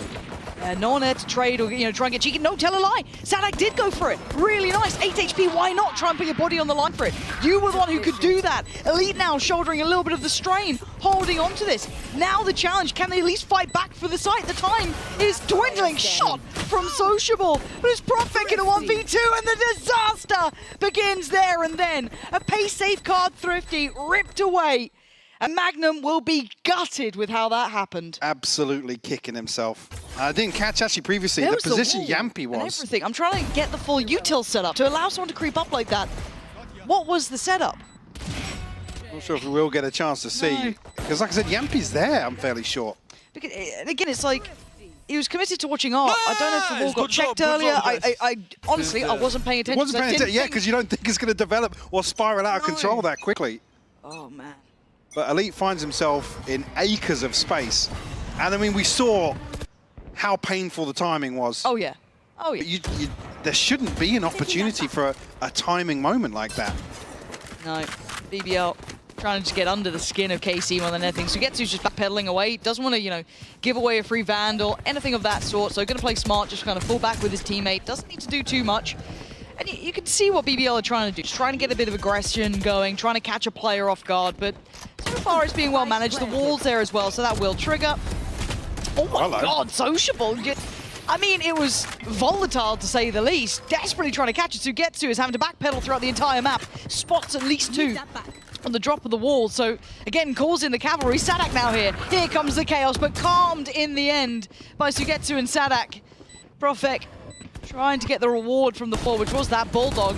Careful on these individual fights here. It's getting a bit close. Sugetsu down to 7 HP, has to respect this now, but forced closer and closer to Spike. Clean. The end of it there for Profek and Martin. Take down Yampi, so no other threat here. 3 rifles maintained, but again, a further boon to flip that round 2 now and come away, even with 3 standing for Carmine Core is huge. And definitely threat in this round, but I guess if you're looking to take positives for BBL, happy to take the fight here too, KC, make them sweat a little bit. Because again, we didn't see that on Icebox. It was just black and white. And these are the ones I'm going to be interested in, right? No operator early towards the B site. Depending on the Vice utility, walls committed towards B, you know, everything there. No sweat about that, but both players maybe conditioning and just trying to get the standard look of taking that A main space, taking control of it, but a very all-in B hit. Maybe indicated by Sadak's ult being in play, there's not too many surprises, but stuck to the back of the site could be tricky here. There's no real way out of this back site, and Martin gonna take the dip out of there, takes away Magnum, and now suddenly the floodgates are open, but have you forgotten about the player back site? There was an ult on this. They've got to keep this in mind. They can't forget about it, but they're certainly not looking at it. Oh! Aves was just waiting there. The timing so perfect, it felt like the moment just faded as Yampi and Sociable now having to face horrific odds. And there was so many just seconds difference in that one, it felt like. Sociable, that operator is a prized possession. If they don't get a pick soon, you're gonna probably see them start dipping away, but Yampi fancies a go at it. And Sugetsu greets him with a smile. KC given the keys to the castle, and I'm a bit worried about Magnum here. Yeah, and it's rough to see Sadak in a position to use the ultimate here in BBL's buy back in after that round 2 fumble. Because it makes it so difficult. I mean, KC find a site here with initially, what, 3 people that are going to be pinged out on this ultimate. Yes. So, yeah, it might feel rough. It's like, oh, you've found the stacked site, but actually, it's a safe clearance for them. Yeah, just a heartbreaking moment for Profek, I believe it was, all the way tucked into the back of sight there. Felt like a bit huge. Yeah. Oh! Well, speaking of huge. That's pretty nice. There I was, all eyes on Sociable with you, maybe the headhunter out or something. No. Sheriff with 11, that's all right. Aves walk past the fallen teammates thinking, Christ, what do we do now? Got to keep control of these weapons. We've got a player split to the other side of the map. And BBL, we know they like their aggression. Do they then try and maybe recover these? Do they go for something a little cheekier? Yampi certainly getting curious. Not checked. Oh man, Aves gonna claw one back here. Prowler not gonna find Sociable though. Slow down now at the 60-second mark. Exploration here from Sugetsu. See some utility to cross, and actually nothing elsewhere. No support coming anytime soon though. I mean, Levin can get a quick flank if he wants to, but his TP's not that close. No. Sociable can't get too close either, so really for Magnum, he's got to try and maybe either you commit to playing off the wall or you just sit and try and buy time, which it looks like the time option is what he went for. 20 seconds now, yeah, KC. You want to oh, they've got the divide. Cut sightlines and audio here, so forcing the hand of BBL potentially. Oh, but nice from Magnum to take away Aves, and look at the time. 8 seconds now. Options almost shutting. There's no way forward here, leaving it too late in the day. Well played in the end. Buying the time was the right call. Thrifty. And I'm a bit surprised at KC running out of time here. A best save card Thrifty, and that one just slipped through their fingers. Yeah, through the fingertips. Maybe just rattled from that early engagement, spent too long trying to police these weapons elsewhere, but again, you're almost anticipated BBL going to chuck a few bodies to try and retrieve those rifles potentially, so yeah, okay, you're going to be running into some utility if Magnum's on the other side, but brute force. Yeah. Got a huge numbers advantage with the divide as well. Yes, absolutely. Just nice though that no matter the roster for KC, the word melons will always come to mind. Now, looking at this one, I do want to see what the game plan is. Martin on the go here. Already pretty much controlling the site. Yampy's trying to stick on this one. That's a... I don't think that's advisable. Martin flies out of it. Surely locked and loaded, and Yampy's dead and gone. Site now secure. Plant in play. That was just tailor-made poison. Spike planted. Way more decisive here to kick off this round. Mission just about coming through, though. Slowed down initially, but... That's nice. You forced them a little deeper. Definitely not going to be an engagement on the back of that from KC, but Levin finds one. Yeah, hold on. This is still right on the edge here. Divide going to go down, but Arvez's still there. Sociable's gone through its elite now to try and take the advantage. Arvez just to round it out again. It gets close, but KC, it feels like they are hitting shots today too. Another situation where Elite is looking really crispy. A round that unfortunately going to humble the finances of BBL. Looks maybe a little awkward with the first shorty shot, but Yampy still falls. Again, maybe a little bit of hesitation of whether or not somebody was close enough to... Yampy doesn't know how to move his mouse, bro. Well, I guess that was the problem. I didn't see that. I didn't see that. Can't move mouse. Classic issue. Not a tech I was going to say maybe a little side react. Can't move mouse. That was from the horse's mouth. We didn't say that. No, we would never. We us? I read a thread today. There's already one up, mate. It's only got the bald buff. I was going to say about my lack of hair. Yeah, well, the most exciting thing that's happened today. No, they were also like, oh, nice thing. Miss him. I saw somebody saying I must have had a Britney to come back with no hair. Nicest thing. One of the nicest things anyone said about me. Well, you didn't say it. Yeah, like I'm actually gutted. Oh, what a brilliant meltdown that would be. Give you the umbrella and you could just go mad. Oh, I'd love that. Well, content. Any features teams want to get in touch? We'll. The rate might be a bit high, but I feel like you're up for it, Mike. Be persuaded. 2 to 4 though. BBL, I'm a bit worried because again, yes, 2 to 4 is not a problematic scoreline. Neither was those, 3 to 3 that it kind of had, or 4 to 3 at the start. But I need BBL to show me that they're in control of this. Yeah. Again, we're asking the same sort of question we were from map 1. It feels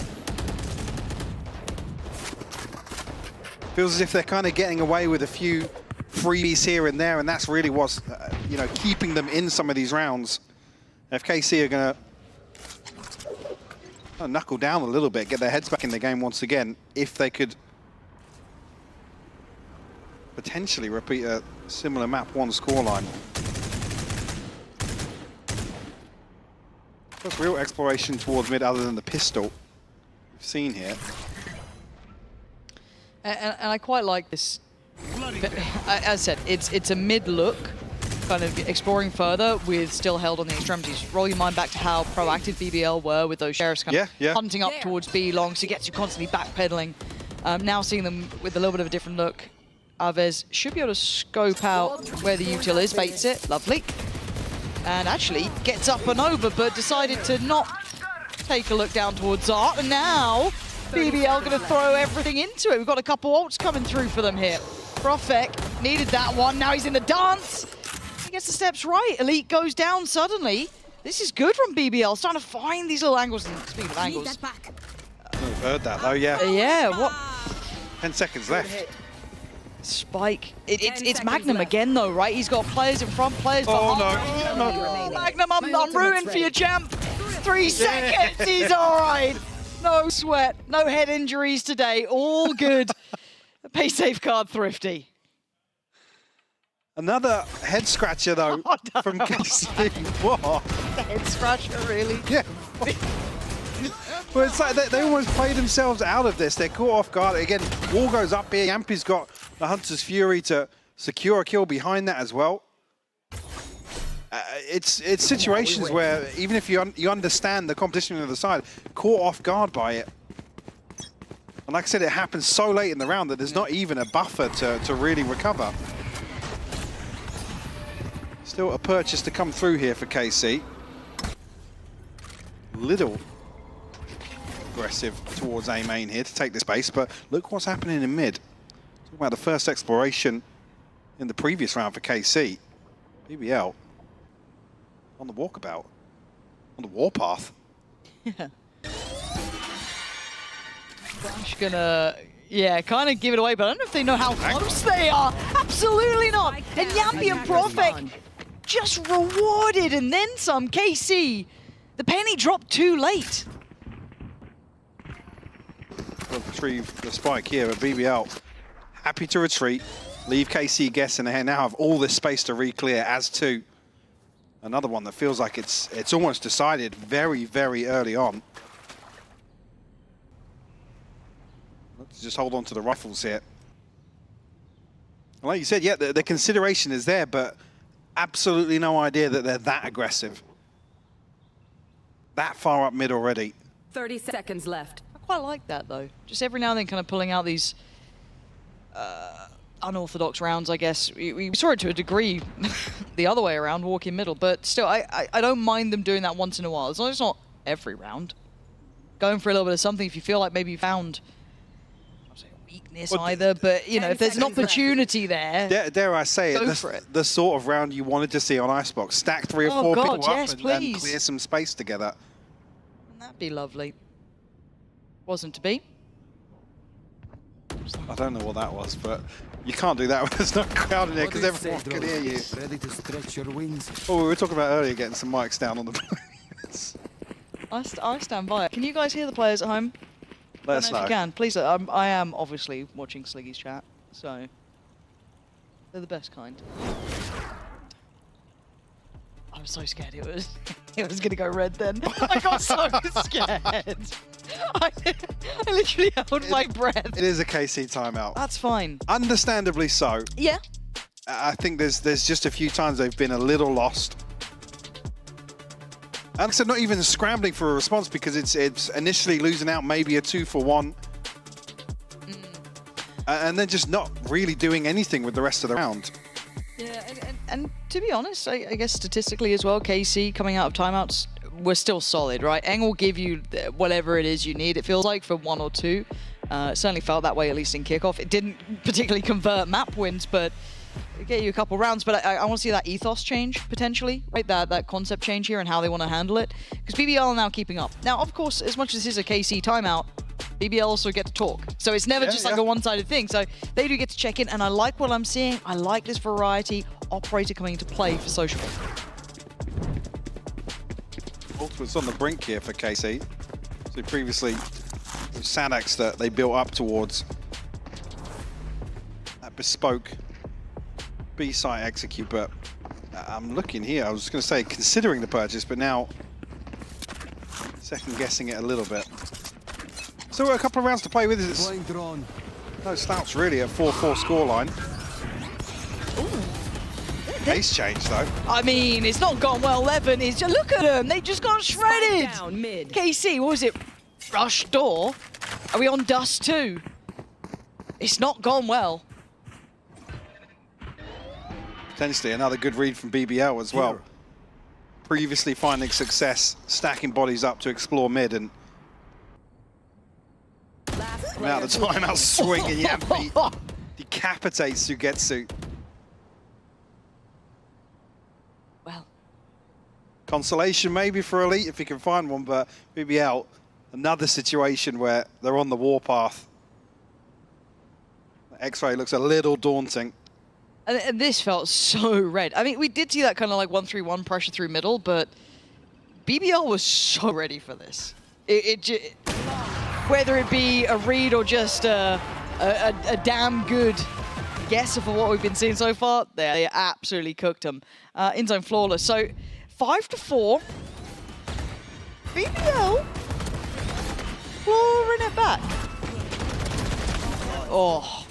Again, you could argue maybe with this pace change that if they do get through double doors on that first engagement, there's something for KC to capitalize on, but time to jump. And the concern being actually rip the band-aid off. You come into this round now with Sadak's ultimate. You don't want to see KC continue to really play into this mid control, but at least this time around BBL maybe looking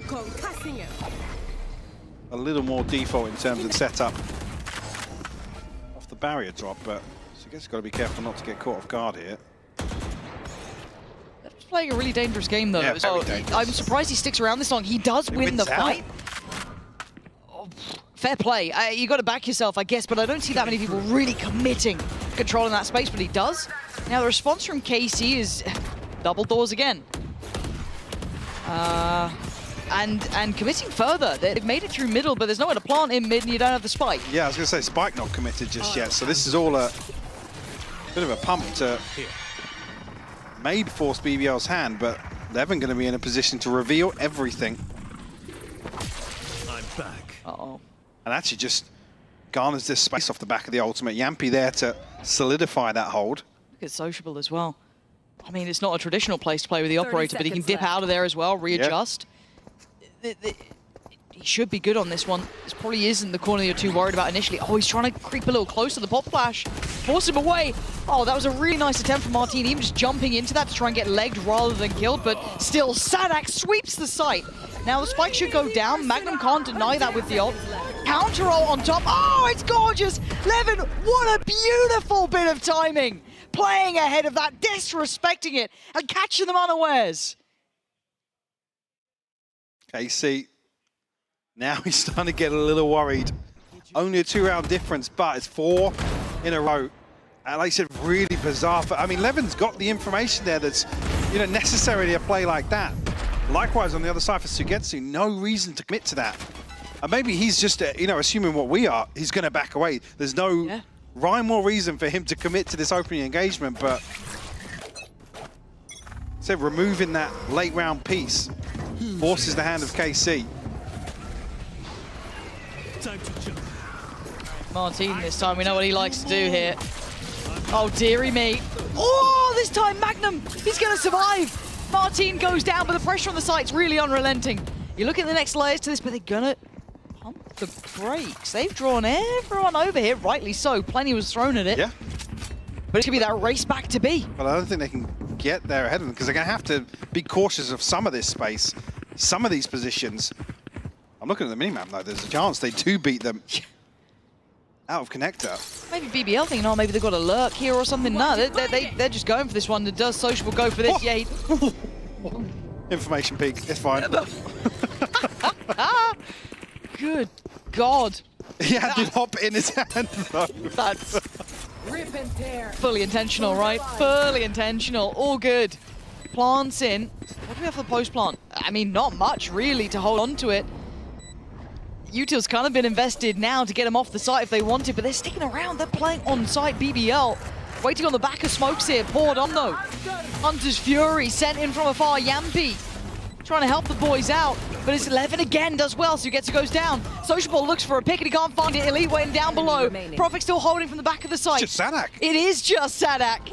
He's got one right, one center. Oh, he's got both! And the one on the left! Just too far! Prophet sitting the defuse. It came down to the wire. So close to finding that reset of the aim. And a third on the round to clutch it out, but it's just not there. 7 on the board for BBL now. A really intense back and forth here. You are divided. One enemy remaining. Oh. Yeah, just a moment. Oh.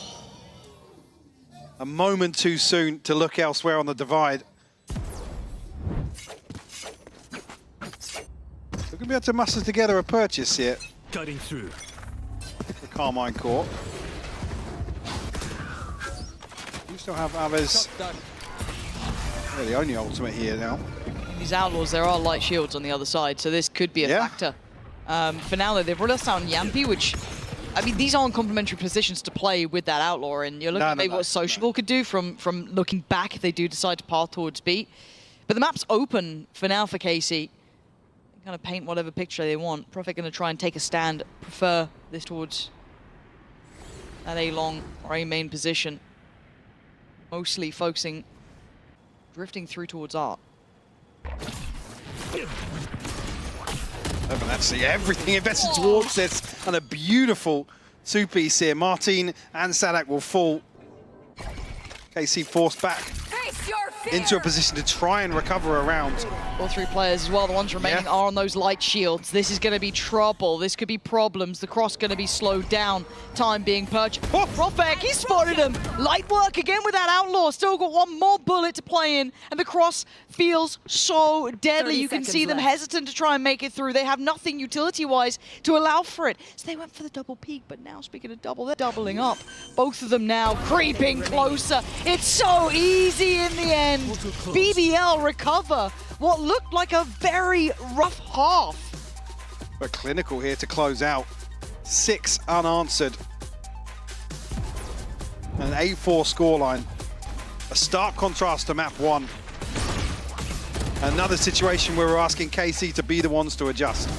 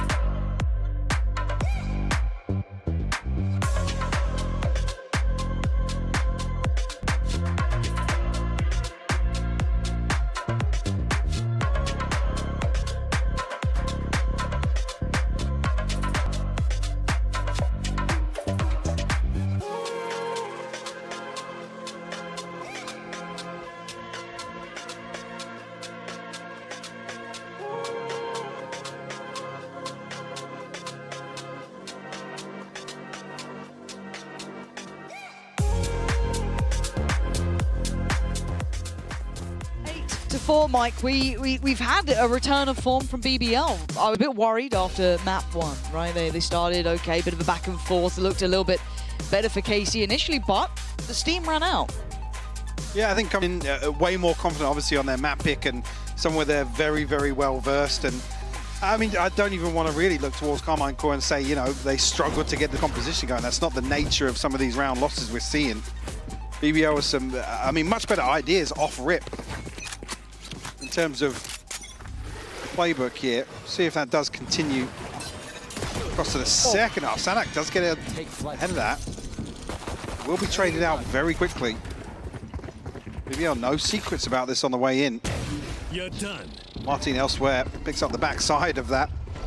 Prophet will fall. That's a huge kill though, because look at the choke point it makes. They just get to be funneled through towards that B site. Crossfires galore. I guess the only real caveat would be that Alice is a lower on HP, so that 6 HP is going to be cautious of. Now they know their intention. Can they create a crossfire that's valuable in time? And how far does BBL want to take this? Maybe pausing for Sociable to try and find some space, but Elite already going to take away Magnum. Yampi now feeling outnumbered. He's got players right and left. He expected the counter swing, but he simply couldn't get it done in time, and Sociable's position just isn't really enough. Well, I say that.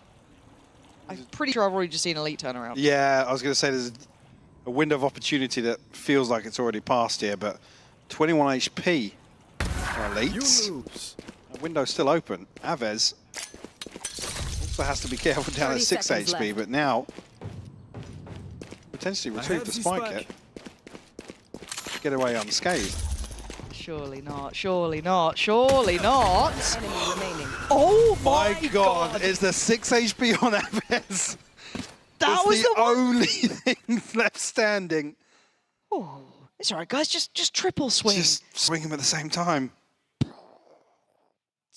No harm, no foul. All good. Yeah, no sweat. No sweat. All good. We were in control the whole time. Okay, well, it gets KC the start that they'd want here, really, right? This puts them back. God, Aves hit that. Yeah, same. God. Same. It does put them back in the right. Oh, I like the Outlaw purchase. How many light shields? Well, doesn't matter, because Martine's was better. Does get recovered and put back into the hands of Sociable, but there was a heavy on towards Sadak 2 and Elite. It wasn't the perfect opportunity, but trying to make something out of nothing. Elite, passive angle, doesn't allow Profek to slip through here. There. Support coming, and Elite not being subtle. He's taking a strained fight here. Gets away with one for himself, but it's support from Sugetsu that does what they need. And KC collapsing the attempts from BBL. There's a chance there that pinch is set up a little too late, but Carmine Core stand their ground. Coming to this decently equipped. The purchase looks like for Sadak, we're going to bring a judge into this. One enemy remaining. Spike down mid. See, on the other side of things, BBL going to be struggling. A few gaps in the purchase as well. Purchase ultimate, BBL being sociable. Would not even see that come out here. Weapon swap, maybe, but Martin will fall. Almost felt like pre-fire. Yeah. That was so quick. You want to play? Let's play. Okay. They're not going to continue down this. They've already pivoted away. They're looking for the next path forward, which may be towards A, maybe try and catch any of these players, retaking space towards middle, leaving just Sociable here. Popping the ult, 10 HP too. He's able to actually cycle that weapon through. He did have a rifle previously, so... Here in these steps, I'm pretty sure there were steps. I think they have, yeah. And there's a Is ping. no rotation. Yeah, there's a ping come through, and now Sadak coming back to tuck in, but only on the Bucky, so... You're not a Bucky believer. Not when there's this many people on the other side of it. Wait, you wait. You wait. Oh my god, he's got one. I was lying. I was making something up for no reason, but now at 35 seconds I get a little nervous. He's repositioned. He's drawn a new line to play around. That was a rotten swing. 30 seconds left. And now Elite slowly creeping closer. They are locked in here. Not sure who's with who, because they're still on the back of the side. That Guardian, he was crisp before, but BBL is sharper, and that flank basically becomes nothing from Elite. They pushed forward, they made it through the problems. Sociable waiting. Elite, well, looks dead in the water, he is. KC with all that information, make very little of it. It's tough there. I think actually Sadak plays this a little safer. He's going to be rewarded for his patience. He would have. Again, bold with the first one. The reveal outside the smoke really was to get that in motion. Maybe feeling the heat a little bit. So Purchase coming out of that look way more comfortable. Only 3 rounds separating them now. Here. One away from Sadak, so. Martine's still a little ways off. Okay, on the other side, not much to write home about, much less progress. So, now, BBL. Sociable's here so quickly. I don't think anybody's going to be swinging onto that anytime soon, but... I don't think so either, but it is curious, right? Yeah. It's on the other side that Martine this time is trying to take his stand. Oh, he's been seen. Oh, where'd that go? Surely. What? I don't know if they doubted it or something. If we can see another angle on that, because... Why would you shock dart that otherwise? And then go, it'll be fine. Oh. Well, weird start. So Sociable is rewarding elsewhere. They seem to be winning out on too many fronts, but now they need to try and pull their focus towards this A side that Sugetsu was trying to hold. Gets one down in the form of Sociable, but Magnum on a good timing for the trade. This 2v2 is difficult. Profek with Guardian now upgraded to Vandal. He's slipping away. Utility-wise, Martin and Aves still with a little bit to play with. But look at the stall here, Mike. That's going to slow. Take hold. Carmine Core down. Oh, so, yes, Seas takes hold, but Magnum not punished. Still there. Magnum now tries to make his move get away, given a concussion as Aves puts it down. KC with the clear. They knew they had to get involved. You couldn't sit in that post plant. You couldn't let them sit there and be comfortable. Diffuse in place, and KC closing the scoreline up. Going to be able to purchase back into this for BBL, but yeah, curious start to this. Again, Levin then throwing his life on the line to, I guess, try and apply a little more pressure after conceding. Yeah, great closeout from Carmine Court. Another situation where, you know, usually you're expecting Sugetsu to be good for 2 or 3. Kind of do, right? He's able to cleanly get away from that first engagement, but... And I mean, a couple of times on the player cams, you're seeing that frustration as well, because I think he knows as well. These are situations usually I'm finding more than this. Not necessarily an issue for Carmine Court. Maybe something to keep an eye on. Magnum the only one really struggling financially coming into this. An operator in play for Sociable.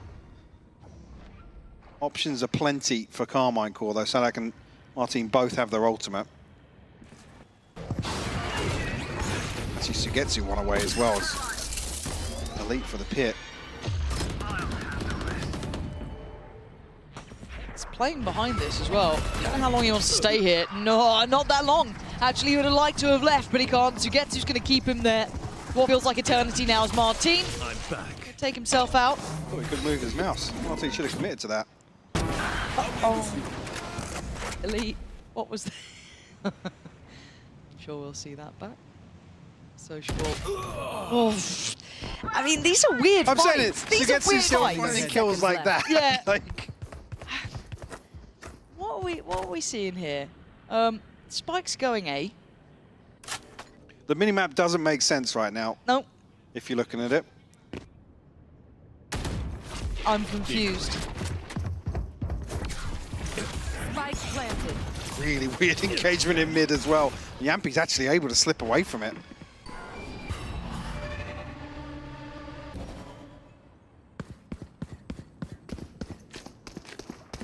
Okay, so having a Vice ult and the util in the post plant. Magnum gonna play ahead of it though. Now gonna pop his ult. Can bank on his util here, which is what he did. Sadak just trenching forward like he'll be fine, and Magnum can actually isolate players here. Should be able to divide and conquer. He just eventually does go down here. Others soon to fall after. BBL, I mean, this round was weird, Mike. It was. It seemed like neither team wanted to commit to a decision there.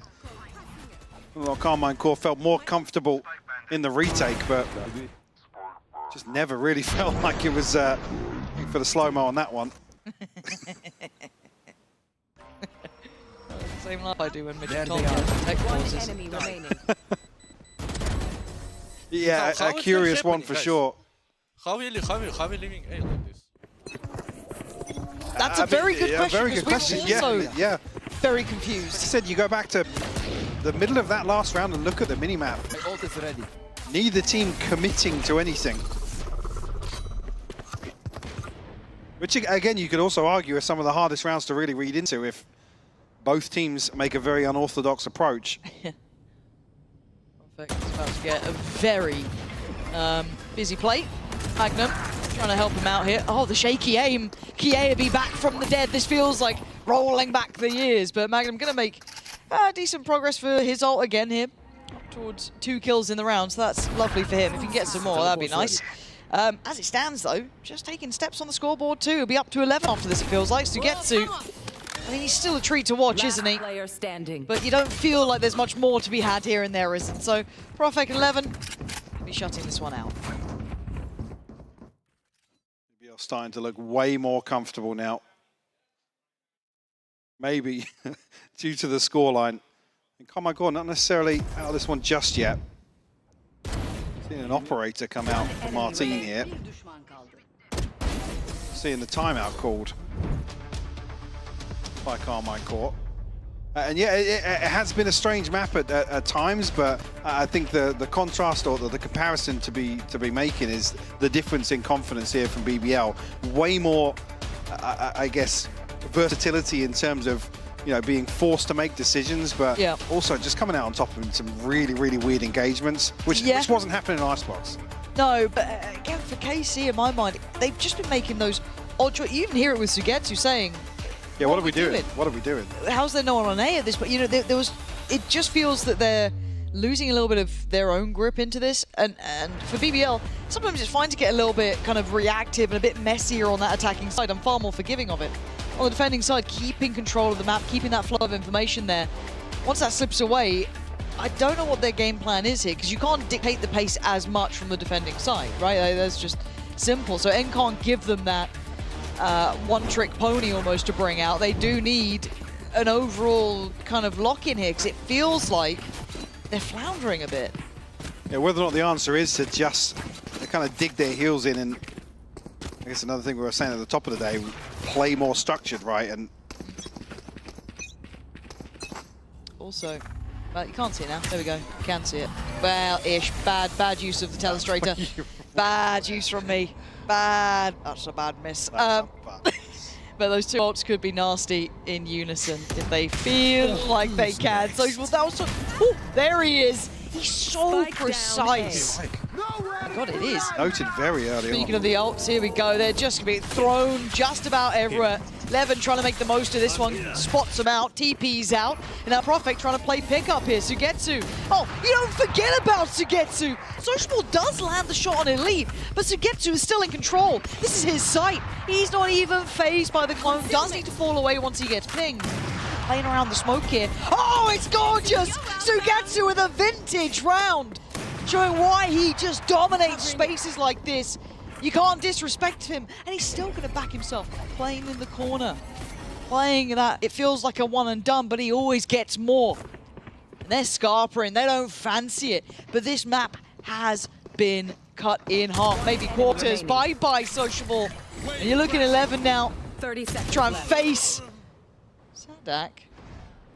And that looked very easy. Yeah, it did. Another situation similar to the divide earlier on, just a moment too soon. Sugetsu played that to perfection. That was godly. Again, baits out. He gets revealed. It looks like he's jumping back towards sight inside that smoke, but actually resets outside it.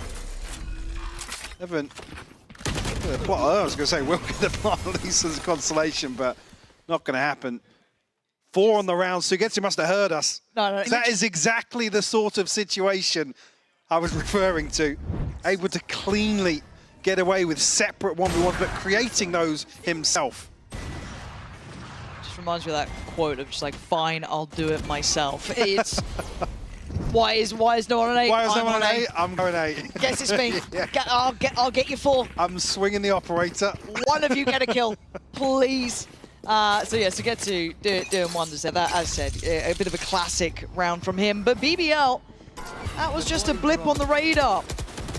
Still plenty more to be seen from them. There's Martin. Hold this down.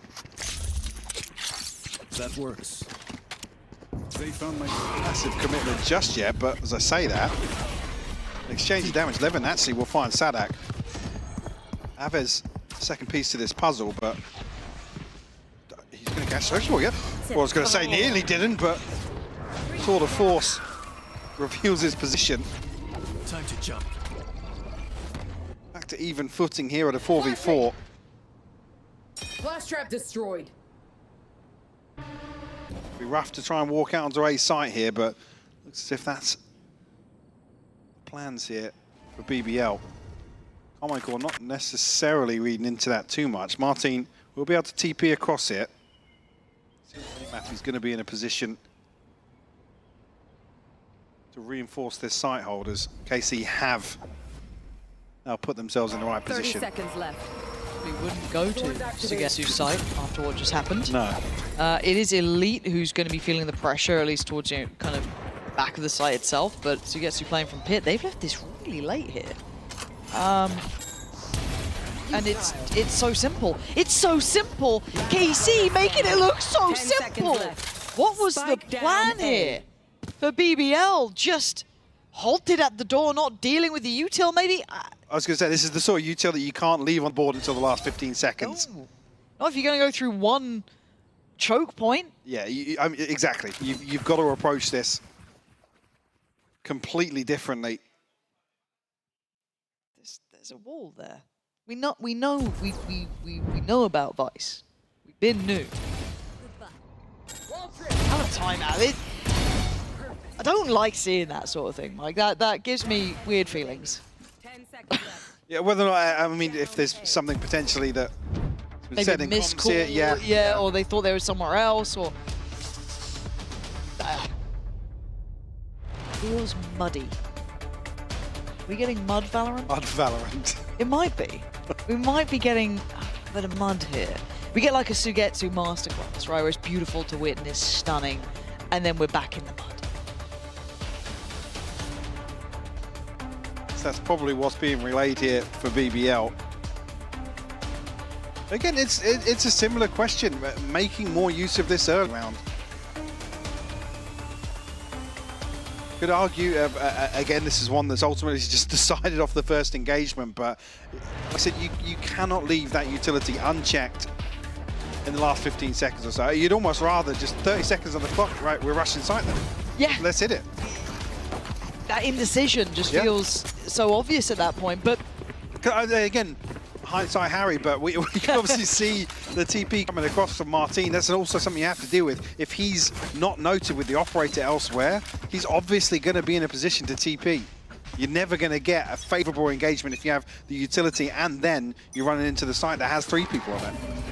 Now, I wouldn't say anyone's played clean Valorant here, so if I'm seeing a Sheriff or a weird buy, why not? And BBL are going at a bit of a pace now. They find the wall early. They get that gone, do the job. Lee is going to be noted now. Let's do their homework nice and quick here.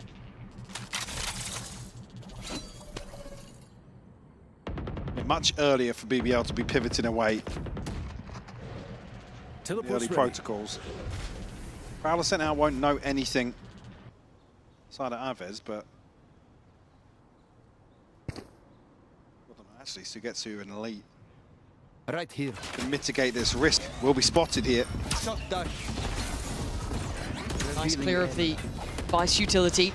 Steps towards the site. Speaking of Vice, Elite does get Yampi down. Now we're going to have the ult on top of this one. Levin turns on the dime and actually does get down the player, but we're getting muddy again. We're getting messy again. We're down to Sheriffs, and they're winning out. It's a 3v2. I'm waiting for the plant, 25 seconds. That's going to be in play soon. Wall going to be dealt with early, but that's still just only to allow for this retake to get started. Martin and Sadak going to have to run this back. Water rising. Waiting out the divide right now. Watching the former utility to fall back on here. Going through the knife through. Bit of a throwback, but still Martin. Drop Magnum here. Prophet will respond. Sadak found one. Yeah, it's down to 1v1. Sociable sitting pretty, sitting patient. Behind the water though. Sadak now drawn away. He knows what he's got to do here. Time's not on his side. He's tried to go for it, but Sociable delivers a pace safeguard thrifty. Of course he does. Of course. That's how BBL get to 12. Muddy. Muddy! that's the conclusion here. Again, Sugetsu and Elite in a position to stop this from happening. A disgusting shot from Martin, by the way. And also from Prophet. Nice! Nice! Nice! Nice! Nice! A big boom to the energy for BBL to find themselves map point.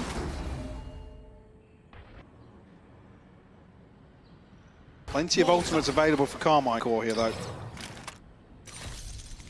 Pop flash. Oh! Get out of here! I thought he ate that completely and utterly, but Sadak decimating 3 on the push through. We're talking about the energy maybe increasing a little bit for BBL. That's gonna swing the pendulum back. Team rewarded elsewhere as well. Magnum will fall. Just Yampy left now. Carmine Court knocking on the door of double digits themselves. They'll still have the spike.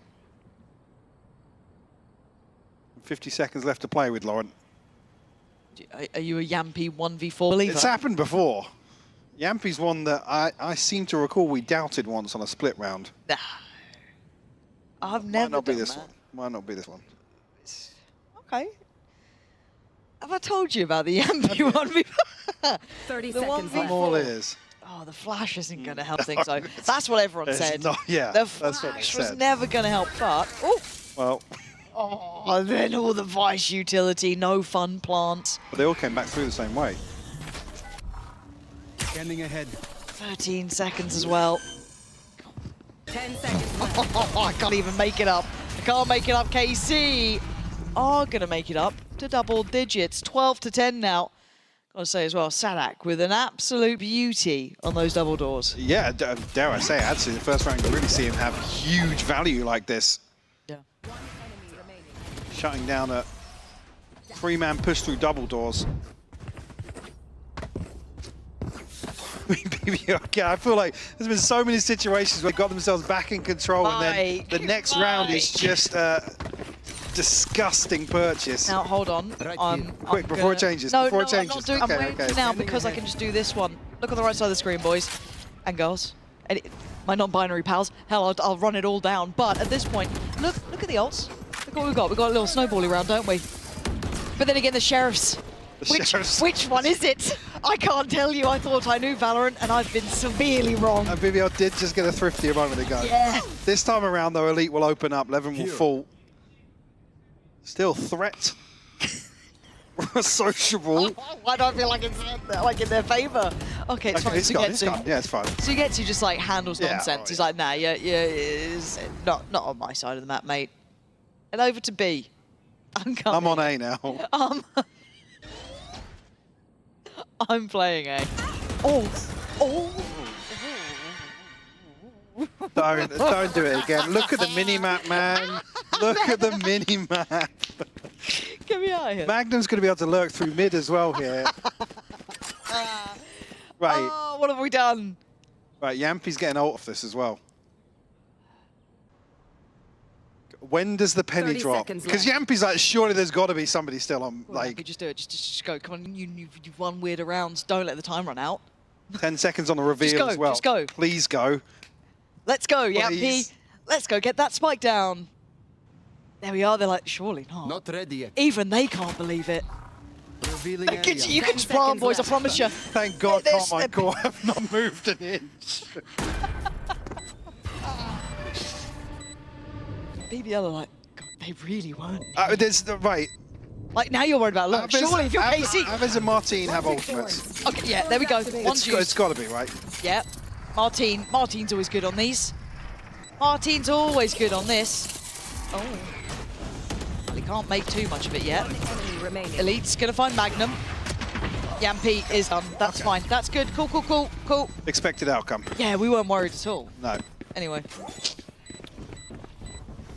I mean, they sacrifice Martins, but they actually come back in with the same number of ultimates here. Yeah. For round 24. Almost another very muddy round. Slipping into the mud. Foot caught in mud. Quagmire.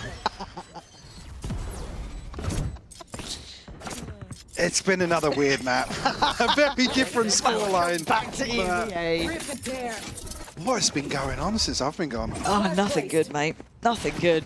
Okay, so Levin and Yampy, lovely combined ults here. On the other side, basically everything. It's not Martins. I mean, a chance to potentially get Profek or Magnum. Who's next? Their ultimate as well here. Here. Evan looking to here we go. Maybe set up the Hunter's Fury. Trying to do the little body block on it. Atlas has gone down. This is nice. That's beautiful. BBL just need to push it across the finish line. But the three against them, Sugetsu, Mr. No Nonsense, Martine still standing, and Elite with ult. There are chances here. They are stacked up yet. 11 will find Elite. Guess not. Room to smoke. And now a 2v5 presented here for Sugetsu and Martine. Operator's going to be difficult to work back in on the retake. Yeah, switch out for that. Do have the divide to get to. You got to use it. You got to just go for this now. They're leaving it quite late in the day. They're trying to use everything they can, just maybe try and get towards the back of the side. But I think we know how this goes. BBL just about getting there in the end. An in-zone flawless. As Yampi trying to get the crowd riled up. No response. Yeah. Drawing a blank there from the crowd, but all tied up now as we go to the third map.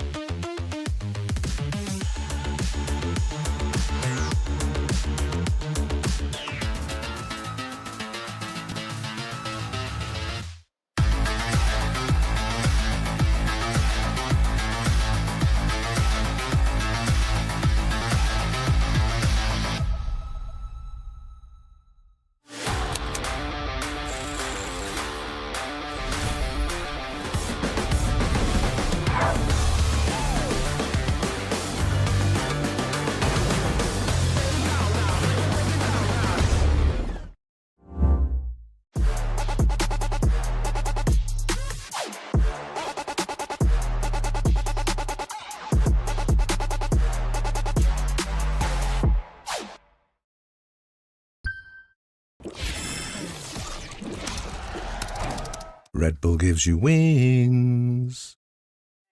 Elevate, level up, way to the top, headed to the peak. All them boys wanna talk, hit them out of love, but don't got receipts. I do it with ease, to you it's a burden, to me it's a breeze. You feel that? That witness degree, that kickback. You coming at me, boy, sit back. Came out the womb like this, hit the pedal and vroom right quick. Gotta get it, we going up, way up, might land on the moon.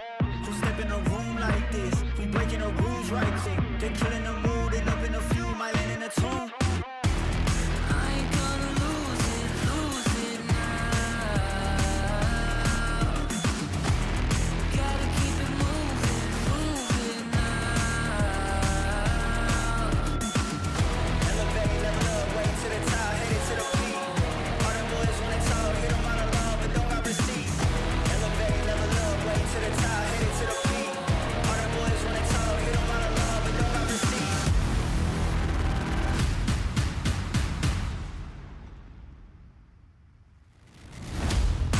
With a vengeance, killing the odds, I'm leaving no remnants. They all in attendance. Gotta go big, I aim for the fences. It's mine, I sense it. Back in the scene, I'm back to the business. Back on the front line, gotta grind. It's time, let you be the witness. At the time, turn a repeat to a 3P, yeah. At the franchise on me, you more like G League, yeah. 21st century, you all the way BC, yeah. Old boy been washed up, I'm nashed up in TTA. Came out the womb like this, hit the pedal and vroom right quick. Gotta get it, we going up, way up, might land on the moon. You step in a room like this, we breaking the rules right quick. They killing the mood, and up in a few, might land in a tune.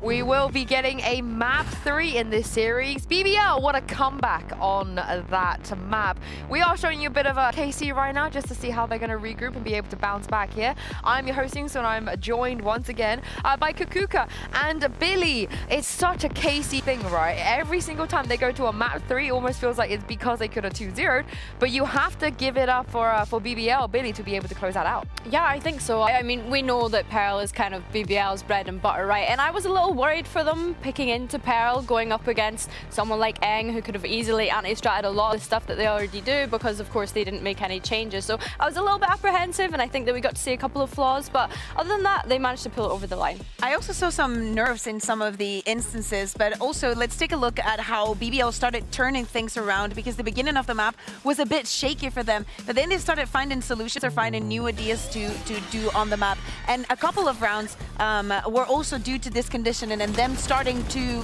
push onto mid to catch KC, that they were trying to play this set rounds that we've mentioned in the past down to a T, and them not enabling them to do so. Yeah, I think as soon as they started doing this push out mid and out A main as well, they were doing a couple times, they were able to kind of catch KC off guard, right? They weren't expecting it all of the time, and I think that happened after a timeout as well. So obviously the coaching staff really doing their homework on KC and how they like to play, and kind of just saying, look guys, we need to start being more proactive rather than just letting them come towards us. Yeah, exactly. And especially think about how the score turned out to be, a 13-11, so it's almost going into overtime. But when you have like a shaky start, it's so important to get this rounds, or even if it's just like, even for this couple of rounds, do this and then put them in an uncomfortable position, and then we'll see from there. I'm surprised that they were caught off guard, because it's just BBL doing BBL things. And I guess they didn't anticipate it in those rounds specifically. But Perfect, I know, not the greatest performance on Clove, but going back on the Astra, this is his bread and butter, and I fully expected him to do very well there, and he did, which I think was one of the reasons that they managed to even push it to a map 3. Oh yeah, exactly. Like, look at the numbers compared to what he was performing like on the first map to the second one. There's almost no color, and I think it also has to do with the comfort. To some extent, I want to know how prepared that Icebox composition was. Yeah. Because we know that we were so excited this year to welcome Perfect into our league, because we knew that it was going to be one of the names that we would speak about. So I want to see more of what we saw on this map, even though I think this was pretty shaky from both teams. I understand that they're like nervous because of how important, like, yes, they've had a couple of months to catch up onto things, but now everything is like the moment of the exam, right? Like, you have to pass it. Everybody's looking at you. What did you bring? What did you cook? What did you...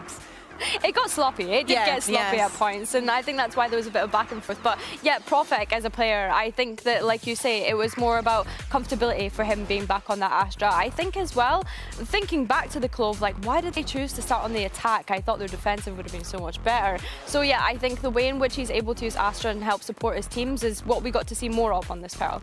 Everything went back to normal, right? Like, you know, we have Martin going back to the Yoru, what we expected him to do. Levin going back to the Yoru as well. Very interesting head-to-head there for both players. But how do we feel about how it's going to look, Billy, as we head to Fracture?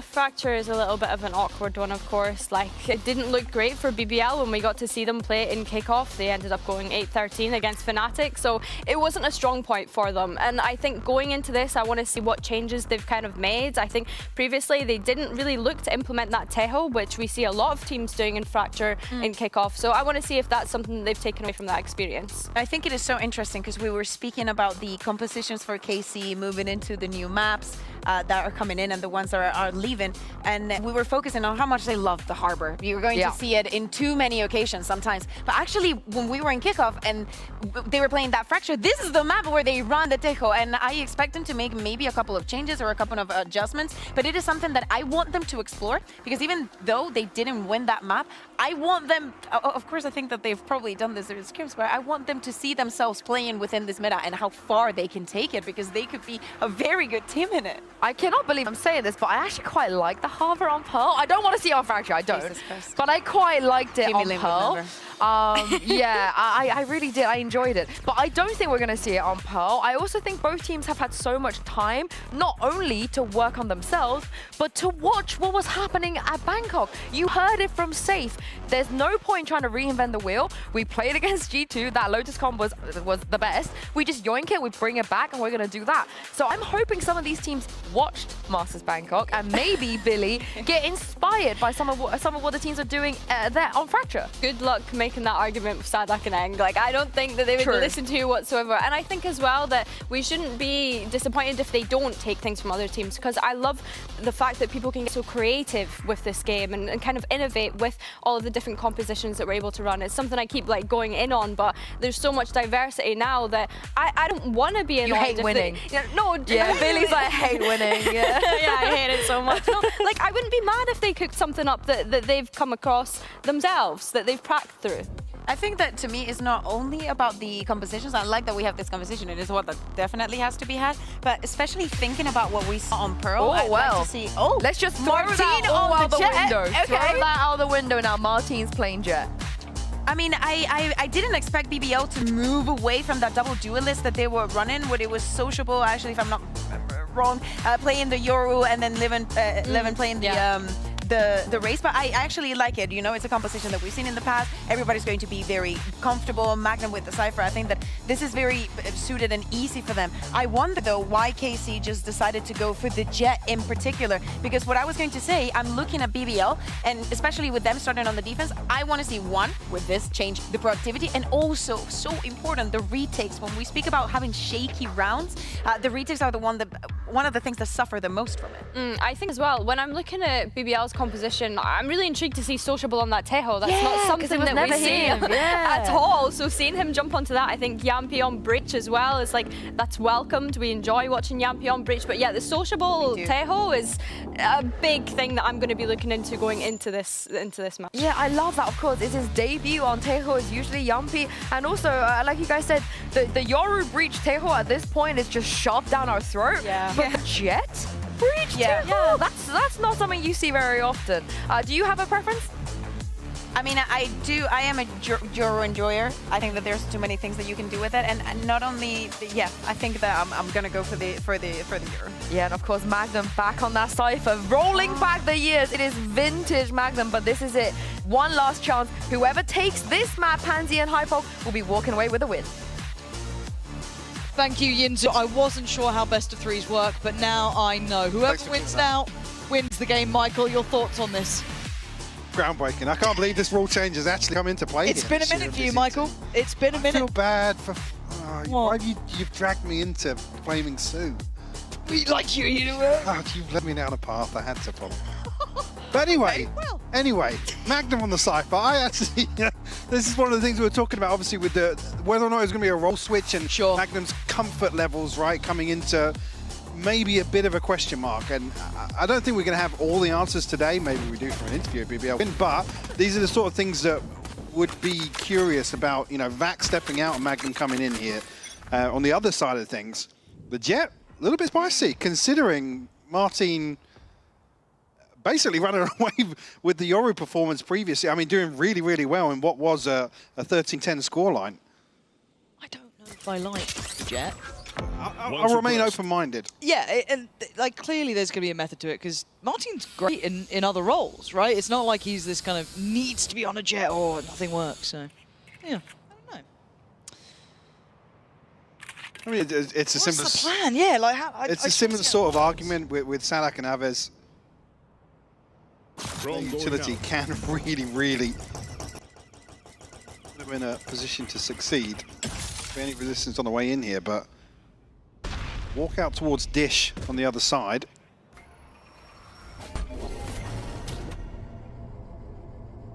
Not sure actually if anybody's going to get a favourable engagement on the way in here. Sidelines will be cut. Team will get ahead. Actually, Sociable will find Sadak. I'm going to have to kind of watch this back. The double smoke. The angle. Martin seemed a little adrift there, didn't seem aware of the possibility. And Profek just hungry for it in the end. It just going to finish the dinner of the other, but Aves in a battle with Magnum on the back lines. Magnum trying to buy time, just gets battered. Yeah, he had to pick up the pace. So Getsu now isolated, but it's back against the wall. He could potentially deliver. BBL, though, going to find both kills necessary. Just making sure he was dead. Just a round on the board here for BBL. Just got off guard here. Oh, fair enough. Yeah. Maybe just a little bit of confusion, but decisive here to clear Martin and the BBL. Continuing that early round confidence that we've seen in the other maps. Michael not going to throw anything in here, so just classics. Rounding out the purchase on the other side. Actually, Yampy, I think, reconsidering maybe. Profek as well. Up I go. Yeah, we'll settle. to the two Bulldogs. I expect that. Sorry, what? Bit my tongue. Oh gosh. Going out on solo adventures against even... surely we've learned from map 2, and maybe map 1, I don't even remember it honestly at this point. Even on pistols, every team can seemingly win. No one can play clean.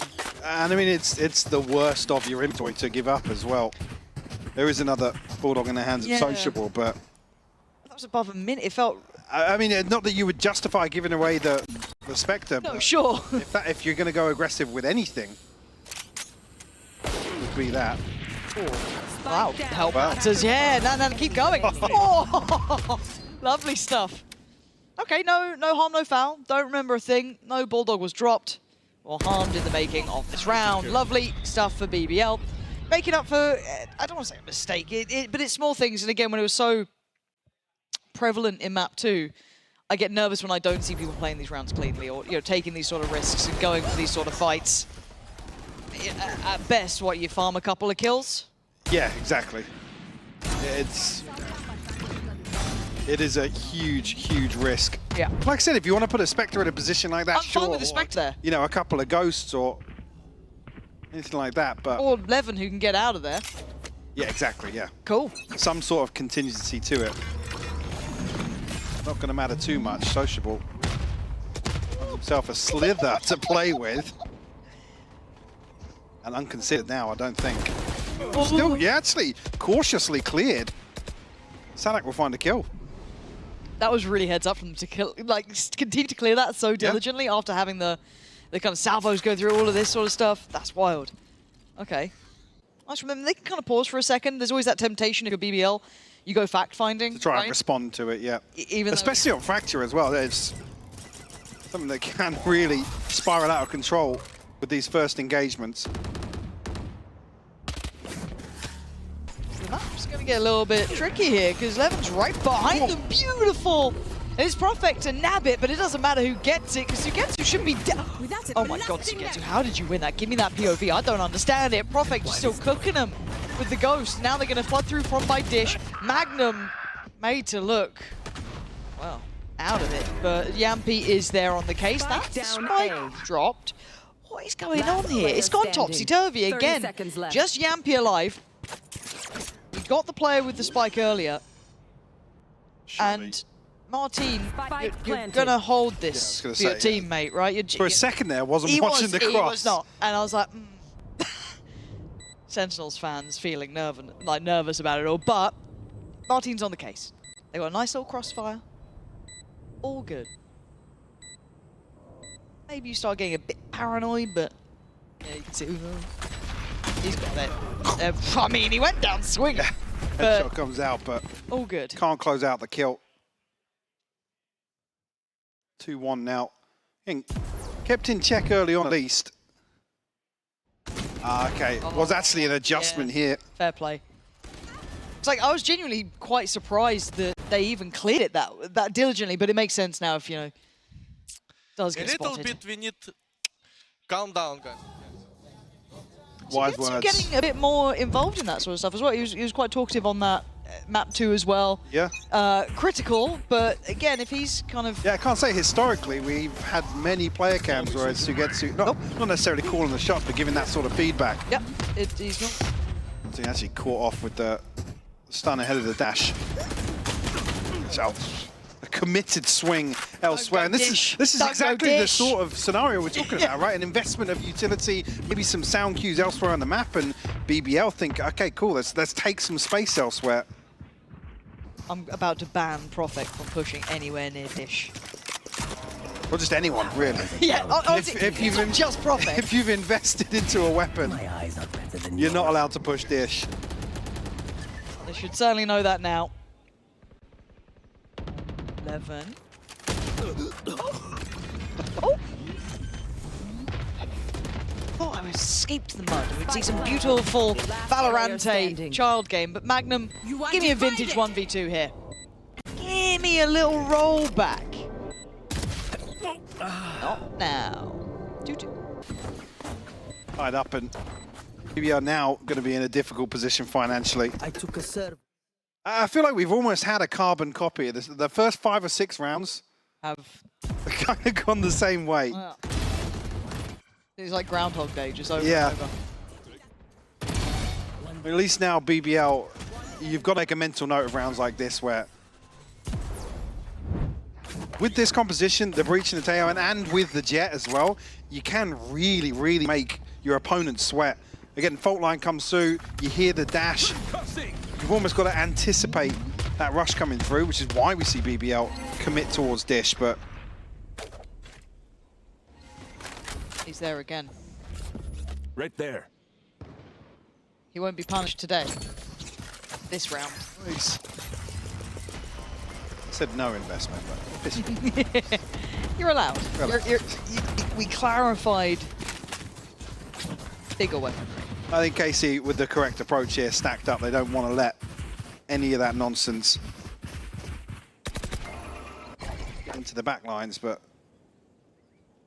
pause for thought here, and already Levin tucking himself in on a side. Does have Yampi here in support as well.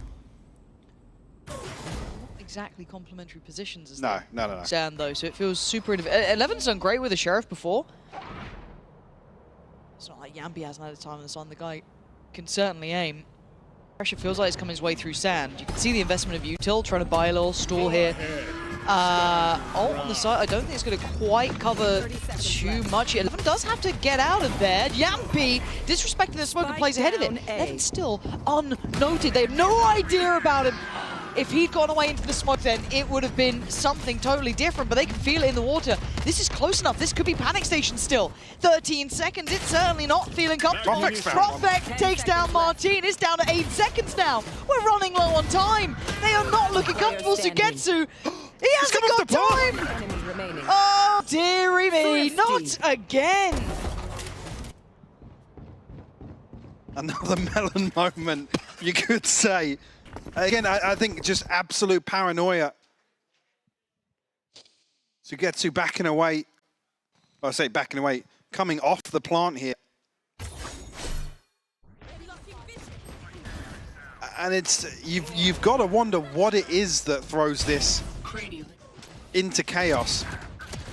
Like you said, the clock, sure, but some of the positions that players end up in was the smoke drops. Being caught out under drop. Yeah, it's strange. Like I said, you could almost justify Yampi's kill and to an extent Levin as well. Yeah. But they are traded quickly. Yes. So what else is going on? Yeah, what else has gone wrong there? That's not a good look to be seeing so consistently. Is that the Spanish lot? That's just Uli. It is just Uli. Uli's in the building. We need to get a... We can lean out of the window, see if we can spot him. Soundproofing on Uli's booth. Who needs a crowd when you got Uli, right? Actually, yeah, no, just open it up. Yeah. You know what this reminds me of? This reminds me back to the meta. It does. It does. When there was just one paper-thin wall separating us from Uli. If you do hear yelling in the background, it's Uli. Stick a crowd mic up there. Can't we? It'd be fantastic. If you can't hear him, we sound like we've lost it. But we go back through. KC pumping the brakes. I mean, that loss is not a pretty one. It's certainly not going to make you feel good about how you're approaching the map. But we go back into this stunned. Marty, the rhythm just doesn't feel there for KC. An opportunity here to punish Levin. Solo anchor here. He's having such a tough time, but... Spike noted as well. Actually, he comes down, finds the second. Sugetsu will fall, and furthermore, Yampi finds Sadak elite. A 1v5 presented with a Sheriff. Likely, BBL will find their fourth here. Bladestorm not even really having a say in this round. When we put the question mark to the Jet, I was kind of hoping to see more by now. It just doesn't feel like it's playing anything. Yeah. It feels out of rhythm a little bit. I want to see if, once they get onto a decent buy, we do have an in-zone flawless there for BBL. Once they get into a decent buy, clear their heads hopefully against, you know, that horror show of a loss up against Sheriffs and Classics. I want to see what it looks like. You know, what's it meant to do in the system here? What's it meant to get past, breakthrough? How is it meant to help? Yeah, you ask what then the benefit is of pulling away from the Yoru to play the Jet. Yes. And I mean, that's, especially on a map like this. That's what I think we haven't seen in the first 6 rounds. Ultimates, the divide, one away. Sadak 2 off the Rolling Thunder. Does have that to throw in the mix, but Rolling Thunder sent out by BBL here. Very proactive to clear the space. Can KC backfill this? But no, they can't sociable. He's found 2. Aves will finally trade it out. I know exactly where you are. KC left, licking their wounds. And again, you're looking at that Elite just getting punished on his 11 now. Lingering right. Oh, he didn't expect the walk through the smoke, but Magnum and Yampy quickly there to make up for any of those potential threats. But that started with a bang. Sociable getting 2 more. I don't know how he did that. Bailing him out, if I thought he was absolutely caught there. I mean, that is ultimately the best situation KC can find at the start of a round on Fracture. Getting this deep. I mean, Sadak caught with a flash in hand as well. Nice.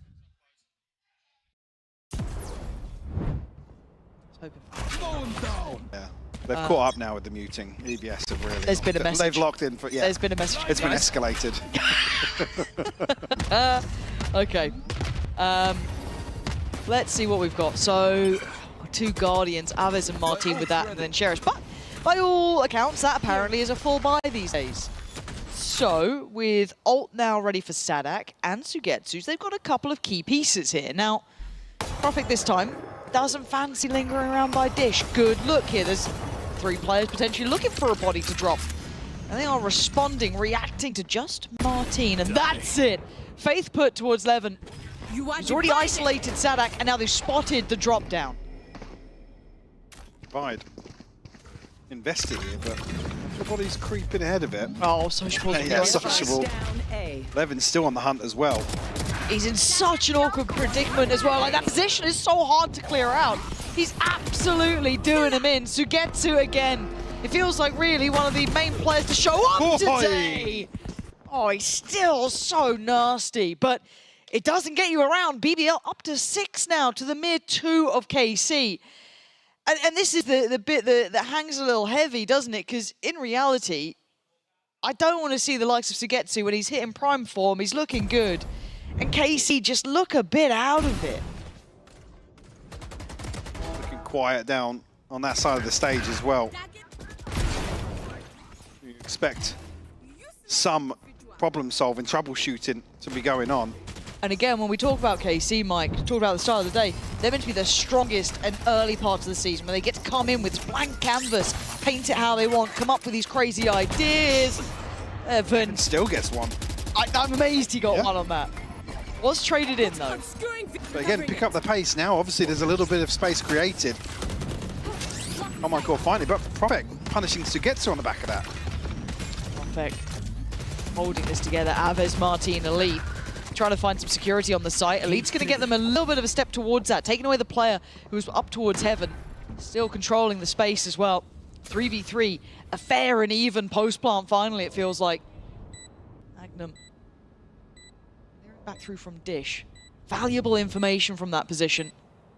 And Aves, how he's going to get cleared out here. Looking at the util. Not much to give it away, but Yampy just shoulder checks Elite. And now we're down to hoping the crossfire pace. Aves! He makes a fumble. It's on Martin. Great shot on Sociable. But the plant ain't for you. And Yampy's going to get that to half every day of the week.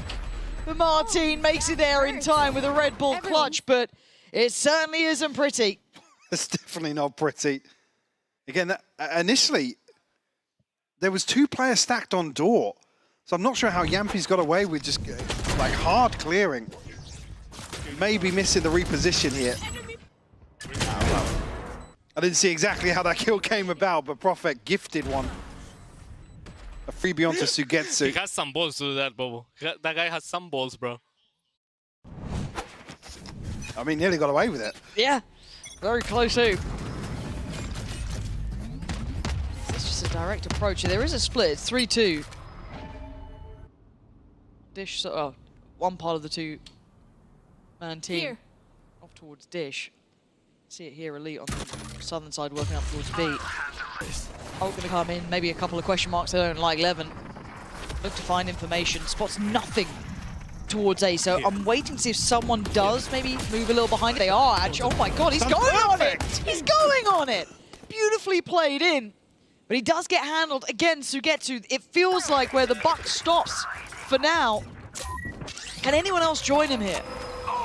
Real Theft will go through Rolling Thunder also. Martin looking to follow up on that pretty quickly. BBL giving anything away just yet. Maybe looking to deny the plant a little further until these smokes drop. Spike planted. KC looking at this reposition. Trying to take the fight towards C. Martin's the one to get Magnum. People trying to work forward. They've got a decent inside this. They've got to fight their way forward here. Aves doing well on Yampi. So Profek and Sociable trying to take that space back, but they just can't land the shots cleanly enough here. Nothing more to be done. Carmine Core finally looking a little bit more on the same page. And looking composed as well in a situation previously we've seen spiral out of control for them. Early decisiveness and really Levin, like I said, commits to this. Martin looking very sharp there on the replay. Yeah, unfortunate not to get the second kill for Levin. Again, maybe biting off more than he can chew. Again, if he gets that one resets, he's in a deadly position to make the post plant more uncomfortable. In case he ended up playing towards CT anyway, but that lurking pressure could have been a difference maker.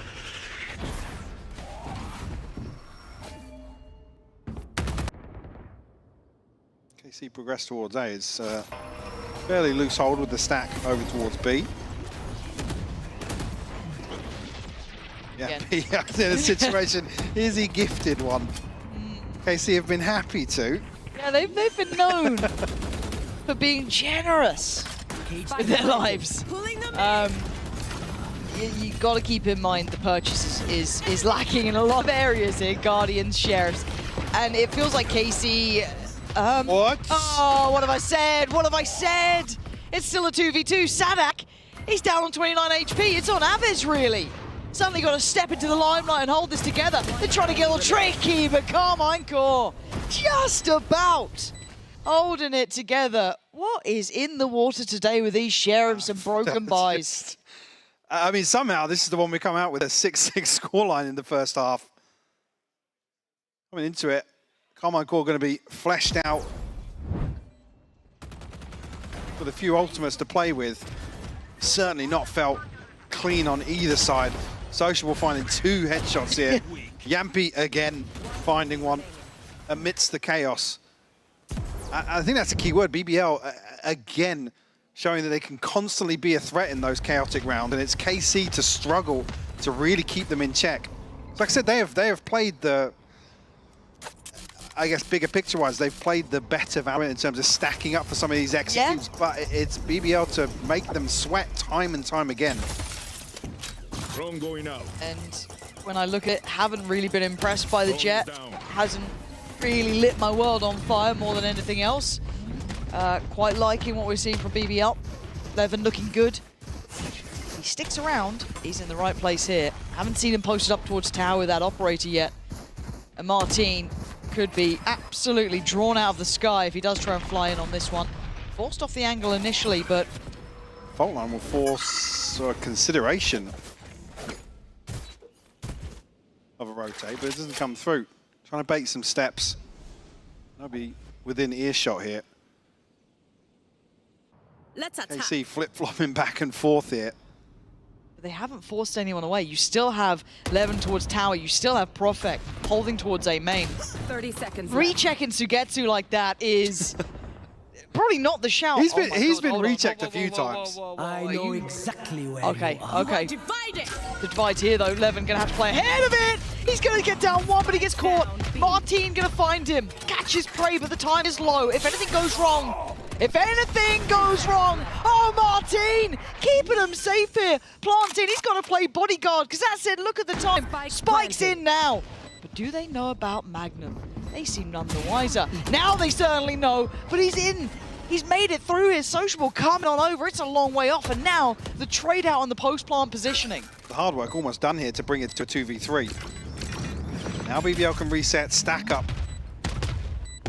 X-Ray Elite looking to be the thorn in the side. Oh, Magnum, super sharp. Now sociable, can he get across? What? He No can. way! Sugetsu going down there, this is done. Elite can't do anything, surely. Magnum's just got to keep him busy. That is near on unforgivable and unforgettable. BBL pushing up to 7-5. KC will be kicking themselves for that. A situation where, like I said, BBL thrive in that chaos. Able to make KC sweat and drive it home to find a 7th.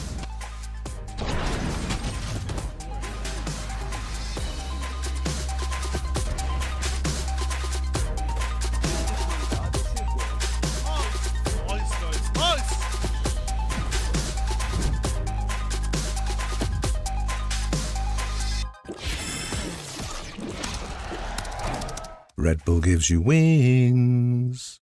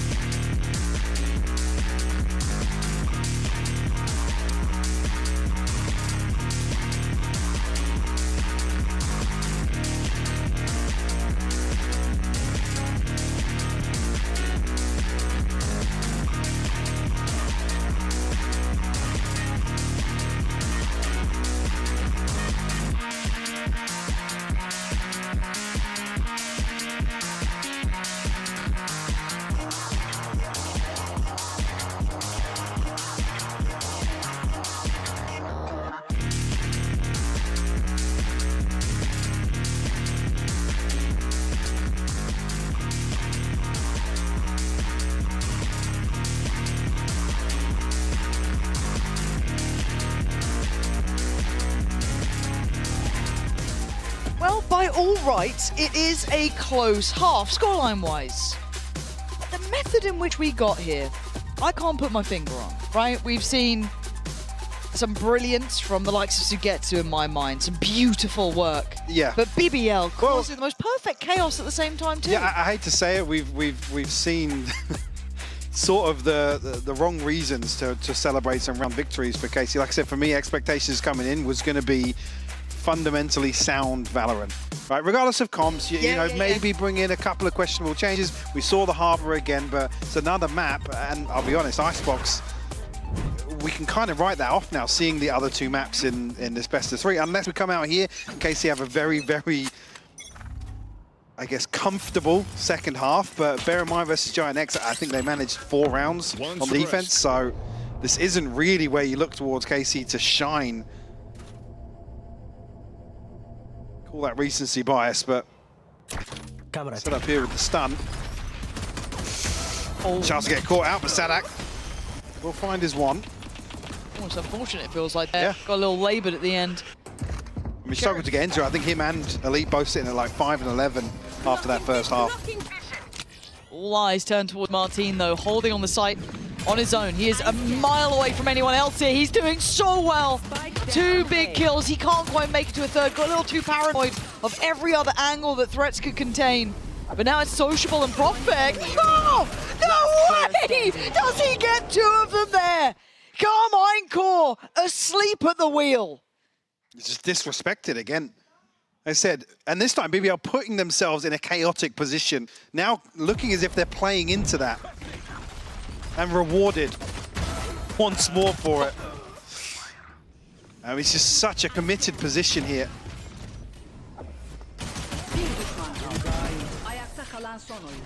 Yeah, just bear in mind here, Spike drops, by the way, when Prospect falls, so this is the intention the whole way through. That's the call when these smokes are still up. And they sting those sort of choices and those sort of rounds. Martin, no TP to be had here. Slowly has to limp away as Aves does go down. BBL start taking steps elsewhere. Forced all the way back onto side. Perfect. By Martin and Sadak. And actually, Sugetsu on top as well. Little bit concerned if this trend continues. Yep. It's tricky. It really is tricky. Because again, it's not like BBL have a terrible buy here. We've seen what the Stingers can do these days. They're so good, mostly with North Americans, but you know, we'll see how it looks for stage 1 here. That one Vandal though with Profek, I wonder. You have to.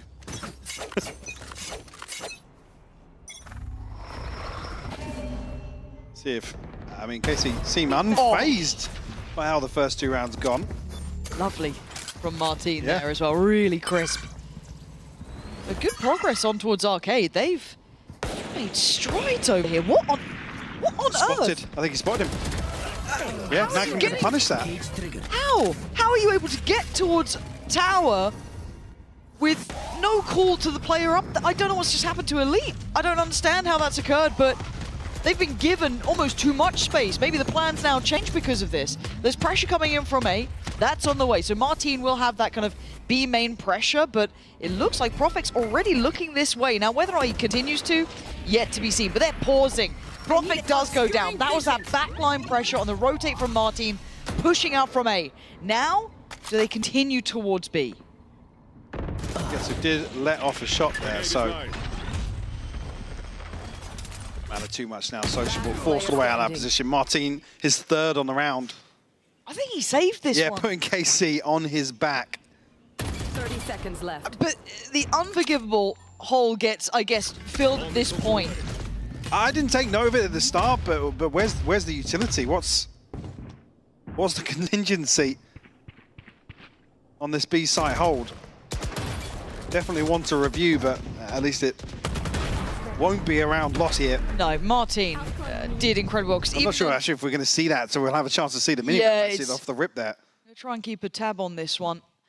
Because it feels like if you are aware it's open, then fair enough, you'd be watching it, but he got completely caught off guard.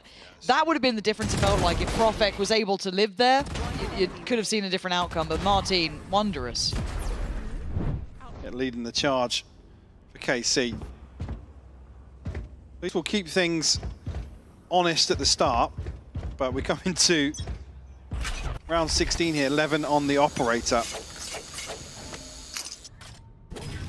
Martin again looking to get ahead of the curve here in towards A main. Oh god. Why do I, that felt like it could have had a 2-for-1 discount, but actually it's just, I say just Sugetsu. He's been a really big factor. So he's gone down, but Martin continuing his pathing. Has been good at disrespecting some of that utility for the flanks. This time around it's being watched. Magnum's on it. BBL are coming back over. Team obviously will be, I guess, noted here from the previous round. 2 trips ahead of him. But also Magnum just going to tuck in, anticipating. The anti-Martin. Yes. And I guess this is the counter to the counter, to a degree. They're trying to get him to do this, trying to get him to flank, and Magnum wins the fight.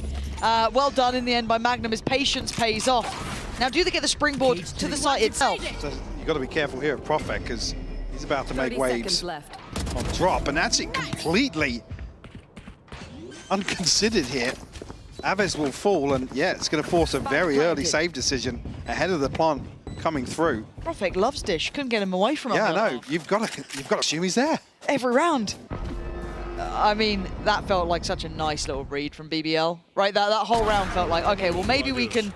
They baited out as well. Yeah, pressure a bit. See if we can get Martin to push. Yeah, got him. Cool. And then the patience. Oh, it's just beautiful from Profek. Works out well. An in-zone flawless there. BBL, a massive compliment to that round there, in my mind, of them being able to isolate what went wrong in the previous and apply it so quickly. Left. So here with the divide, but good job, you gotta like come in them. Good job, good job, good job, good job, good job, good. Yeah. It's a fantastic call to set up and bait Martin into one of these flanks once again. Yeah. Another situation, we're not surprised to see the KC timeout come out. Ooh. And some frustrated faces. The posture check. I mean, Zay's he's looking semi-checked out already. Had to redeem a hydration and a posture check in his Twitch chat. Like, the poor guy, he's going through it. You know, he's sat up. Yeah, because there's been some really frustrating round losses for KC tonight. And it's forgivable when we're in kickoff, right? I think there was a lot more freedom and a lot more, hey, it's okay. Allowance is rosters. gone, yeah. It is gone. They've had weeks now of prep. And it's not... These are not the issues I expected. Weeks of prep, but also something to come away from kickoff to build upon. Yes, tangibles. And that's what I don't think we've seen tonight necessarily. Is kind of a back to basics approach, which would have been my expectation at least. I don't know if that is shared by many, but that was certainly for me coming away from kickoff. That's what you want to see from Carmine Court. I was certainly with you on it. For now, it looks like BBL, better time spent. Again, though, I do think BBL were impressive during the kickoff performance. I think, what was it, losing out to TL and, I want to say, Heretics in the end, which is pretty reasonable. But as it stands, maybe there's recovery. I'm talking like KC are in there. Great. They're not. It's just that they're just 4 rounds down. Yeah. It's just been how they've been getting... Oh, woo, woo, woo, woo, woo. Easy, Tiger. This... Okay, Levin gets punished on that. Nice, quick positioning from KC just to surround it. And catching him in the middle of no man's land. Go ahead. Stand your ground. So Quaffag in a weird spot here. Yeah, sure. So gets it falls, but Elite almost caught sleeping on the reaction. There's at least going to try and deal with the player creeping through from Arcade, and that was the one that had the spike. So Yampi going down leaves that very, very vulnerable. A 3v2. Oh my god, what is going on? Oh. It feels like BBL is just determining the pace every single time, and it's chaos. And the problem being, I'd like come back to an earlier comment, which is BBL able to create these situations now to really make KC sweat. Like I said, situations here where it's like there's somebody shooting Sugetsu in the back and... Nice! Nice, boys. Good job. Good comms. Good comms. KC, unfortunately, losing a round there that's really going to sting. Because you're leaning towards conceding the 12th as well. Bladestorm here for Martin.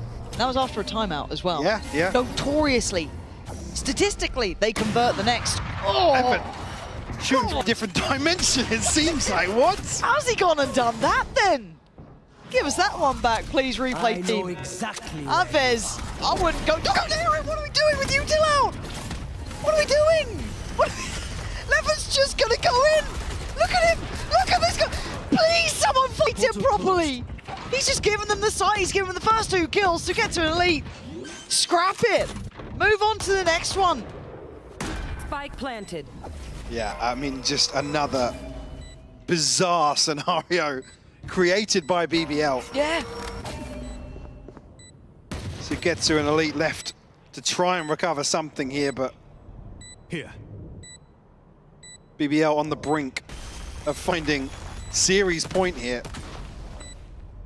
With just a minor blip in the second half.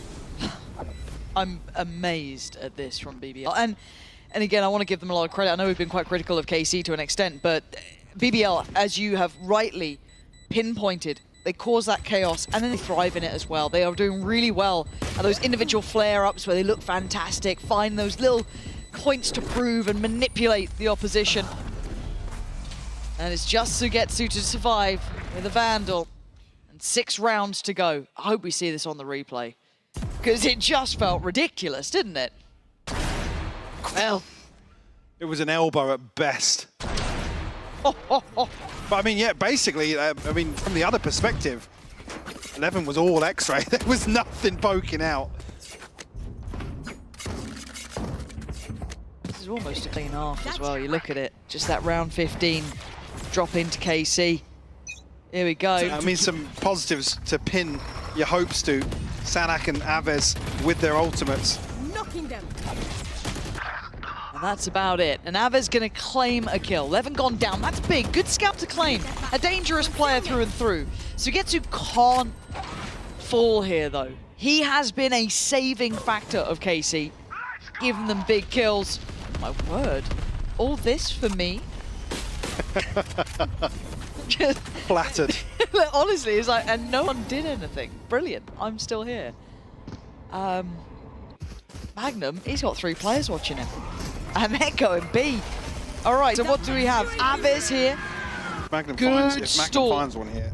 Oh my god, if he does. And he's in the position for it. This lurk could be big, right? But it's Sugetsu. He's been sharp. Yeah, he's still good for it. Sugetsu, so clean with that. And they kind of paused for the possibility of that actually working out. Oh. Okay. This time, walking in 1 by 1 did not work. Oh. I've lied. When you out-clean Sugetsu. That's mad, isn't it? It's mad. Killed the rat. Yampy. 30 seconds left. A 1v3, perhaps. We'll get caught by the start. Go one back. Oh, oh, util everywhere. No. We're good. We're fine. We're fine. Everything's fine. And actually, thank God, Yampy's not throwing the ult out there. Damn. KC will cling to life. But again, all things considered, only 2 surviving there. Yep. So the money not going to feel comfortable just yet. What the hell was that? What? That was like facing the opposite direction as well. Yeah, I mean, that's rough. Yeah. Thanks for running it back in slow-mo. I think we can do a revenge sweep, amazing revenge sweep. Just round by round, guys. Round by round. Of the round by round. I think he called it a reverse sweep. A map 3 reverse sweep. Class level highs. If you say with enough confidence, it's fine. Replay team's been on today. Love that. Yeah. Americans could never in their life. Don't, they're waking up. They're just coming online. But it's an off day for them, so they're definitely not going to be here. Yeah. It's Tarek watch party. Don't be silly. Please. Don't be silly. We need some of you. Please, Tarek, watch the games.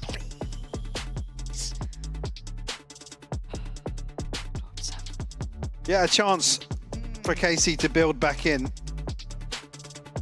Not a ton of positives to build it around, though. Like I said, this has been a blip on the timeline of the second half. BBL, an opportunity to buy back in here, and also, actually,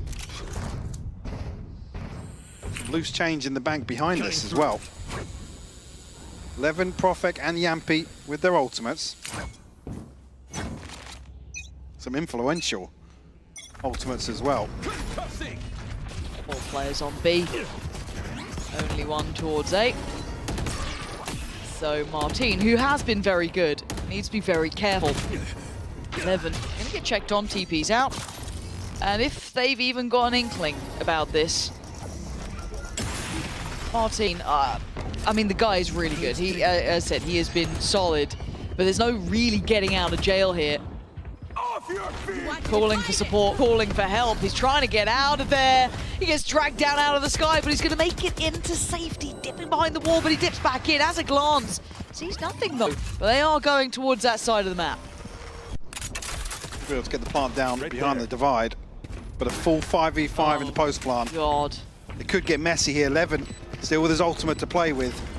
Here we go, util coming flooding on in. It's Zanak with the first takedown, Levin. Good little spot up towards that drop down, but a flying Martin gets traded out. Sociable still there. A 3v3 coming down simple in the numbers now. Down to a 2v2.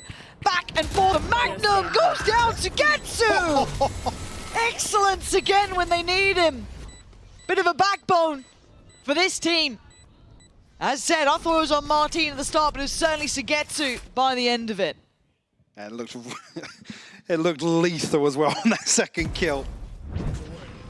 Then another chance, a lifeline delivered to follow up here. Martin's selfless here on the retake. Oh, beautifully done. 4 rounds, guys, 4 rounds! A bit more energy now. Yeah, Things looking very flat earlier on the stage for KC. Who was that? My teammates Where have never responded this well to round by round, guys, don't worry. 12's all they get. They're believers, they're on board. Martin again, checked on early. And they go, nah, we'll go the other side. Levin has a look towards A, shows a bit of it, but he's going over towards that B side of things, and he's found a very vulnerable player here.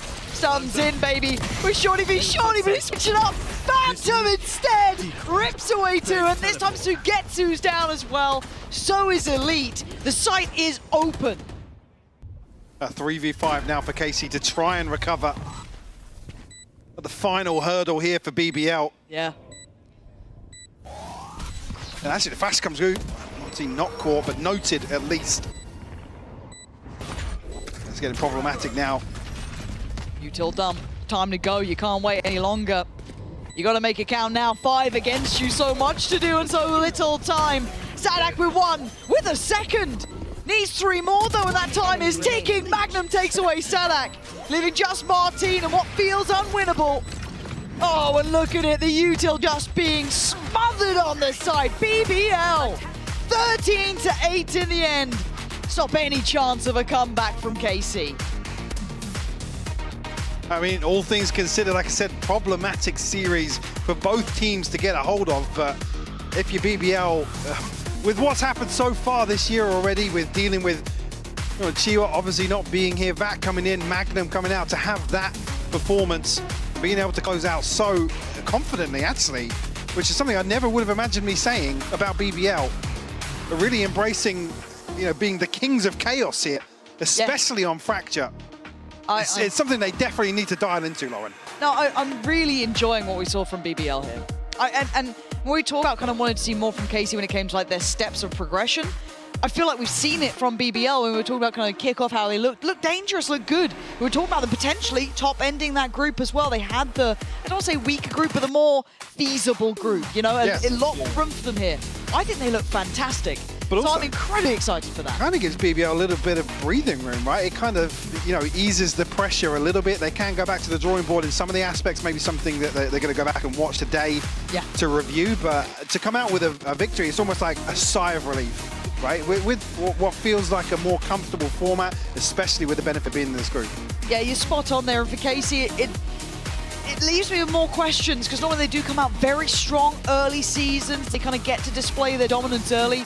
But today it is all about those boys on the stage. BBL looking fantastic. They should be... Really, guys? Woo!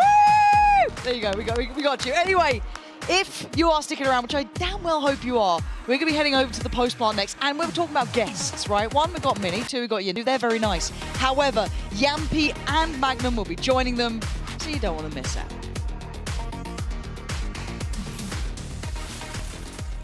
That is absolutely right. We will be joined in a moment by Yampi and Magnum from BBL. Bit of a reunion, Minnie. When was the last time you saw Magnum? In person? Yeah. It would have been when I came for assistant coaching. Oh, wow. A while ago. When we played him. Oh, my goodness. The last time I played him.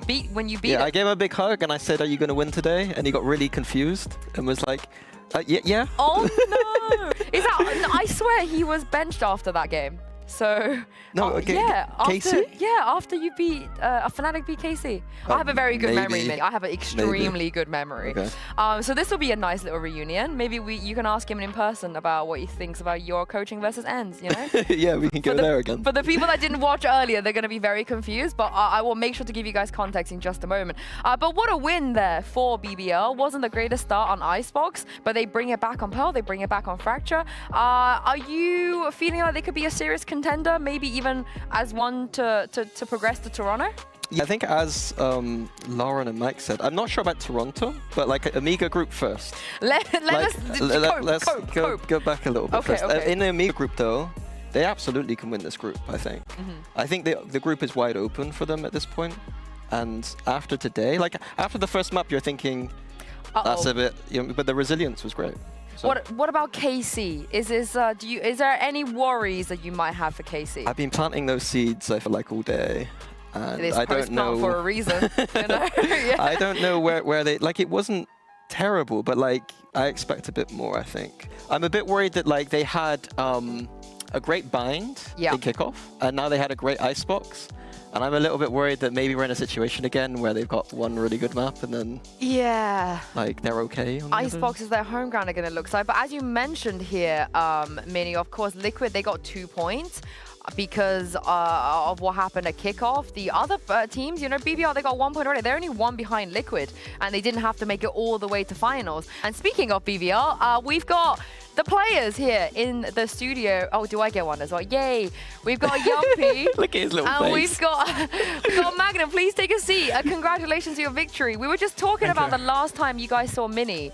Now, when was the last time? This is a bit of a reunion for you? No, I mean, we've seen somewhere each other. Yeah? Or you did remember? I don't remember, Do you to be remember honest. last time? My schedule and remembering stuff is a bit crazy because, yeah, getting bench gets you out of the discipline sometimes. Oh. But I think last year we've seen each other for sure. Yeah, we played each other. Yeah. When was the last time you saw Mini? You don't want to feel left out. Yeah. I saw. He was casting right on kickoff. Oh. Right? I think I saw. Did he cast your game? No, because I remember throwing it to Pansy and Mini, so I was on the stage here exactly. Yampi said, I want him to get really hype. Yes, and you get, exactly. yeah. I was like, I'm not going to Just like the crowd today. But you wouldn't dare say anything bad about BBL, right, Mini? You would never. Did I today? No, but I mean, if you're casting them in the future. Oh, absolutely not, you will of course always say nice things about them, as you should. Because at kickoff, as you're aware, you broke a bit of a curse because BBL, traditionally, the first game doesn't always go the team's way. Kickoff, when your way. Here, when your way. I feel like this is a new habit, right? A new era. You're always going to win your opening game. What was that like for you today to be back on stage? I hope so. I mean, winning first game, of course, feels good. And yeah, I think it's an amazing feeling. And even though the first map didn't go that well, but we've been working, and I think we just got bored of practicing. So and it's also a good way because, I mean, if you don't include Icebox, I think we played pretty decent. So it's a good way to start, of course. I don't remember what happened at Icebox. All good. Yeah. Quite Wait, fast. It's in the pool. I didn't see it at all. And for you, Magnum, Mini and I were just discussing this. You have such a good track record against your former team. At kickoff versus Fnatic, you beat them. Now you leave Casey, come to VBL. Game 1, you beat them. What's the secret? Because a lot of players don't have this record, you know. They struggle against their former teams. Well, I'll just give recommendation, don't bench me, because otherwise, you know, I'm here coming for you. No, but I don't know what's the secret. I think I'm very lucky to always join a team which is hardworking, and to be honest, I don't know what to expect coming to BBL, but I was very surprised by everything and by the system. And yeah, so it feels great to win today, especially after losing first map in such a fashion. Yeah, we just showed that we are capable of coming back, and big props to Yumpy because I think he called fantastically the 2 maps, and yeah, it was very good. Did it feel better getting revenge on KC or against Fnatic? KC. Oh, really? Oh. Yeah, I think with Fnatic, it's, you know, like, it was not so recent because with Fnatic it was like some years you were not already there, I think, so I didn't really care. Oh, he was like there. If I was there, though, I was like you head were coach. there. I was there as assistant. Yeah. But like if it was closer to... No, if you were a head coach, bro, I would just go crazy like after winning. Uppercut you after the game, you know, no fist bump. Yeah, yeah. But I'm glad you guys managed to pull that through. But let's talk about okay, we're going to talk about the Icebox super quick, but not about the game, just about the comps, okay? We're going to show you the comps. I'm sure you remember what you guys played. And we're just going to go one map at a time. So let's start with the Icebox. Now, you said, Mini, this was actually, you actually preferred this one over the KC comp, right? I said it was closer to what I would prefer, but I had a big question mark about Clove. So I guess the question to you guys is like, is the double smokes, is that like something you're seeing a lot in scrims with the Icebox? Because like both of you played Omen, Viper, Clove, Viper. Yeah, and no duelist too. No duelist. Yeah. I think even last year we saw the switch of Icebox playing without the duelist, right? I think there's a lot of comps where people didn't play duelist, and I think, yes, there are a lot of teams also play double smokes, and we were discussing between Omen and Clove basically, but we just went with the Clove, and yeah, this is the first map nerves. Is this one of those maps that like you never lost in scrims? It's super good. Yeah, 24-0 every scrim, yeah, you know. Yeah. Profek on Clove, 36 kills every scrim, but you know, just didn't work blame on him, stage. yeah, this game. And Magnum, what are your views here? You were playing the Viper here. Oh, I feel like Viper is kind of necessary on this map, but as well, to be honest, I don't think Icebox real. You can play any comp, you can make any comp run, but it's such an individual map. It's like they just snowball you like with the momentum, and I feel like we had the momentum on our side, but yeah, it's just the pressure or like something. We just lost rounds which we shouldn't, and they got like momentum. They started being like so aggressive, especially ours. But we shut them down on second map. So yeah. It started well. The Icebox started well. We won pistol. We lost 4v2 on bonus also. So. Yeah, it was so funny. It started to look like really good, but yeah, it was so we didn't get enough crowd support. It was so funny. I got to like 4 kills. I'm like, I'm back. And then 8 rounds. I'm like, guys. we were trying to pull like lots of footage from it. Something went wrong. We couldn't pull it, but like we were getting Tell ready. him what you said, Minnie. Tell him what you said. What did I say? Because after pistol, I was like, oh my god, let's grab like all of the Magnum highlights. That's just like bad. What did you say? I think I said, don't worry. It might not be too many more. Afterwards, you can have us chat afterwards. I don't want to put Minnie on the spot. Can I go to the Cypher over here? I want to ask you, Magnum. Go for it. So like when it comes to, because this is like your kind of traditional role, the Cypher Killjoy, and like I felt when I coached you, I kind of let you have a bit more freedom about what you wanted to do. Like how does it work with you in BBL? Well, I think in Fnatic, I as well didn't have the experience, so I didn't really know what's good. The map came out, in Fnatic as well, so I didn't like really understand the map. But yeah, I mean, it feels great. It feels way easier to play nowadays, because I can kind of know when to play on-site, off-site, how to put trips, what trips are good, and yeah, it just feels more natural. And as well, I think after being IGL for 1 year, I kind of read myself what they might do, So I think when it comes to setups and stuff, are you like collaborating with the coaches or coaches? Yeah, like it's just like when I joined BBL, I just got like stuff, do this, I did it, but you kind of feel it out and you're like, okay, I like this, I don't like this, and you just sort it out like over a few scrims, and then you just start adding up your stuff as well. Props to Cheva, because I was gonna say, is he still, because he was helping back, right? Yeah, he's still part of the team. I was watching BBL to play like for 3 weeks, so I saw a lot of stuff, and as well, he's very different player than me, Cheva. So yeah, I took a lot of good stuff from him, so props to him. Oh, that's not very wholesome. I want to ask you though here, Yumpy, because you had a go at the Tejo, and now a sociable is on it. What was the reason for this switch?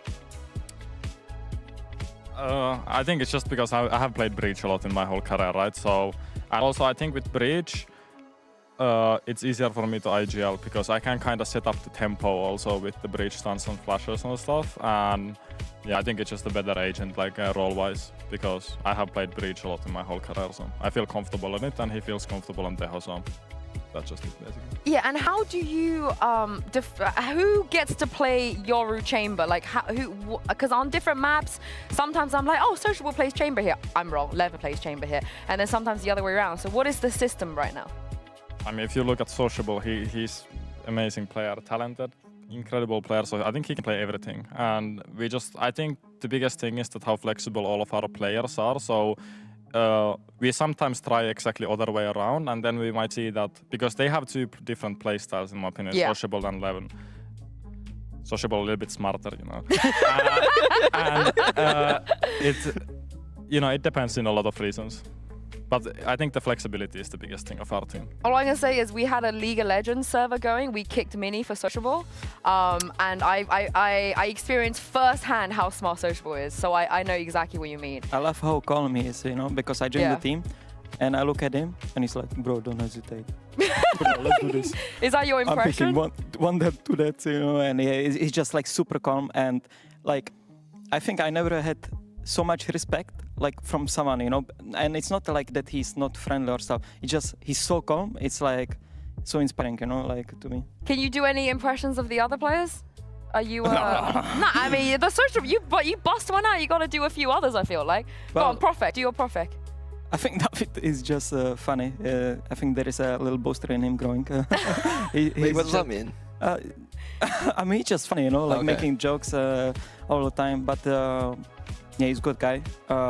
And Borak, I mean... Yeah, cheeseburger. Just say cheeseburger. This guy loves cheeseburgers. So. Oh, really? Yeah, he's a big cheeseburger fan, so we just say that I want cheeseburger. Cheeseburger is theorem, I tell him all the time. We need to bring him some cheeseburgers then. Would definitely. he enjoy that? Yeah, probably. Oh, nice. I think he probably ate a cheeseburger before the match also. Yeah, so. That's the funny thing, like each team, there's a performance coach like checking what you are eating. And I'm today coming from the interview with you, sitting in the prep room, and he's like just McDonald's, you know. And I'm like, you eat That's the McDonald's? secret. That's the secret behind the performance.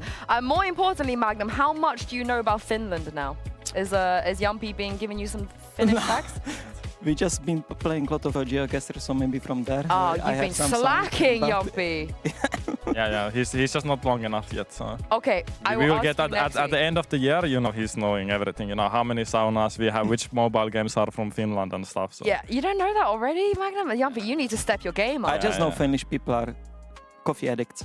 Oh, I didn't realize that. yeah, we love coffee. Most coffee drinking country, Finland. I After- think it's true. After back to the game, like after winning today against KC, because your group it feels very wide open to us. Where do you kind of rank KC in the group, and where do you see yourselves now? Honestly, for me, I have no clue, because I didn't preg for. I never preg them. So, as well, obviously, scrims is something else than officials. But for me, I rated them way higher than I do now, because, like, I think they. Like, I don't want to help them, but I feel like they're just playing too simple. Like, even though we didn't play on, for example, on Icebox, like the perfect, I think they play really simple. And I honestly, like, no hate or anything, I expected a bit more from Sadak because he replaced me. And I feel like listen, if it doesn't work out, Engzish, bye-bye. Oh my god! Okay, I'm so. Bro, you're the. Wow. Okay, this time off has changed you. You just come in as a sub and you're giving it this hard already. I love it so much. I love it. Yeah, I mean, obviously I love them both. I just so want to say that Sadak sat here and he said to us, he feels like the players in EMEA respect him too much because he's like, in America they beef me, you know, they don't respect me. I walk into a room and they don't give a, you know, who I am. They just, you know, come at me. And EMEA, everyone, you know, they love me, they respect me. They don't give me the same beef. And you've just brought the beef. This is what he wants. This is what he wants. I started work, but I really like. I said it because we are friends. And, but you're thinking, you can't take out this Okay, hole. listen. I got myself here. I'll stay here. It's fine. But yeah, I think it's quite right because I trialed as well for many NA teams, and it's like you expect the IGLs do like way more than. I don't want to flame them, but you know, like the expectations are way higher than when you play them because like. I think Yampi is the best IGL I played with like Do you know this year. You're not the only person to say that. A lot of people that play with the Yampi really gas you up. You mean it's a pattern. because you were trialing NA teams this year? Yeah, I trialed 2 teams in NA, and I trialed VCT? a bunch of EMEA teams. I think like 4 or 5.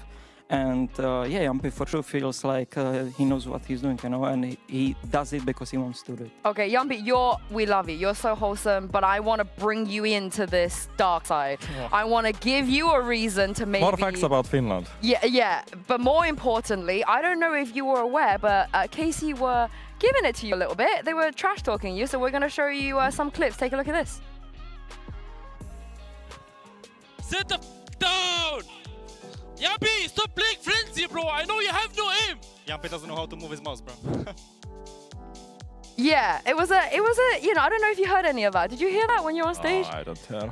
Oh. Sorry, I just look at the scoreboard. Oh! You want to defend him? You want to defend your IGL? Magnum, come in, you know, you're giving a large. Dog which barks don't bite, you know. Oh my goodness. Okay. Yeah. How do you guys react in these moments where if you do hear them talk at you, do you shout back at them? Is it wholesome or is it beefy? I don't think it's anything personal. For me, also, I like to have fun. You know, I think it's emotions. I think there was one person who wants to. If you would put the microphone for football players, I don't think it's nice people what they are saying there. And then after the game, you shake hands like we do that. So for me, it's completely fine because of course sometimes I'm yelling also. So like it's nothing like I also like play with others sometimes with Duocon. There's nothing like. So for me, it's mind games. Yeah, and you don't like even if they're the crowd was maybe too loud, so I couldn't hear today, but.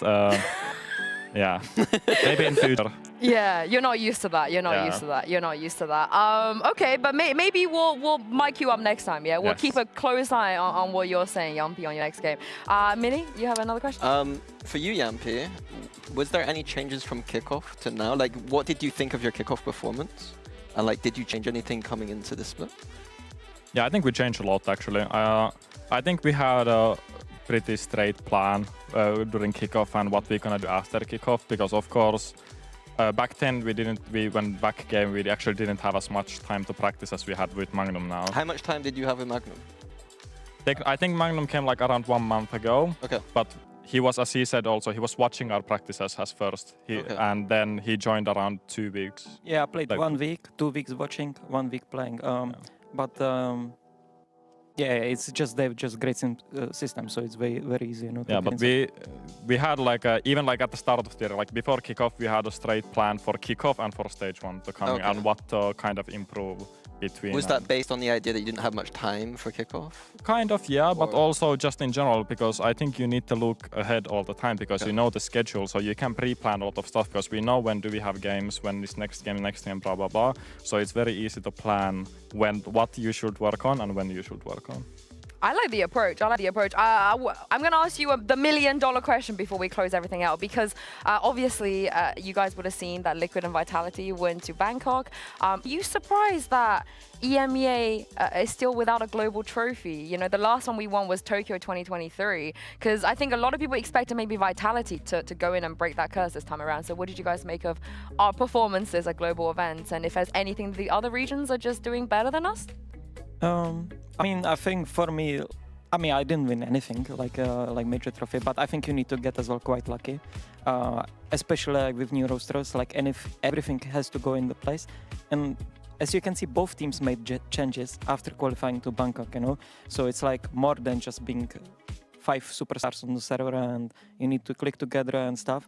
So no, I mean, it's just about luck at this point, in my opinion. Like, it's how they click. I really believe that as a EMEA, we have a lot of talent. Yeah, I think we are capable of winning. We just were unlucky, or I don't know how to put it. Jumpy? Yeah, I mean, yeah, I think you need to get lucky, but also in some way, of course, it's hard work. Like, I think Heretics was so close to winning last year, so it's not like we are like, like, I'm sorry to bring it up, of course, for Heretics, but like, it's not like that we are far away, you know, like that. It's like Heretics made 2 finals last year, and I think at least Champs final was in the last map, right? I don't remember what happened in the Shanghai final, but it's not like we are far away, you know, like that EMEA is just a bad region or something like this. So. Oh no, we're the best region. Yeah, so I think it's just a matter of time. And as you said, both of the candidates that were in Bangkok made insta roster changes, so you never know what's going inside their team. So, yeah. All right, we're still the best region. Yeah. We win on the home soil in Champs. Yes. Do you have any hot takes about all the roster changes that have happened? Because it's a bit of a surprise that loads of teams I think it just means that you kind of keep your off-season, because you had quite many months to prepare, and then after first tournament you make roster changes. I mean, we made also, but it's different that it was not our decision technically to make. Like, of course we love Martin and stuff, but it was, like, if you look at the beginning, it was not so. I think it just means that all the teams that did roster changes, they just basically failed on their off season. Thank you for bleeping yourself out. I really appreciate that. Makes our lives I like that easier. take though. I think it's just because you have 3-4 months, so usually you should see like problems or something like. Exactly. Minnie sat here like, oh, I remember those days. Yeah, the off season, so fun. I think people, I don't know how is it still happening, but people still overlook personal issues. There are players which have this, like, the players trial for other teams, and they trialed last year, and there is some known fact, you know, like, it's like I have my name in community, everyone has his name community, and if you have like personal problems and you get picked in team, there is high chance you'll get benched, you know. And I feel like the teams which actually made the changes, I think they really underestimate this fact, you know. And yeah, as I said, like, in my opinion, the personal relationships between players are one of the most important things, you know, because if you don't enjoy playing with each other, it's very hard to win. The vibe's always gotta be happy, good. Always happy. That's our team, you know, motto. That we are always happy. Are you brain rot on TikTok? The happy. I don't on TikTok. So. Okay, we're gonna get that done for you guys. Very lastly, let's take a look at the schedule for tomorrow, because we have 2 amazing games coming. I think we have the schedule. Here we go. Super quick prediction, you two. Who's winning those games? You join in as well, Minnie. Why not? Just give me a name. Give me a team. Do it. Martin decides. Okay. For us. All right. Okay. Magnum. Well, I think Heretics because they. Yeah, I think Heretics should win. Yeah, it should be kind of very close. Always, I don't know. Also because Apex made roster changes, I don't think they have had too much time to Like practice. Vic, right? So. Yeah, and Foot versus Koi? I think Foot. I still believe in Foot. Turkish aim clears. It's been on the team for a day. He's like, let's go Turkey. but I think Zeus is just incredible player, and I think he brings so much to the team. It could be Koi winning because I don't know. I just saw some scores on Twitter. Yeah, incredible VCT, like those scrim scores that Koi has been owning there. So let's see. maybe they win, but if I had to like guess, I put Foot. I'm coming in with the last second clutch. When I made like on stream, I was kind of talking nicely about you, and like one of the BBL fans kind of clipped me, and then a bit out of context said that like, oh no, some of the fans were a bit skeptical about your joining the team. Like, is there anything you want to say about that? They're not real fans. Well, for me, it's like I respected the opinions because I think the opinions are very, I don't know how to say it. You know, they are very based on what others says, like their favorite streamer or stuff, and I don't think it really comes out of their head like most of the times. And to be honest, everyone has haters in every sport. It's everywhere. That's why I don't go socials. Since I went 0-15, I stopped going. I just make necessary. On Lotus? Yeah. Like I don't know what happened there, but I did the same in 2023. I didn't go on socials. Oh. Yeah, it's a good approach. So I just stopped going to socials. I try to just check like maybe I'm like Boomer or something, but I'm going Facebook because I have that like real friends. So actually this is like content that interests me, you know. But like going Twitter to read like some flame or stuff, I don't think it's healthy at all. If you win, I don't think it's very healthy to go on Twitter and like, oh, let's check this clip, you know. And then you go, I don't know, you go to 10 and you are mentally broken. I think the socials are not good thing for a professional player, but everyone is different. So. I mean, who needs socials when you have sociable? Am I right? Anyway, on that note, sorry, I'm so sorry. Yeah, thank you for joining us.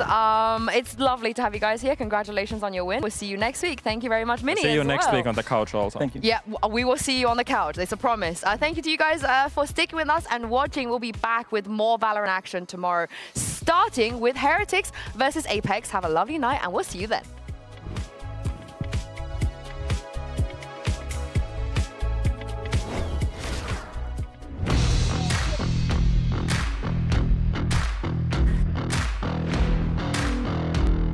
It's down to the new gun, and he's gonna find it! Let's go! Got it. Just in time! That plant will come in with half a second left on the clock. He's seen the angle, and he'll rip his shoulders off! It's Kicks with an ace to put Vitality miles into the lead. Their Vitality had a huge lead. They stumbled, but they didn't trip and fall. Vitality are checking all of the boxes, and EX really not having a good start. Go, Clem! Sivo! No! Go, Clem! Save! You took the ace, bro! Oh, say stolen!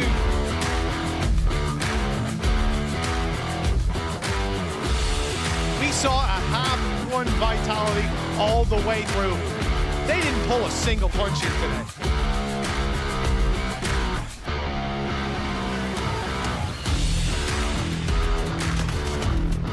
Need a bit more! Gets a bit more, but instantly traded out. The numbers stay alive, and Carmine Core getting to grips with the rhythm. Trying to isolate a fight, they can't get past Aves, who's controlling this push-up perfectly.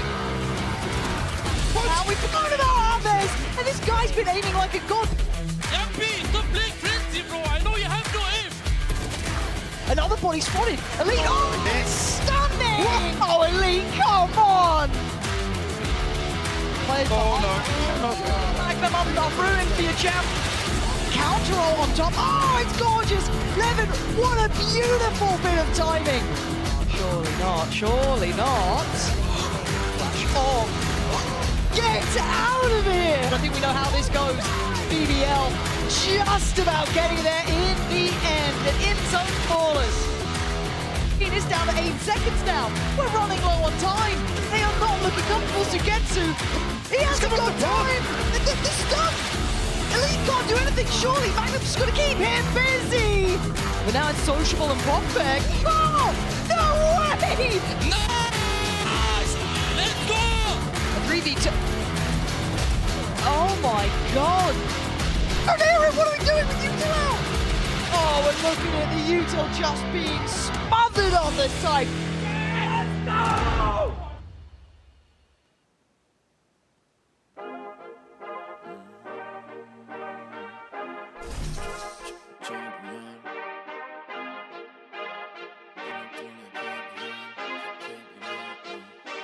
I feel like a champion. A champion. Ain't nothing that can't be done. Oh yeah. I put it all on the line. Definition of divine. Yeah, I feel like a champion. Ain't nothing that can't be done. They told me I wouldn't be nothing. Came on down second to none. I need me a trophy, I need me a ring. I'm not with the bull, but keep it a beam. You know what it is, you know what I mean? Shit, all I do is win, win, win, win. Haters wanna hate, they ain't made top 10. Double, triple team, what they need to defend. I juke left and I'm gone with the win. I'm gone with it. I feel like a champion. A champion. Ain't nothing that can't be done. Oh yeah. I put it all on the line. Definition of divine. I feel like a champion. A champion. Ain't nothing that can't be done. Oh yeah.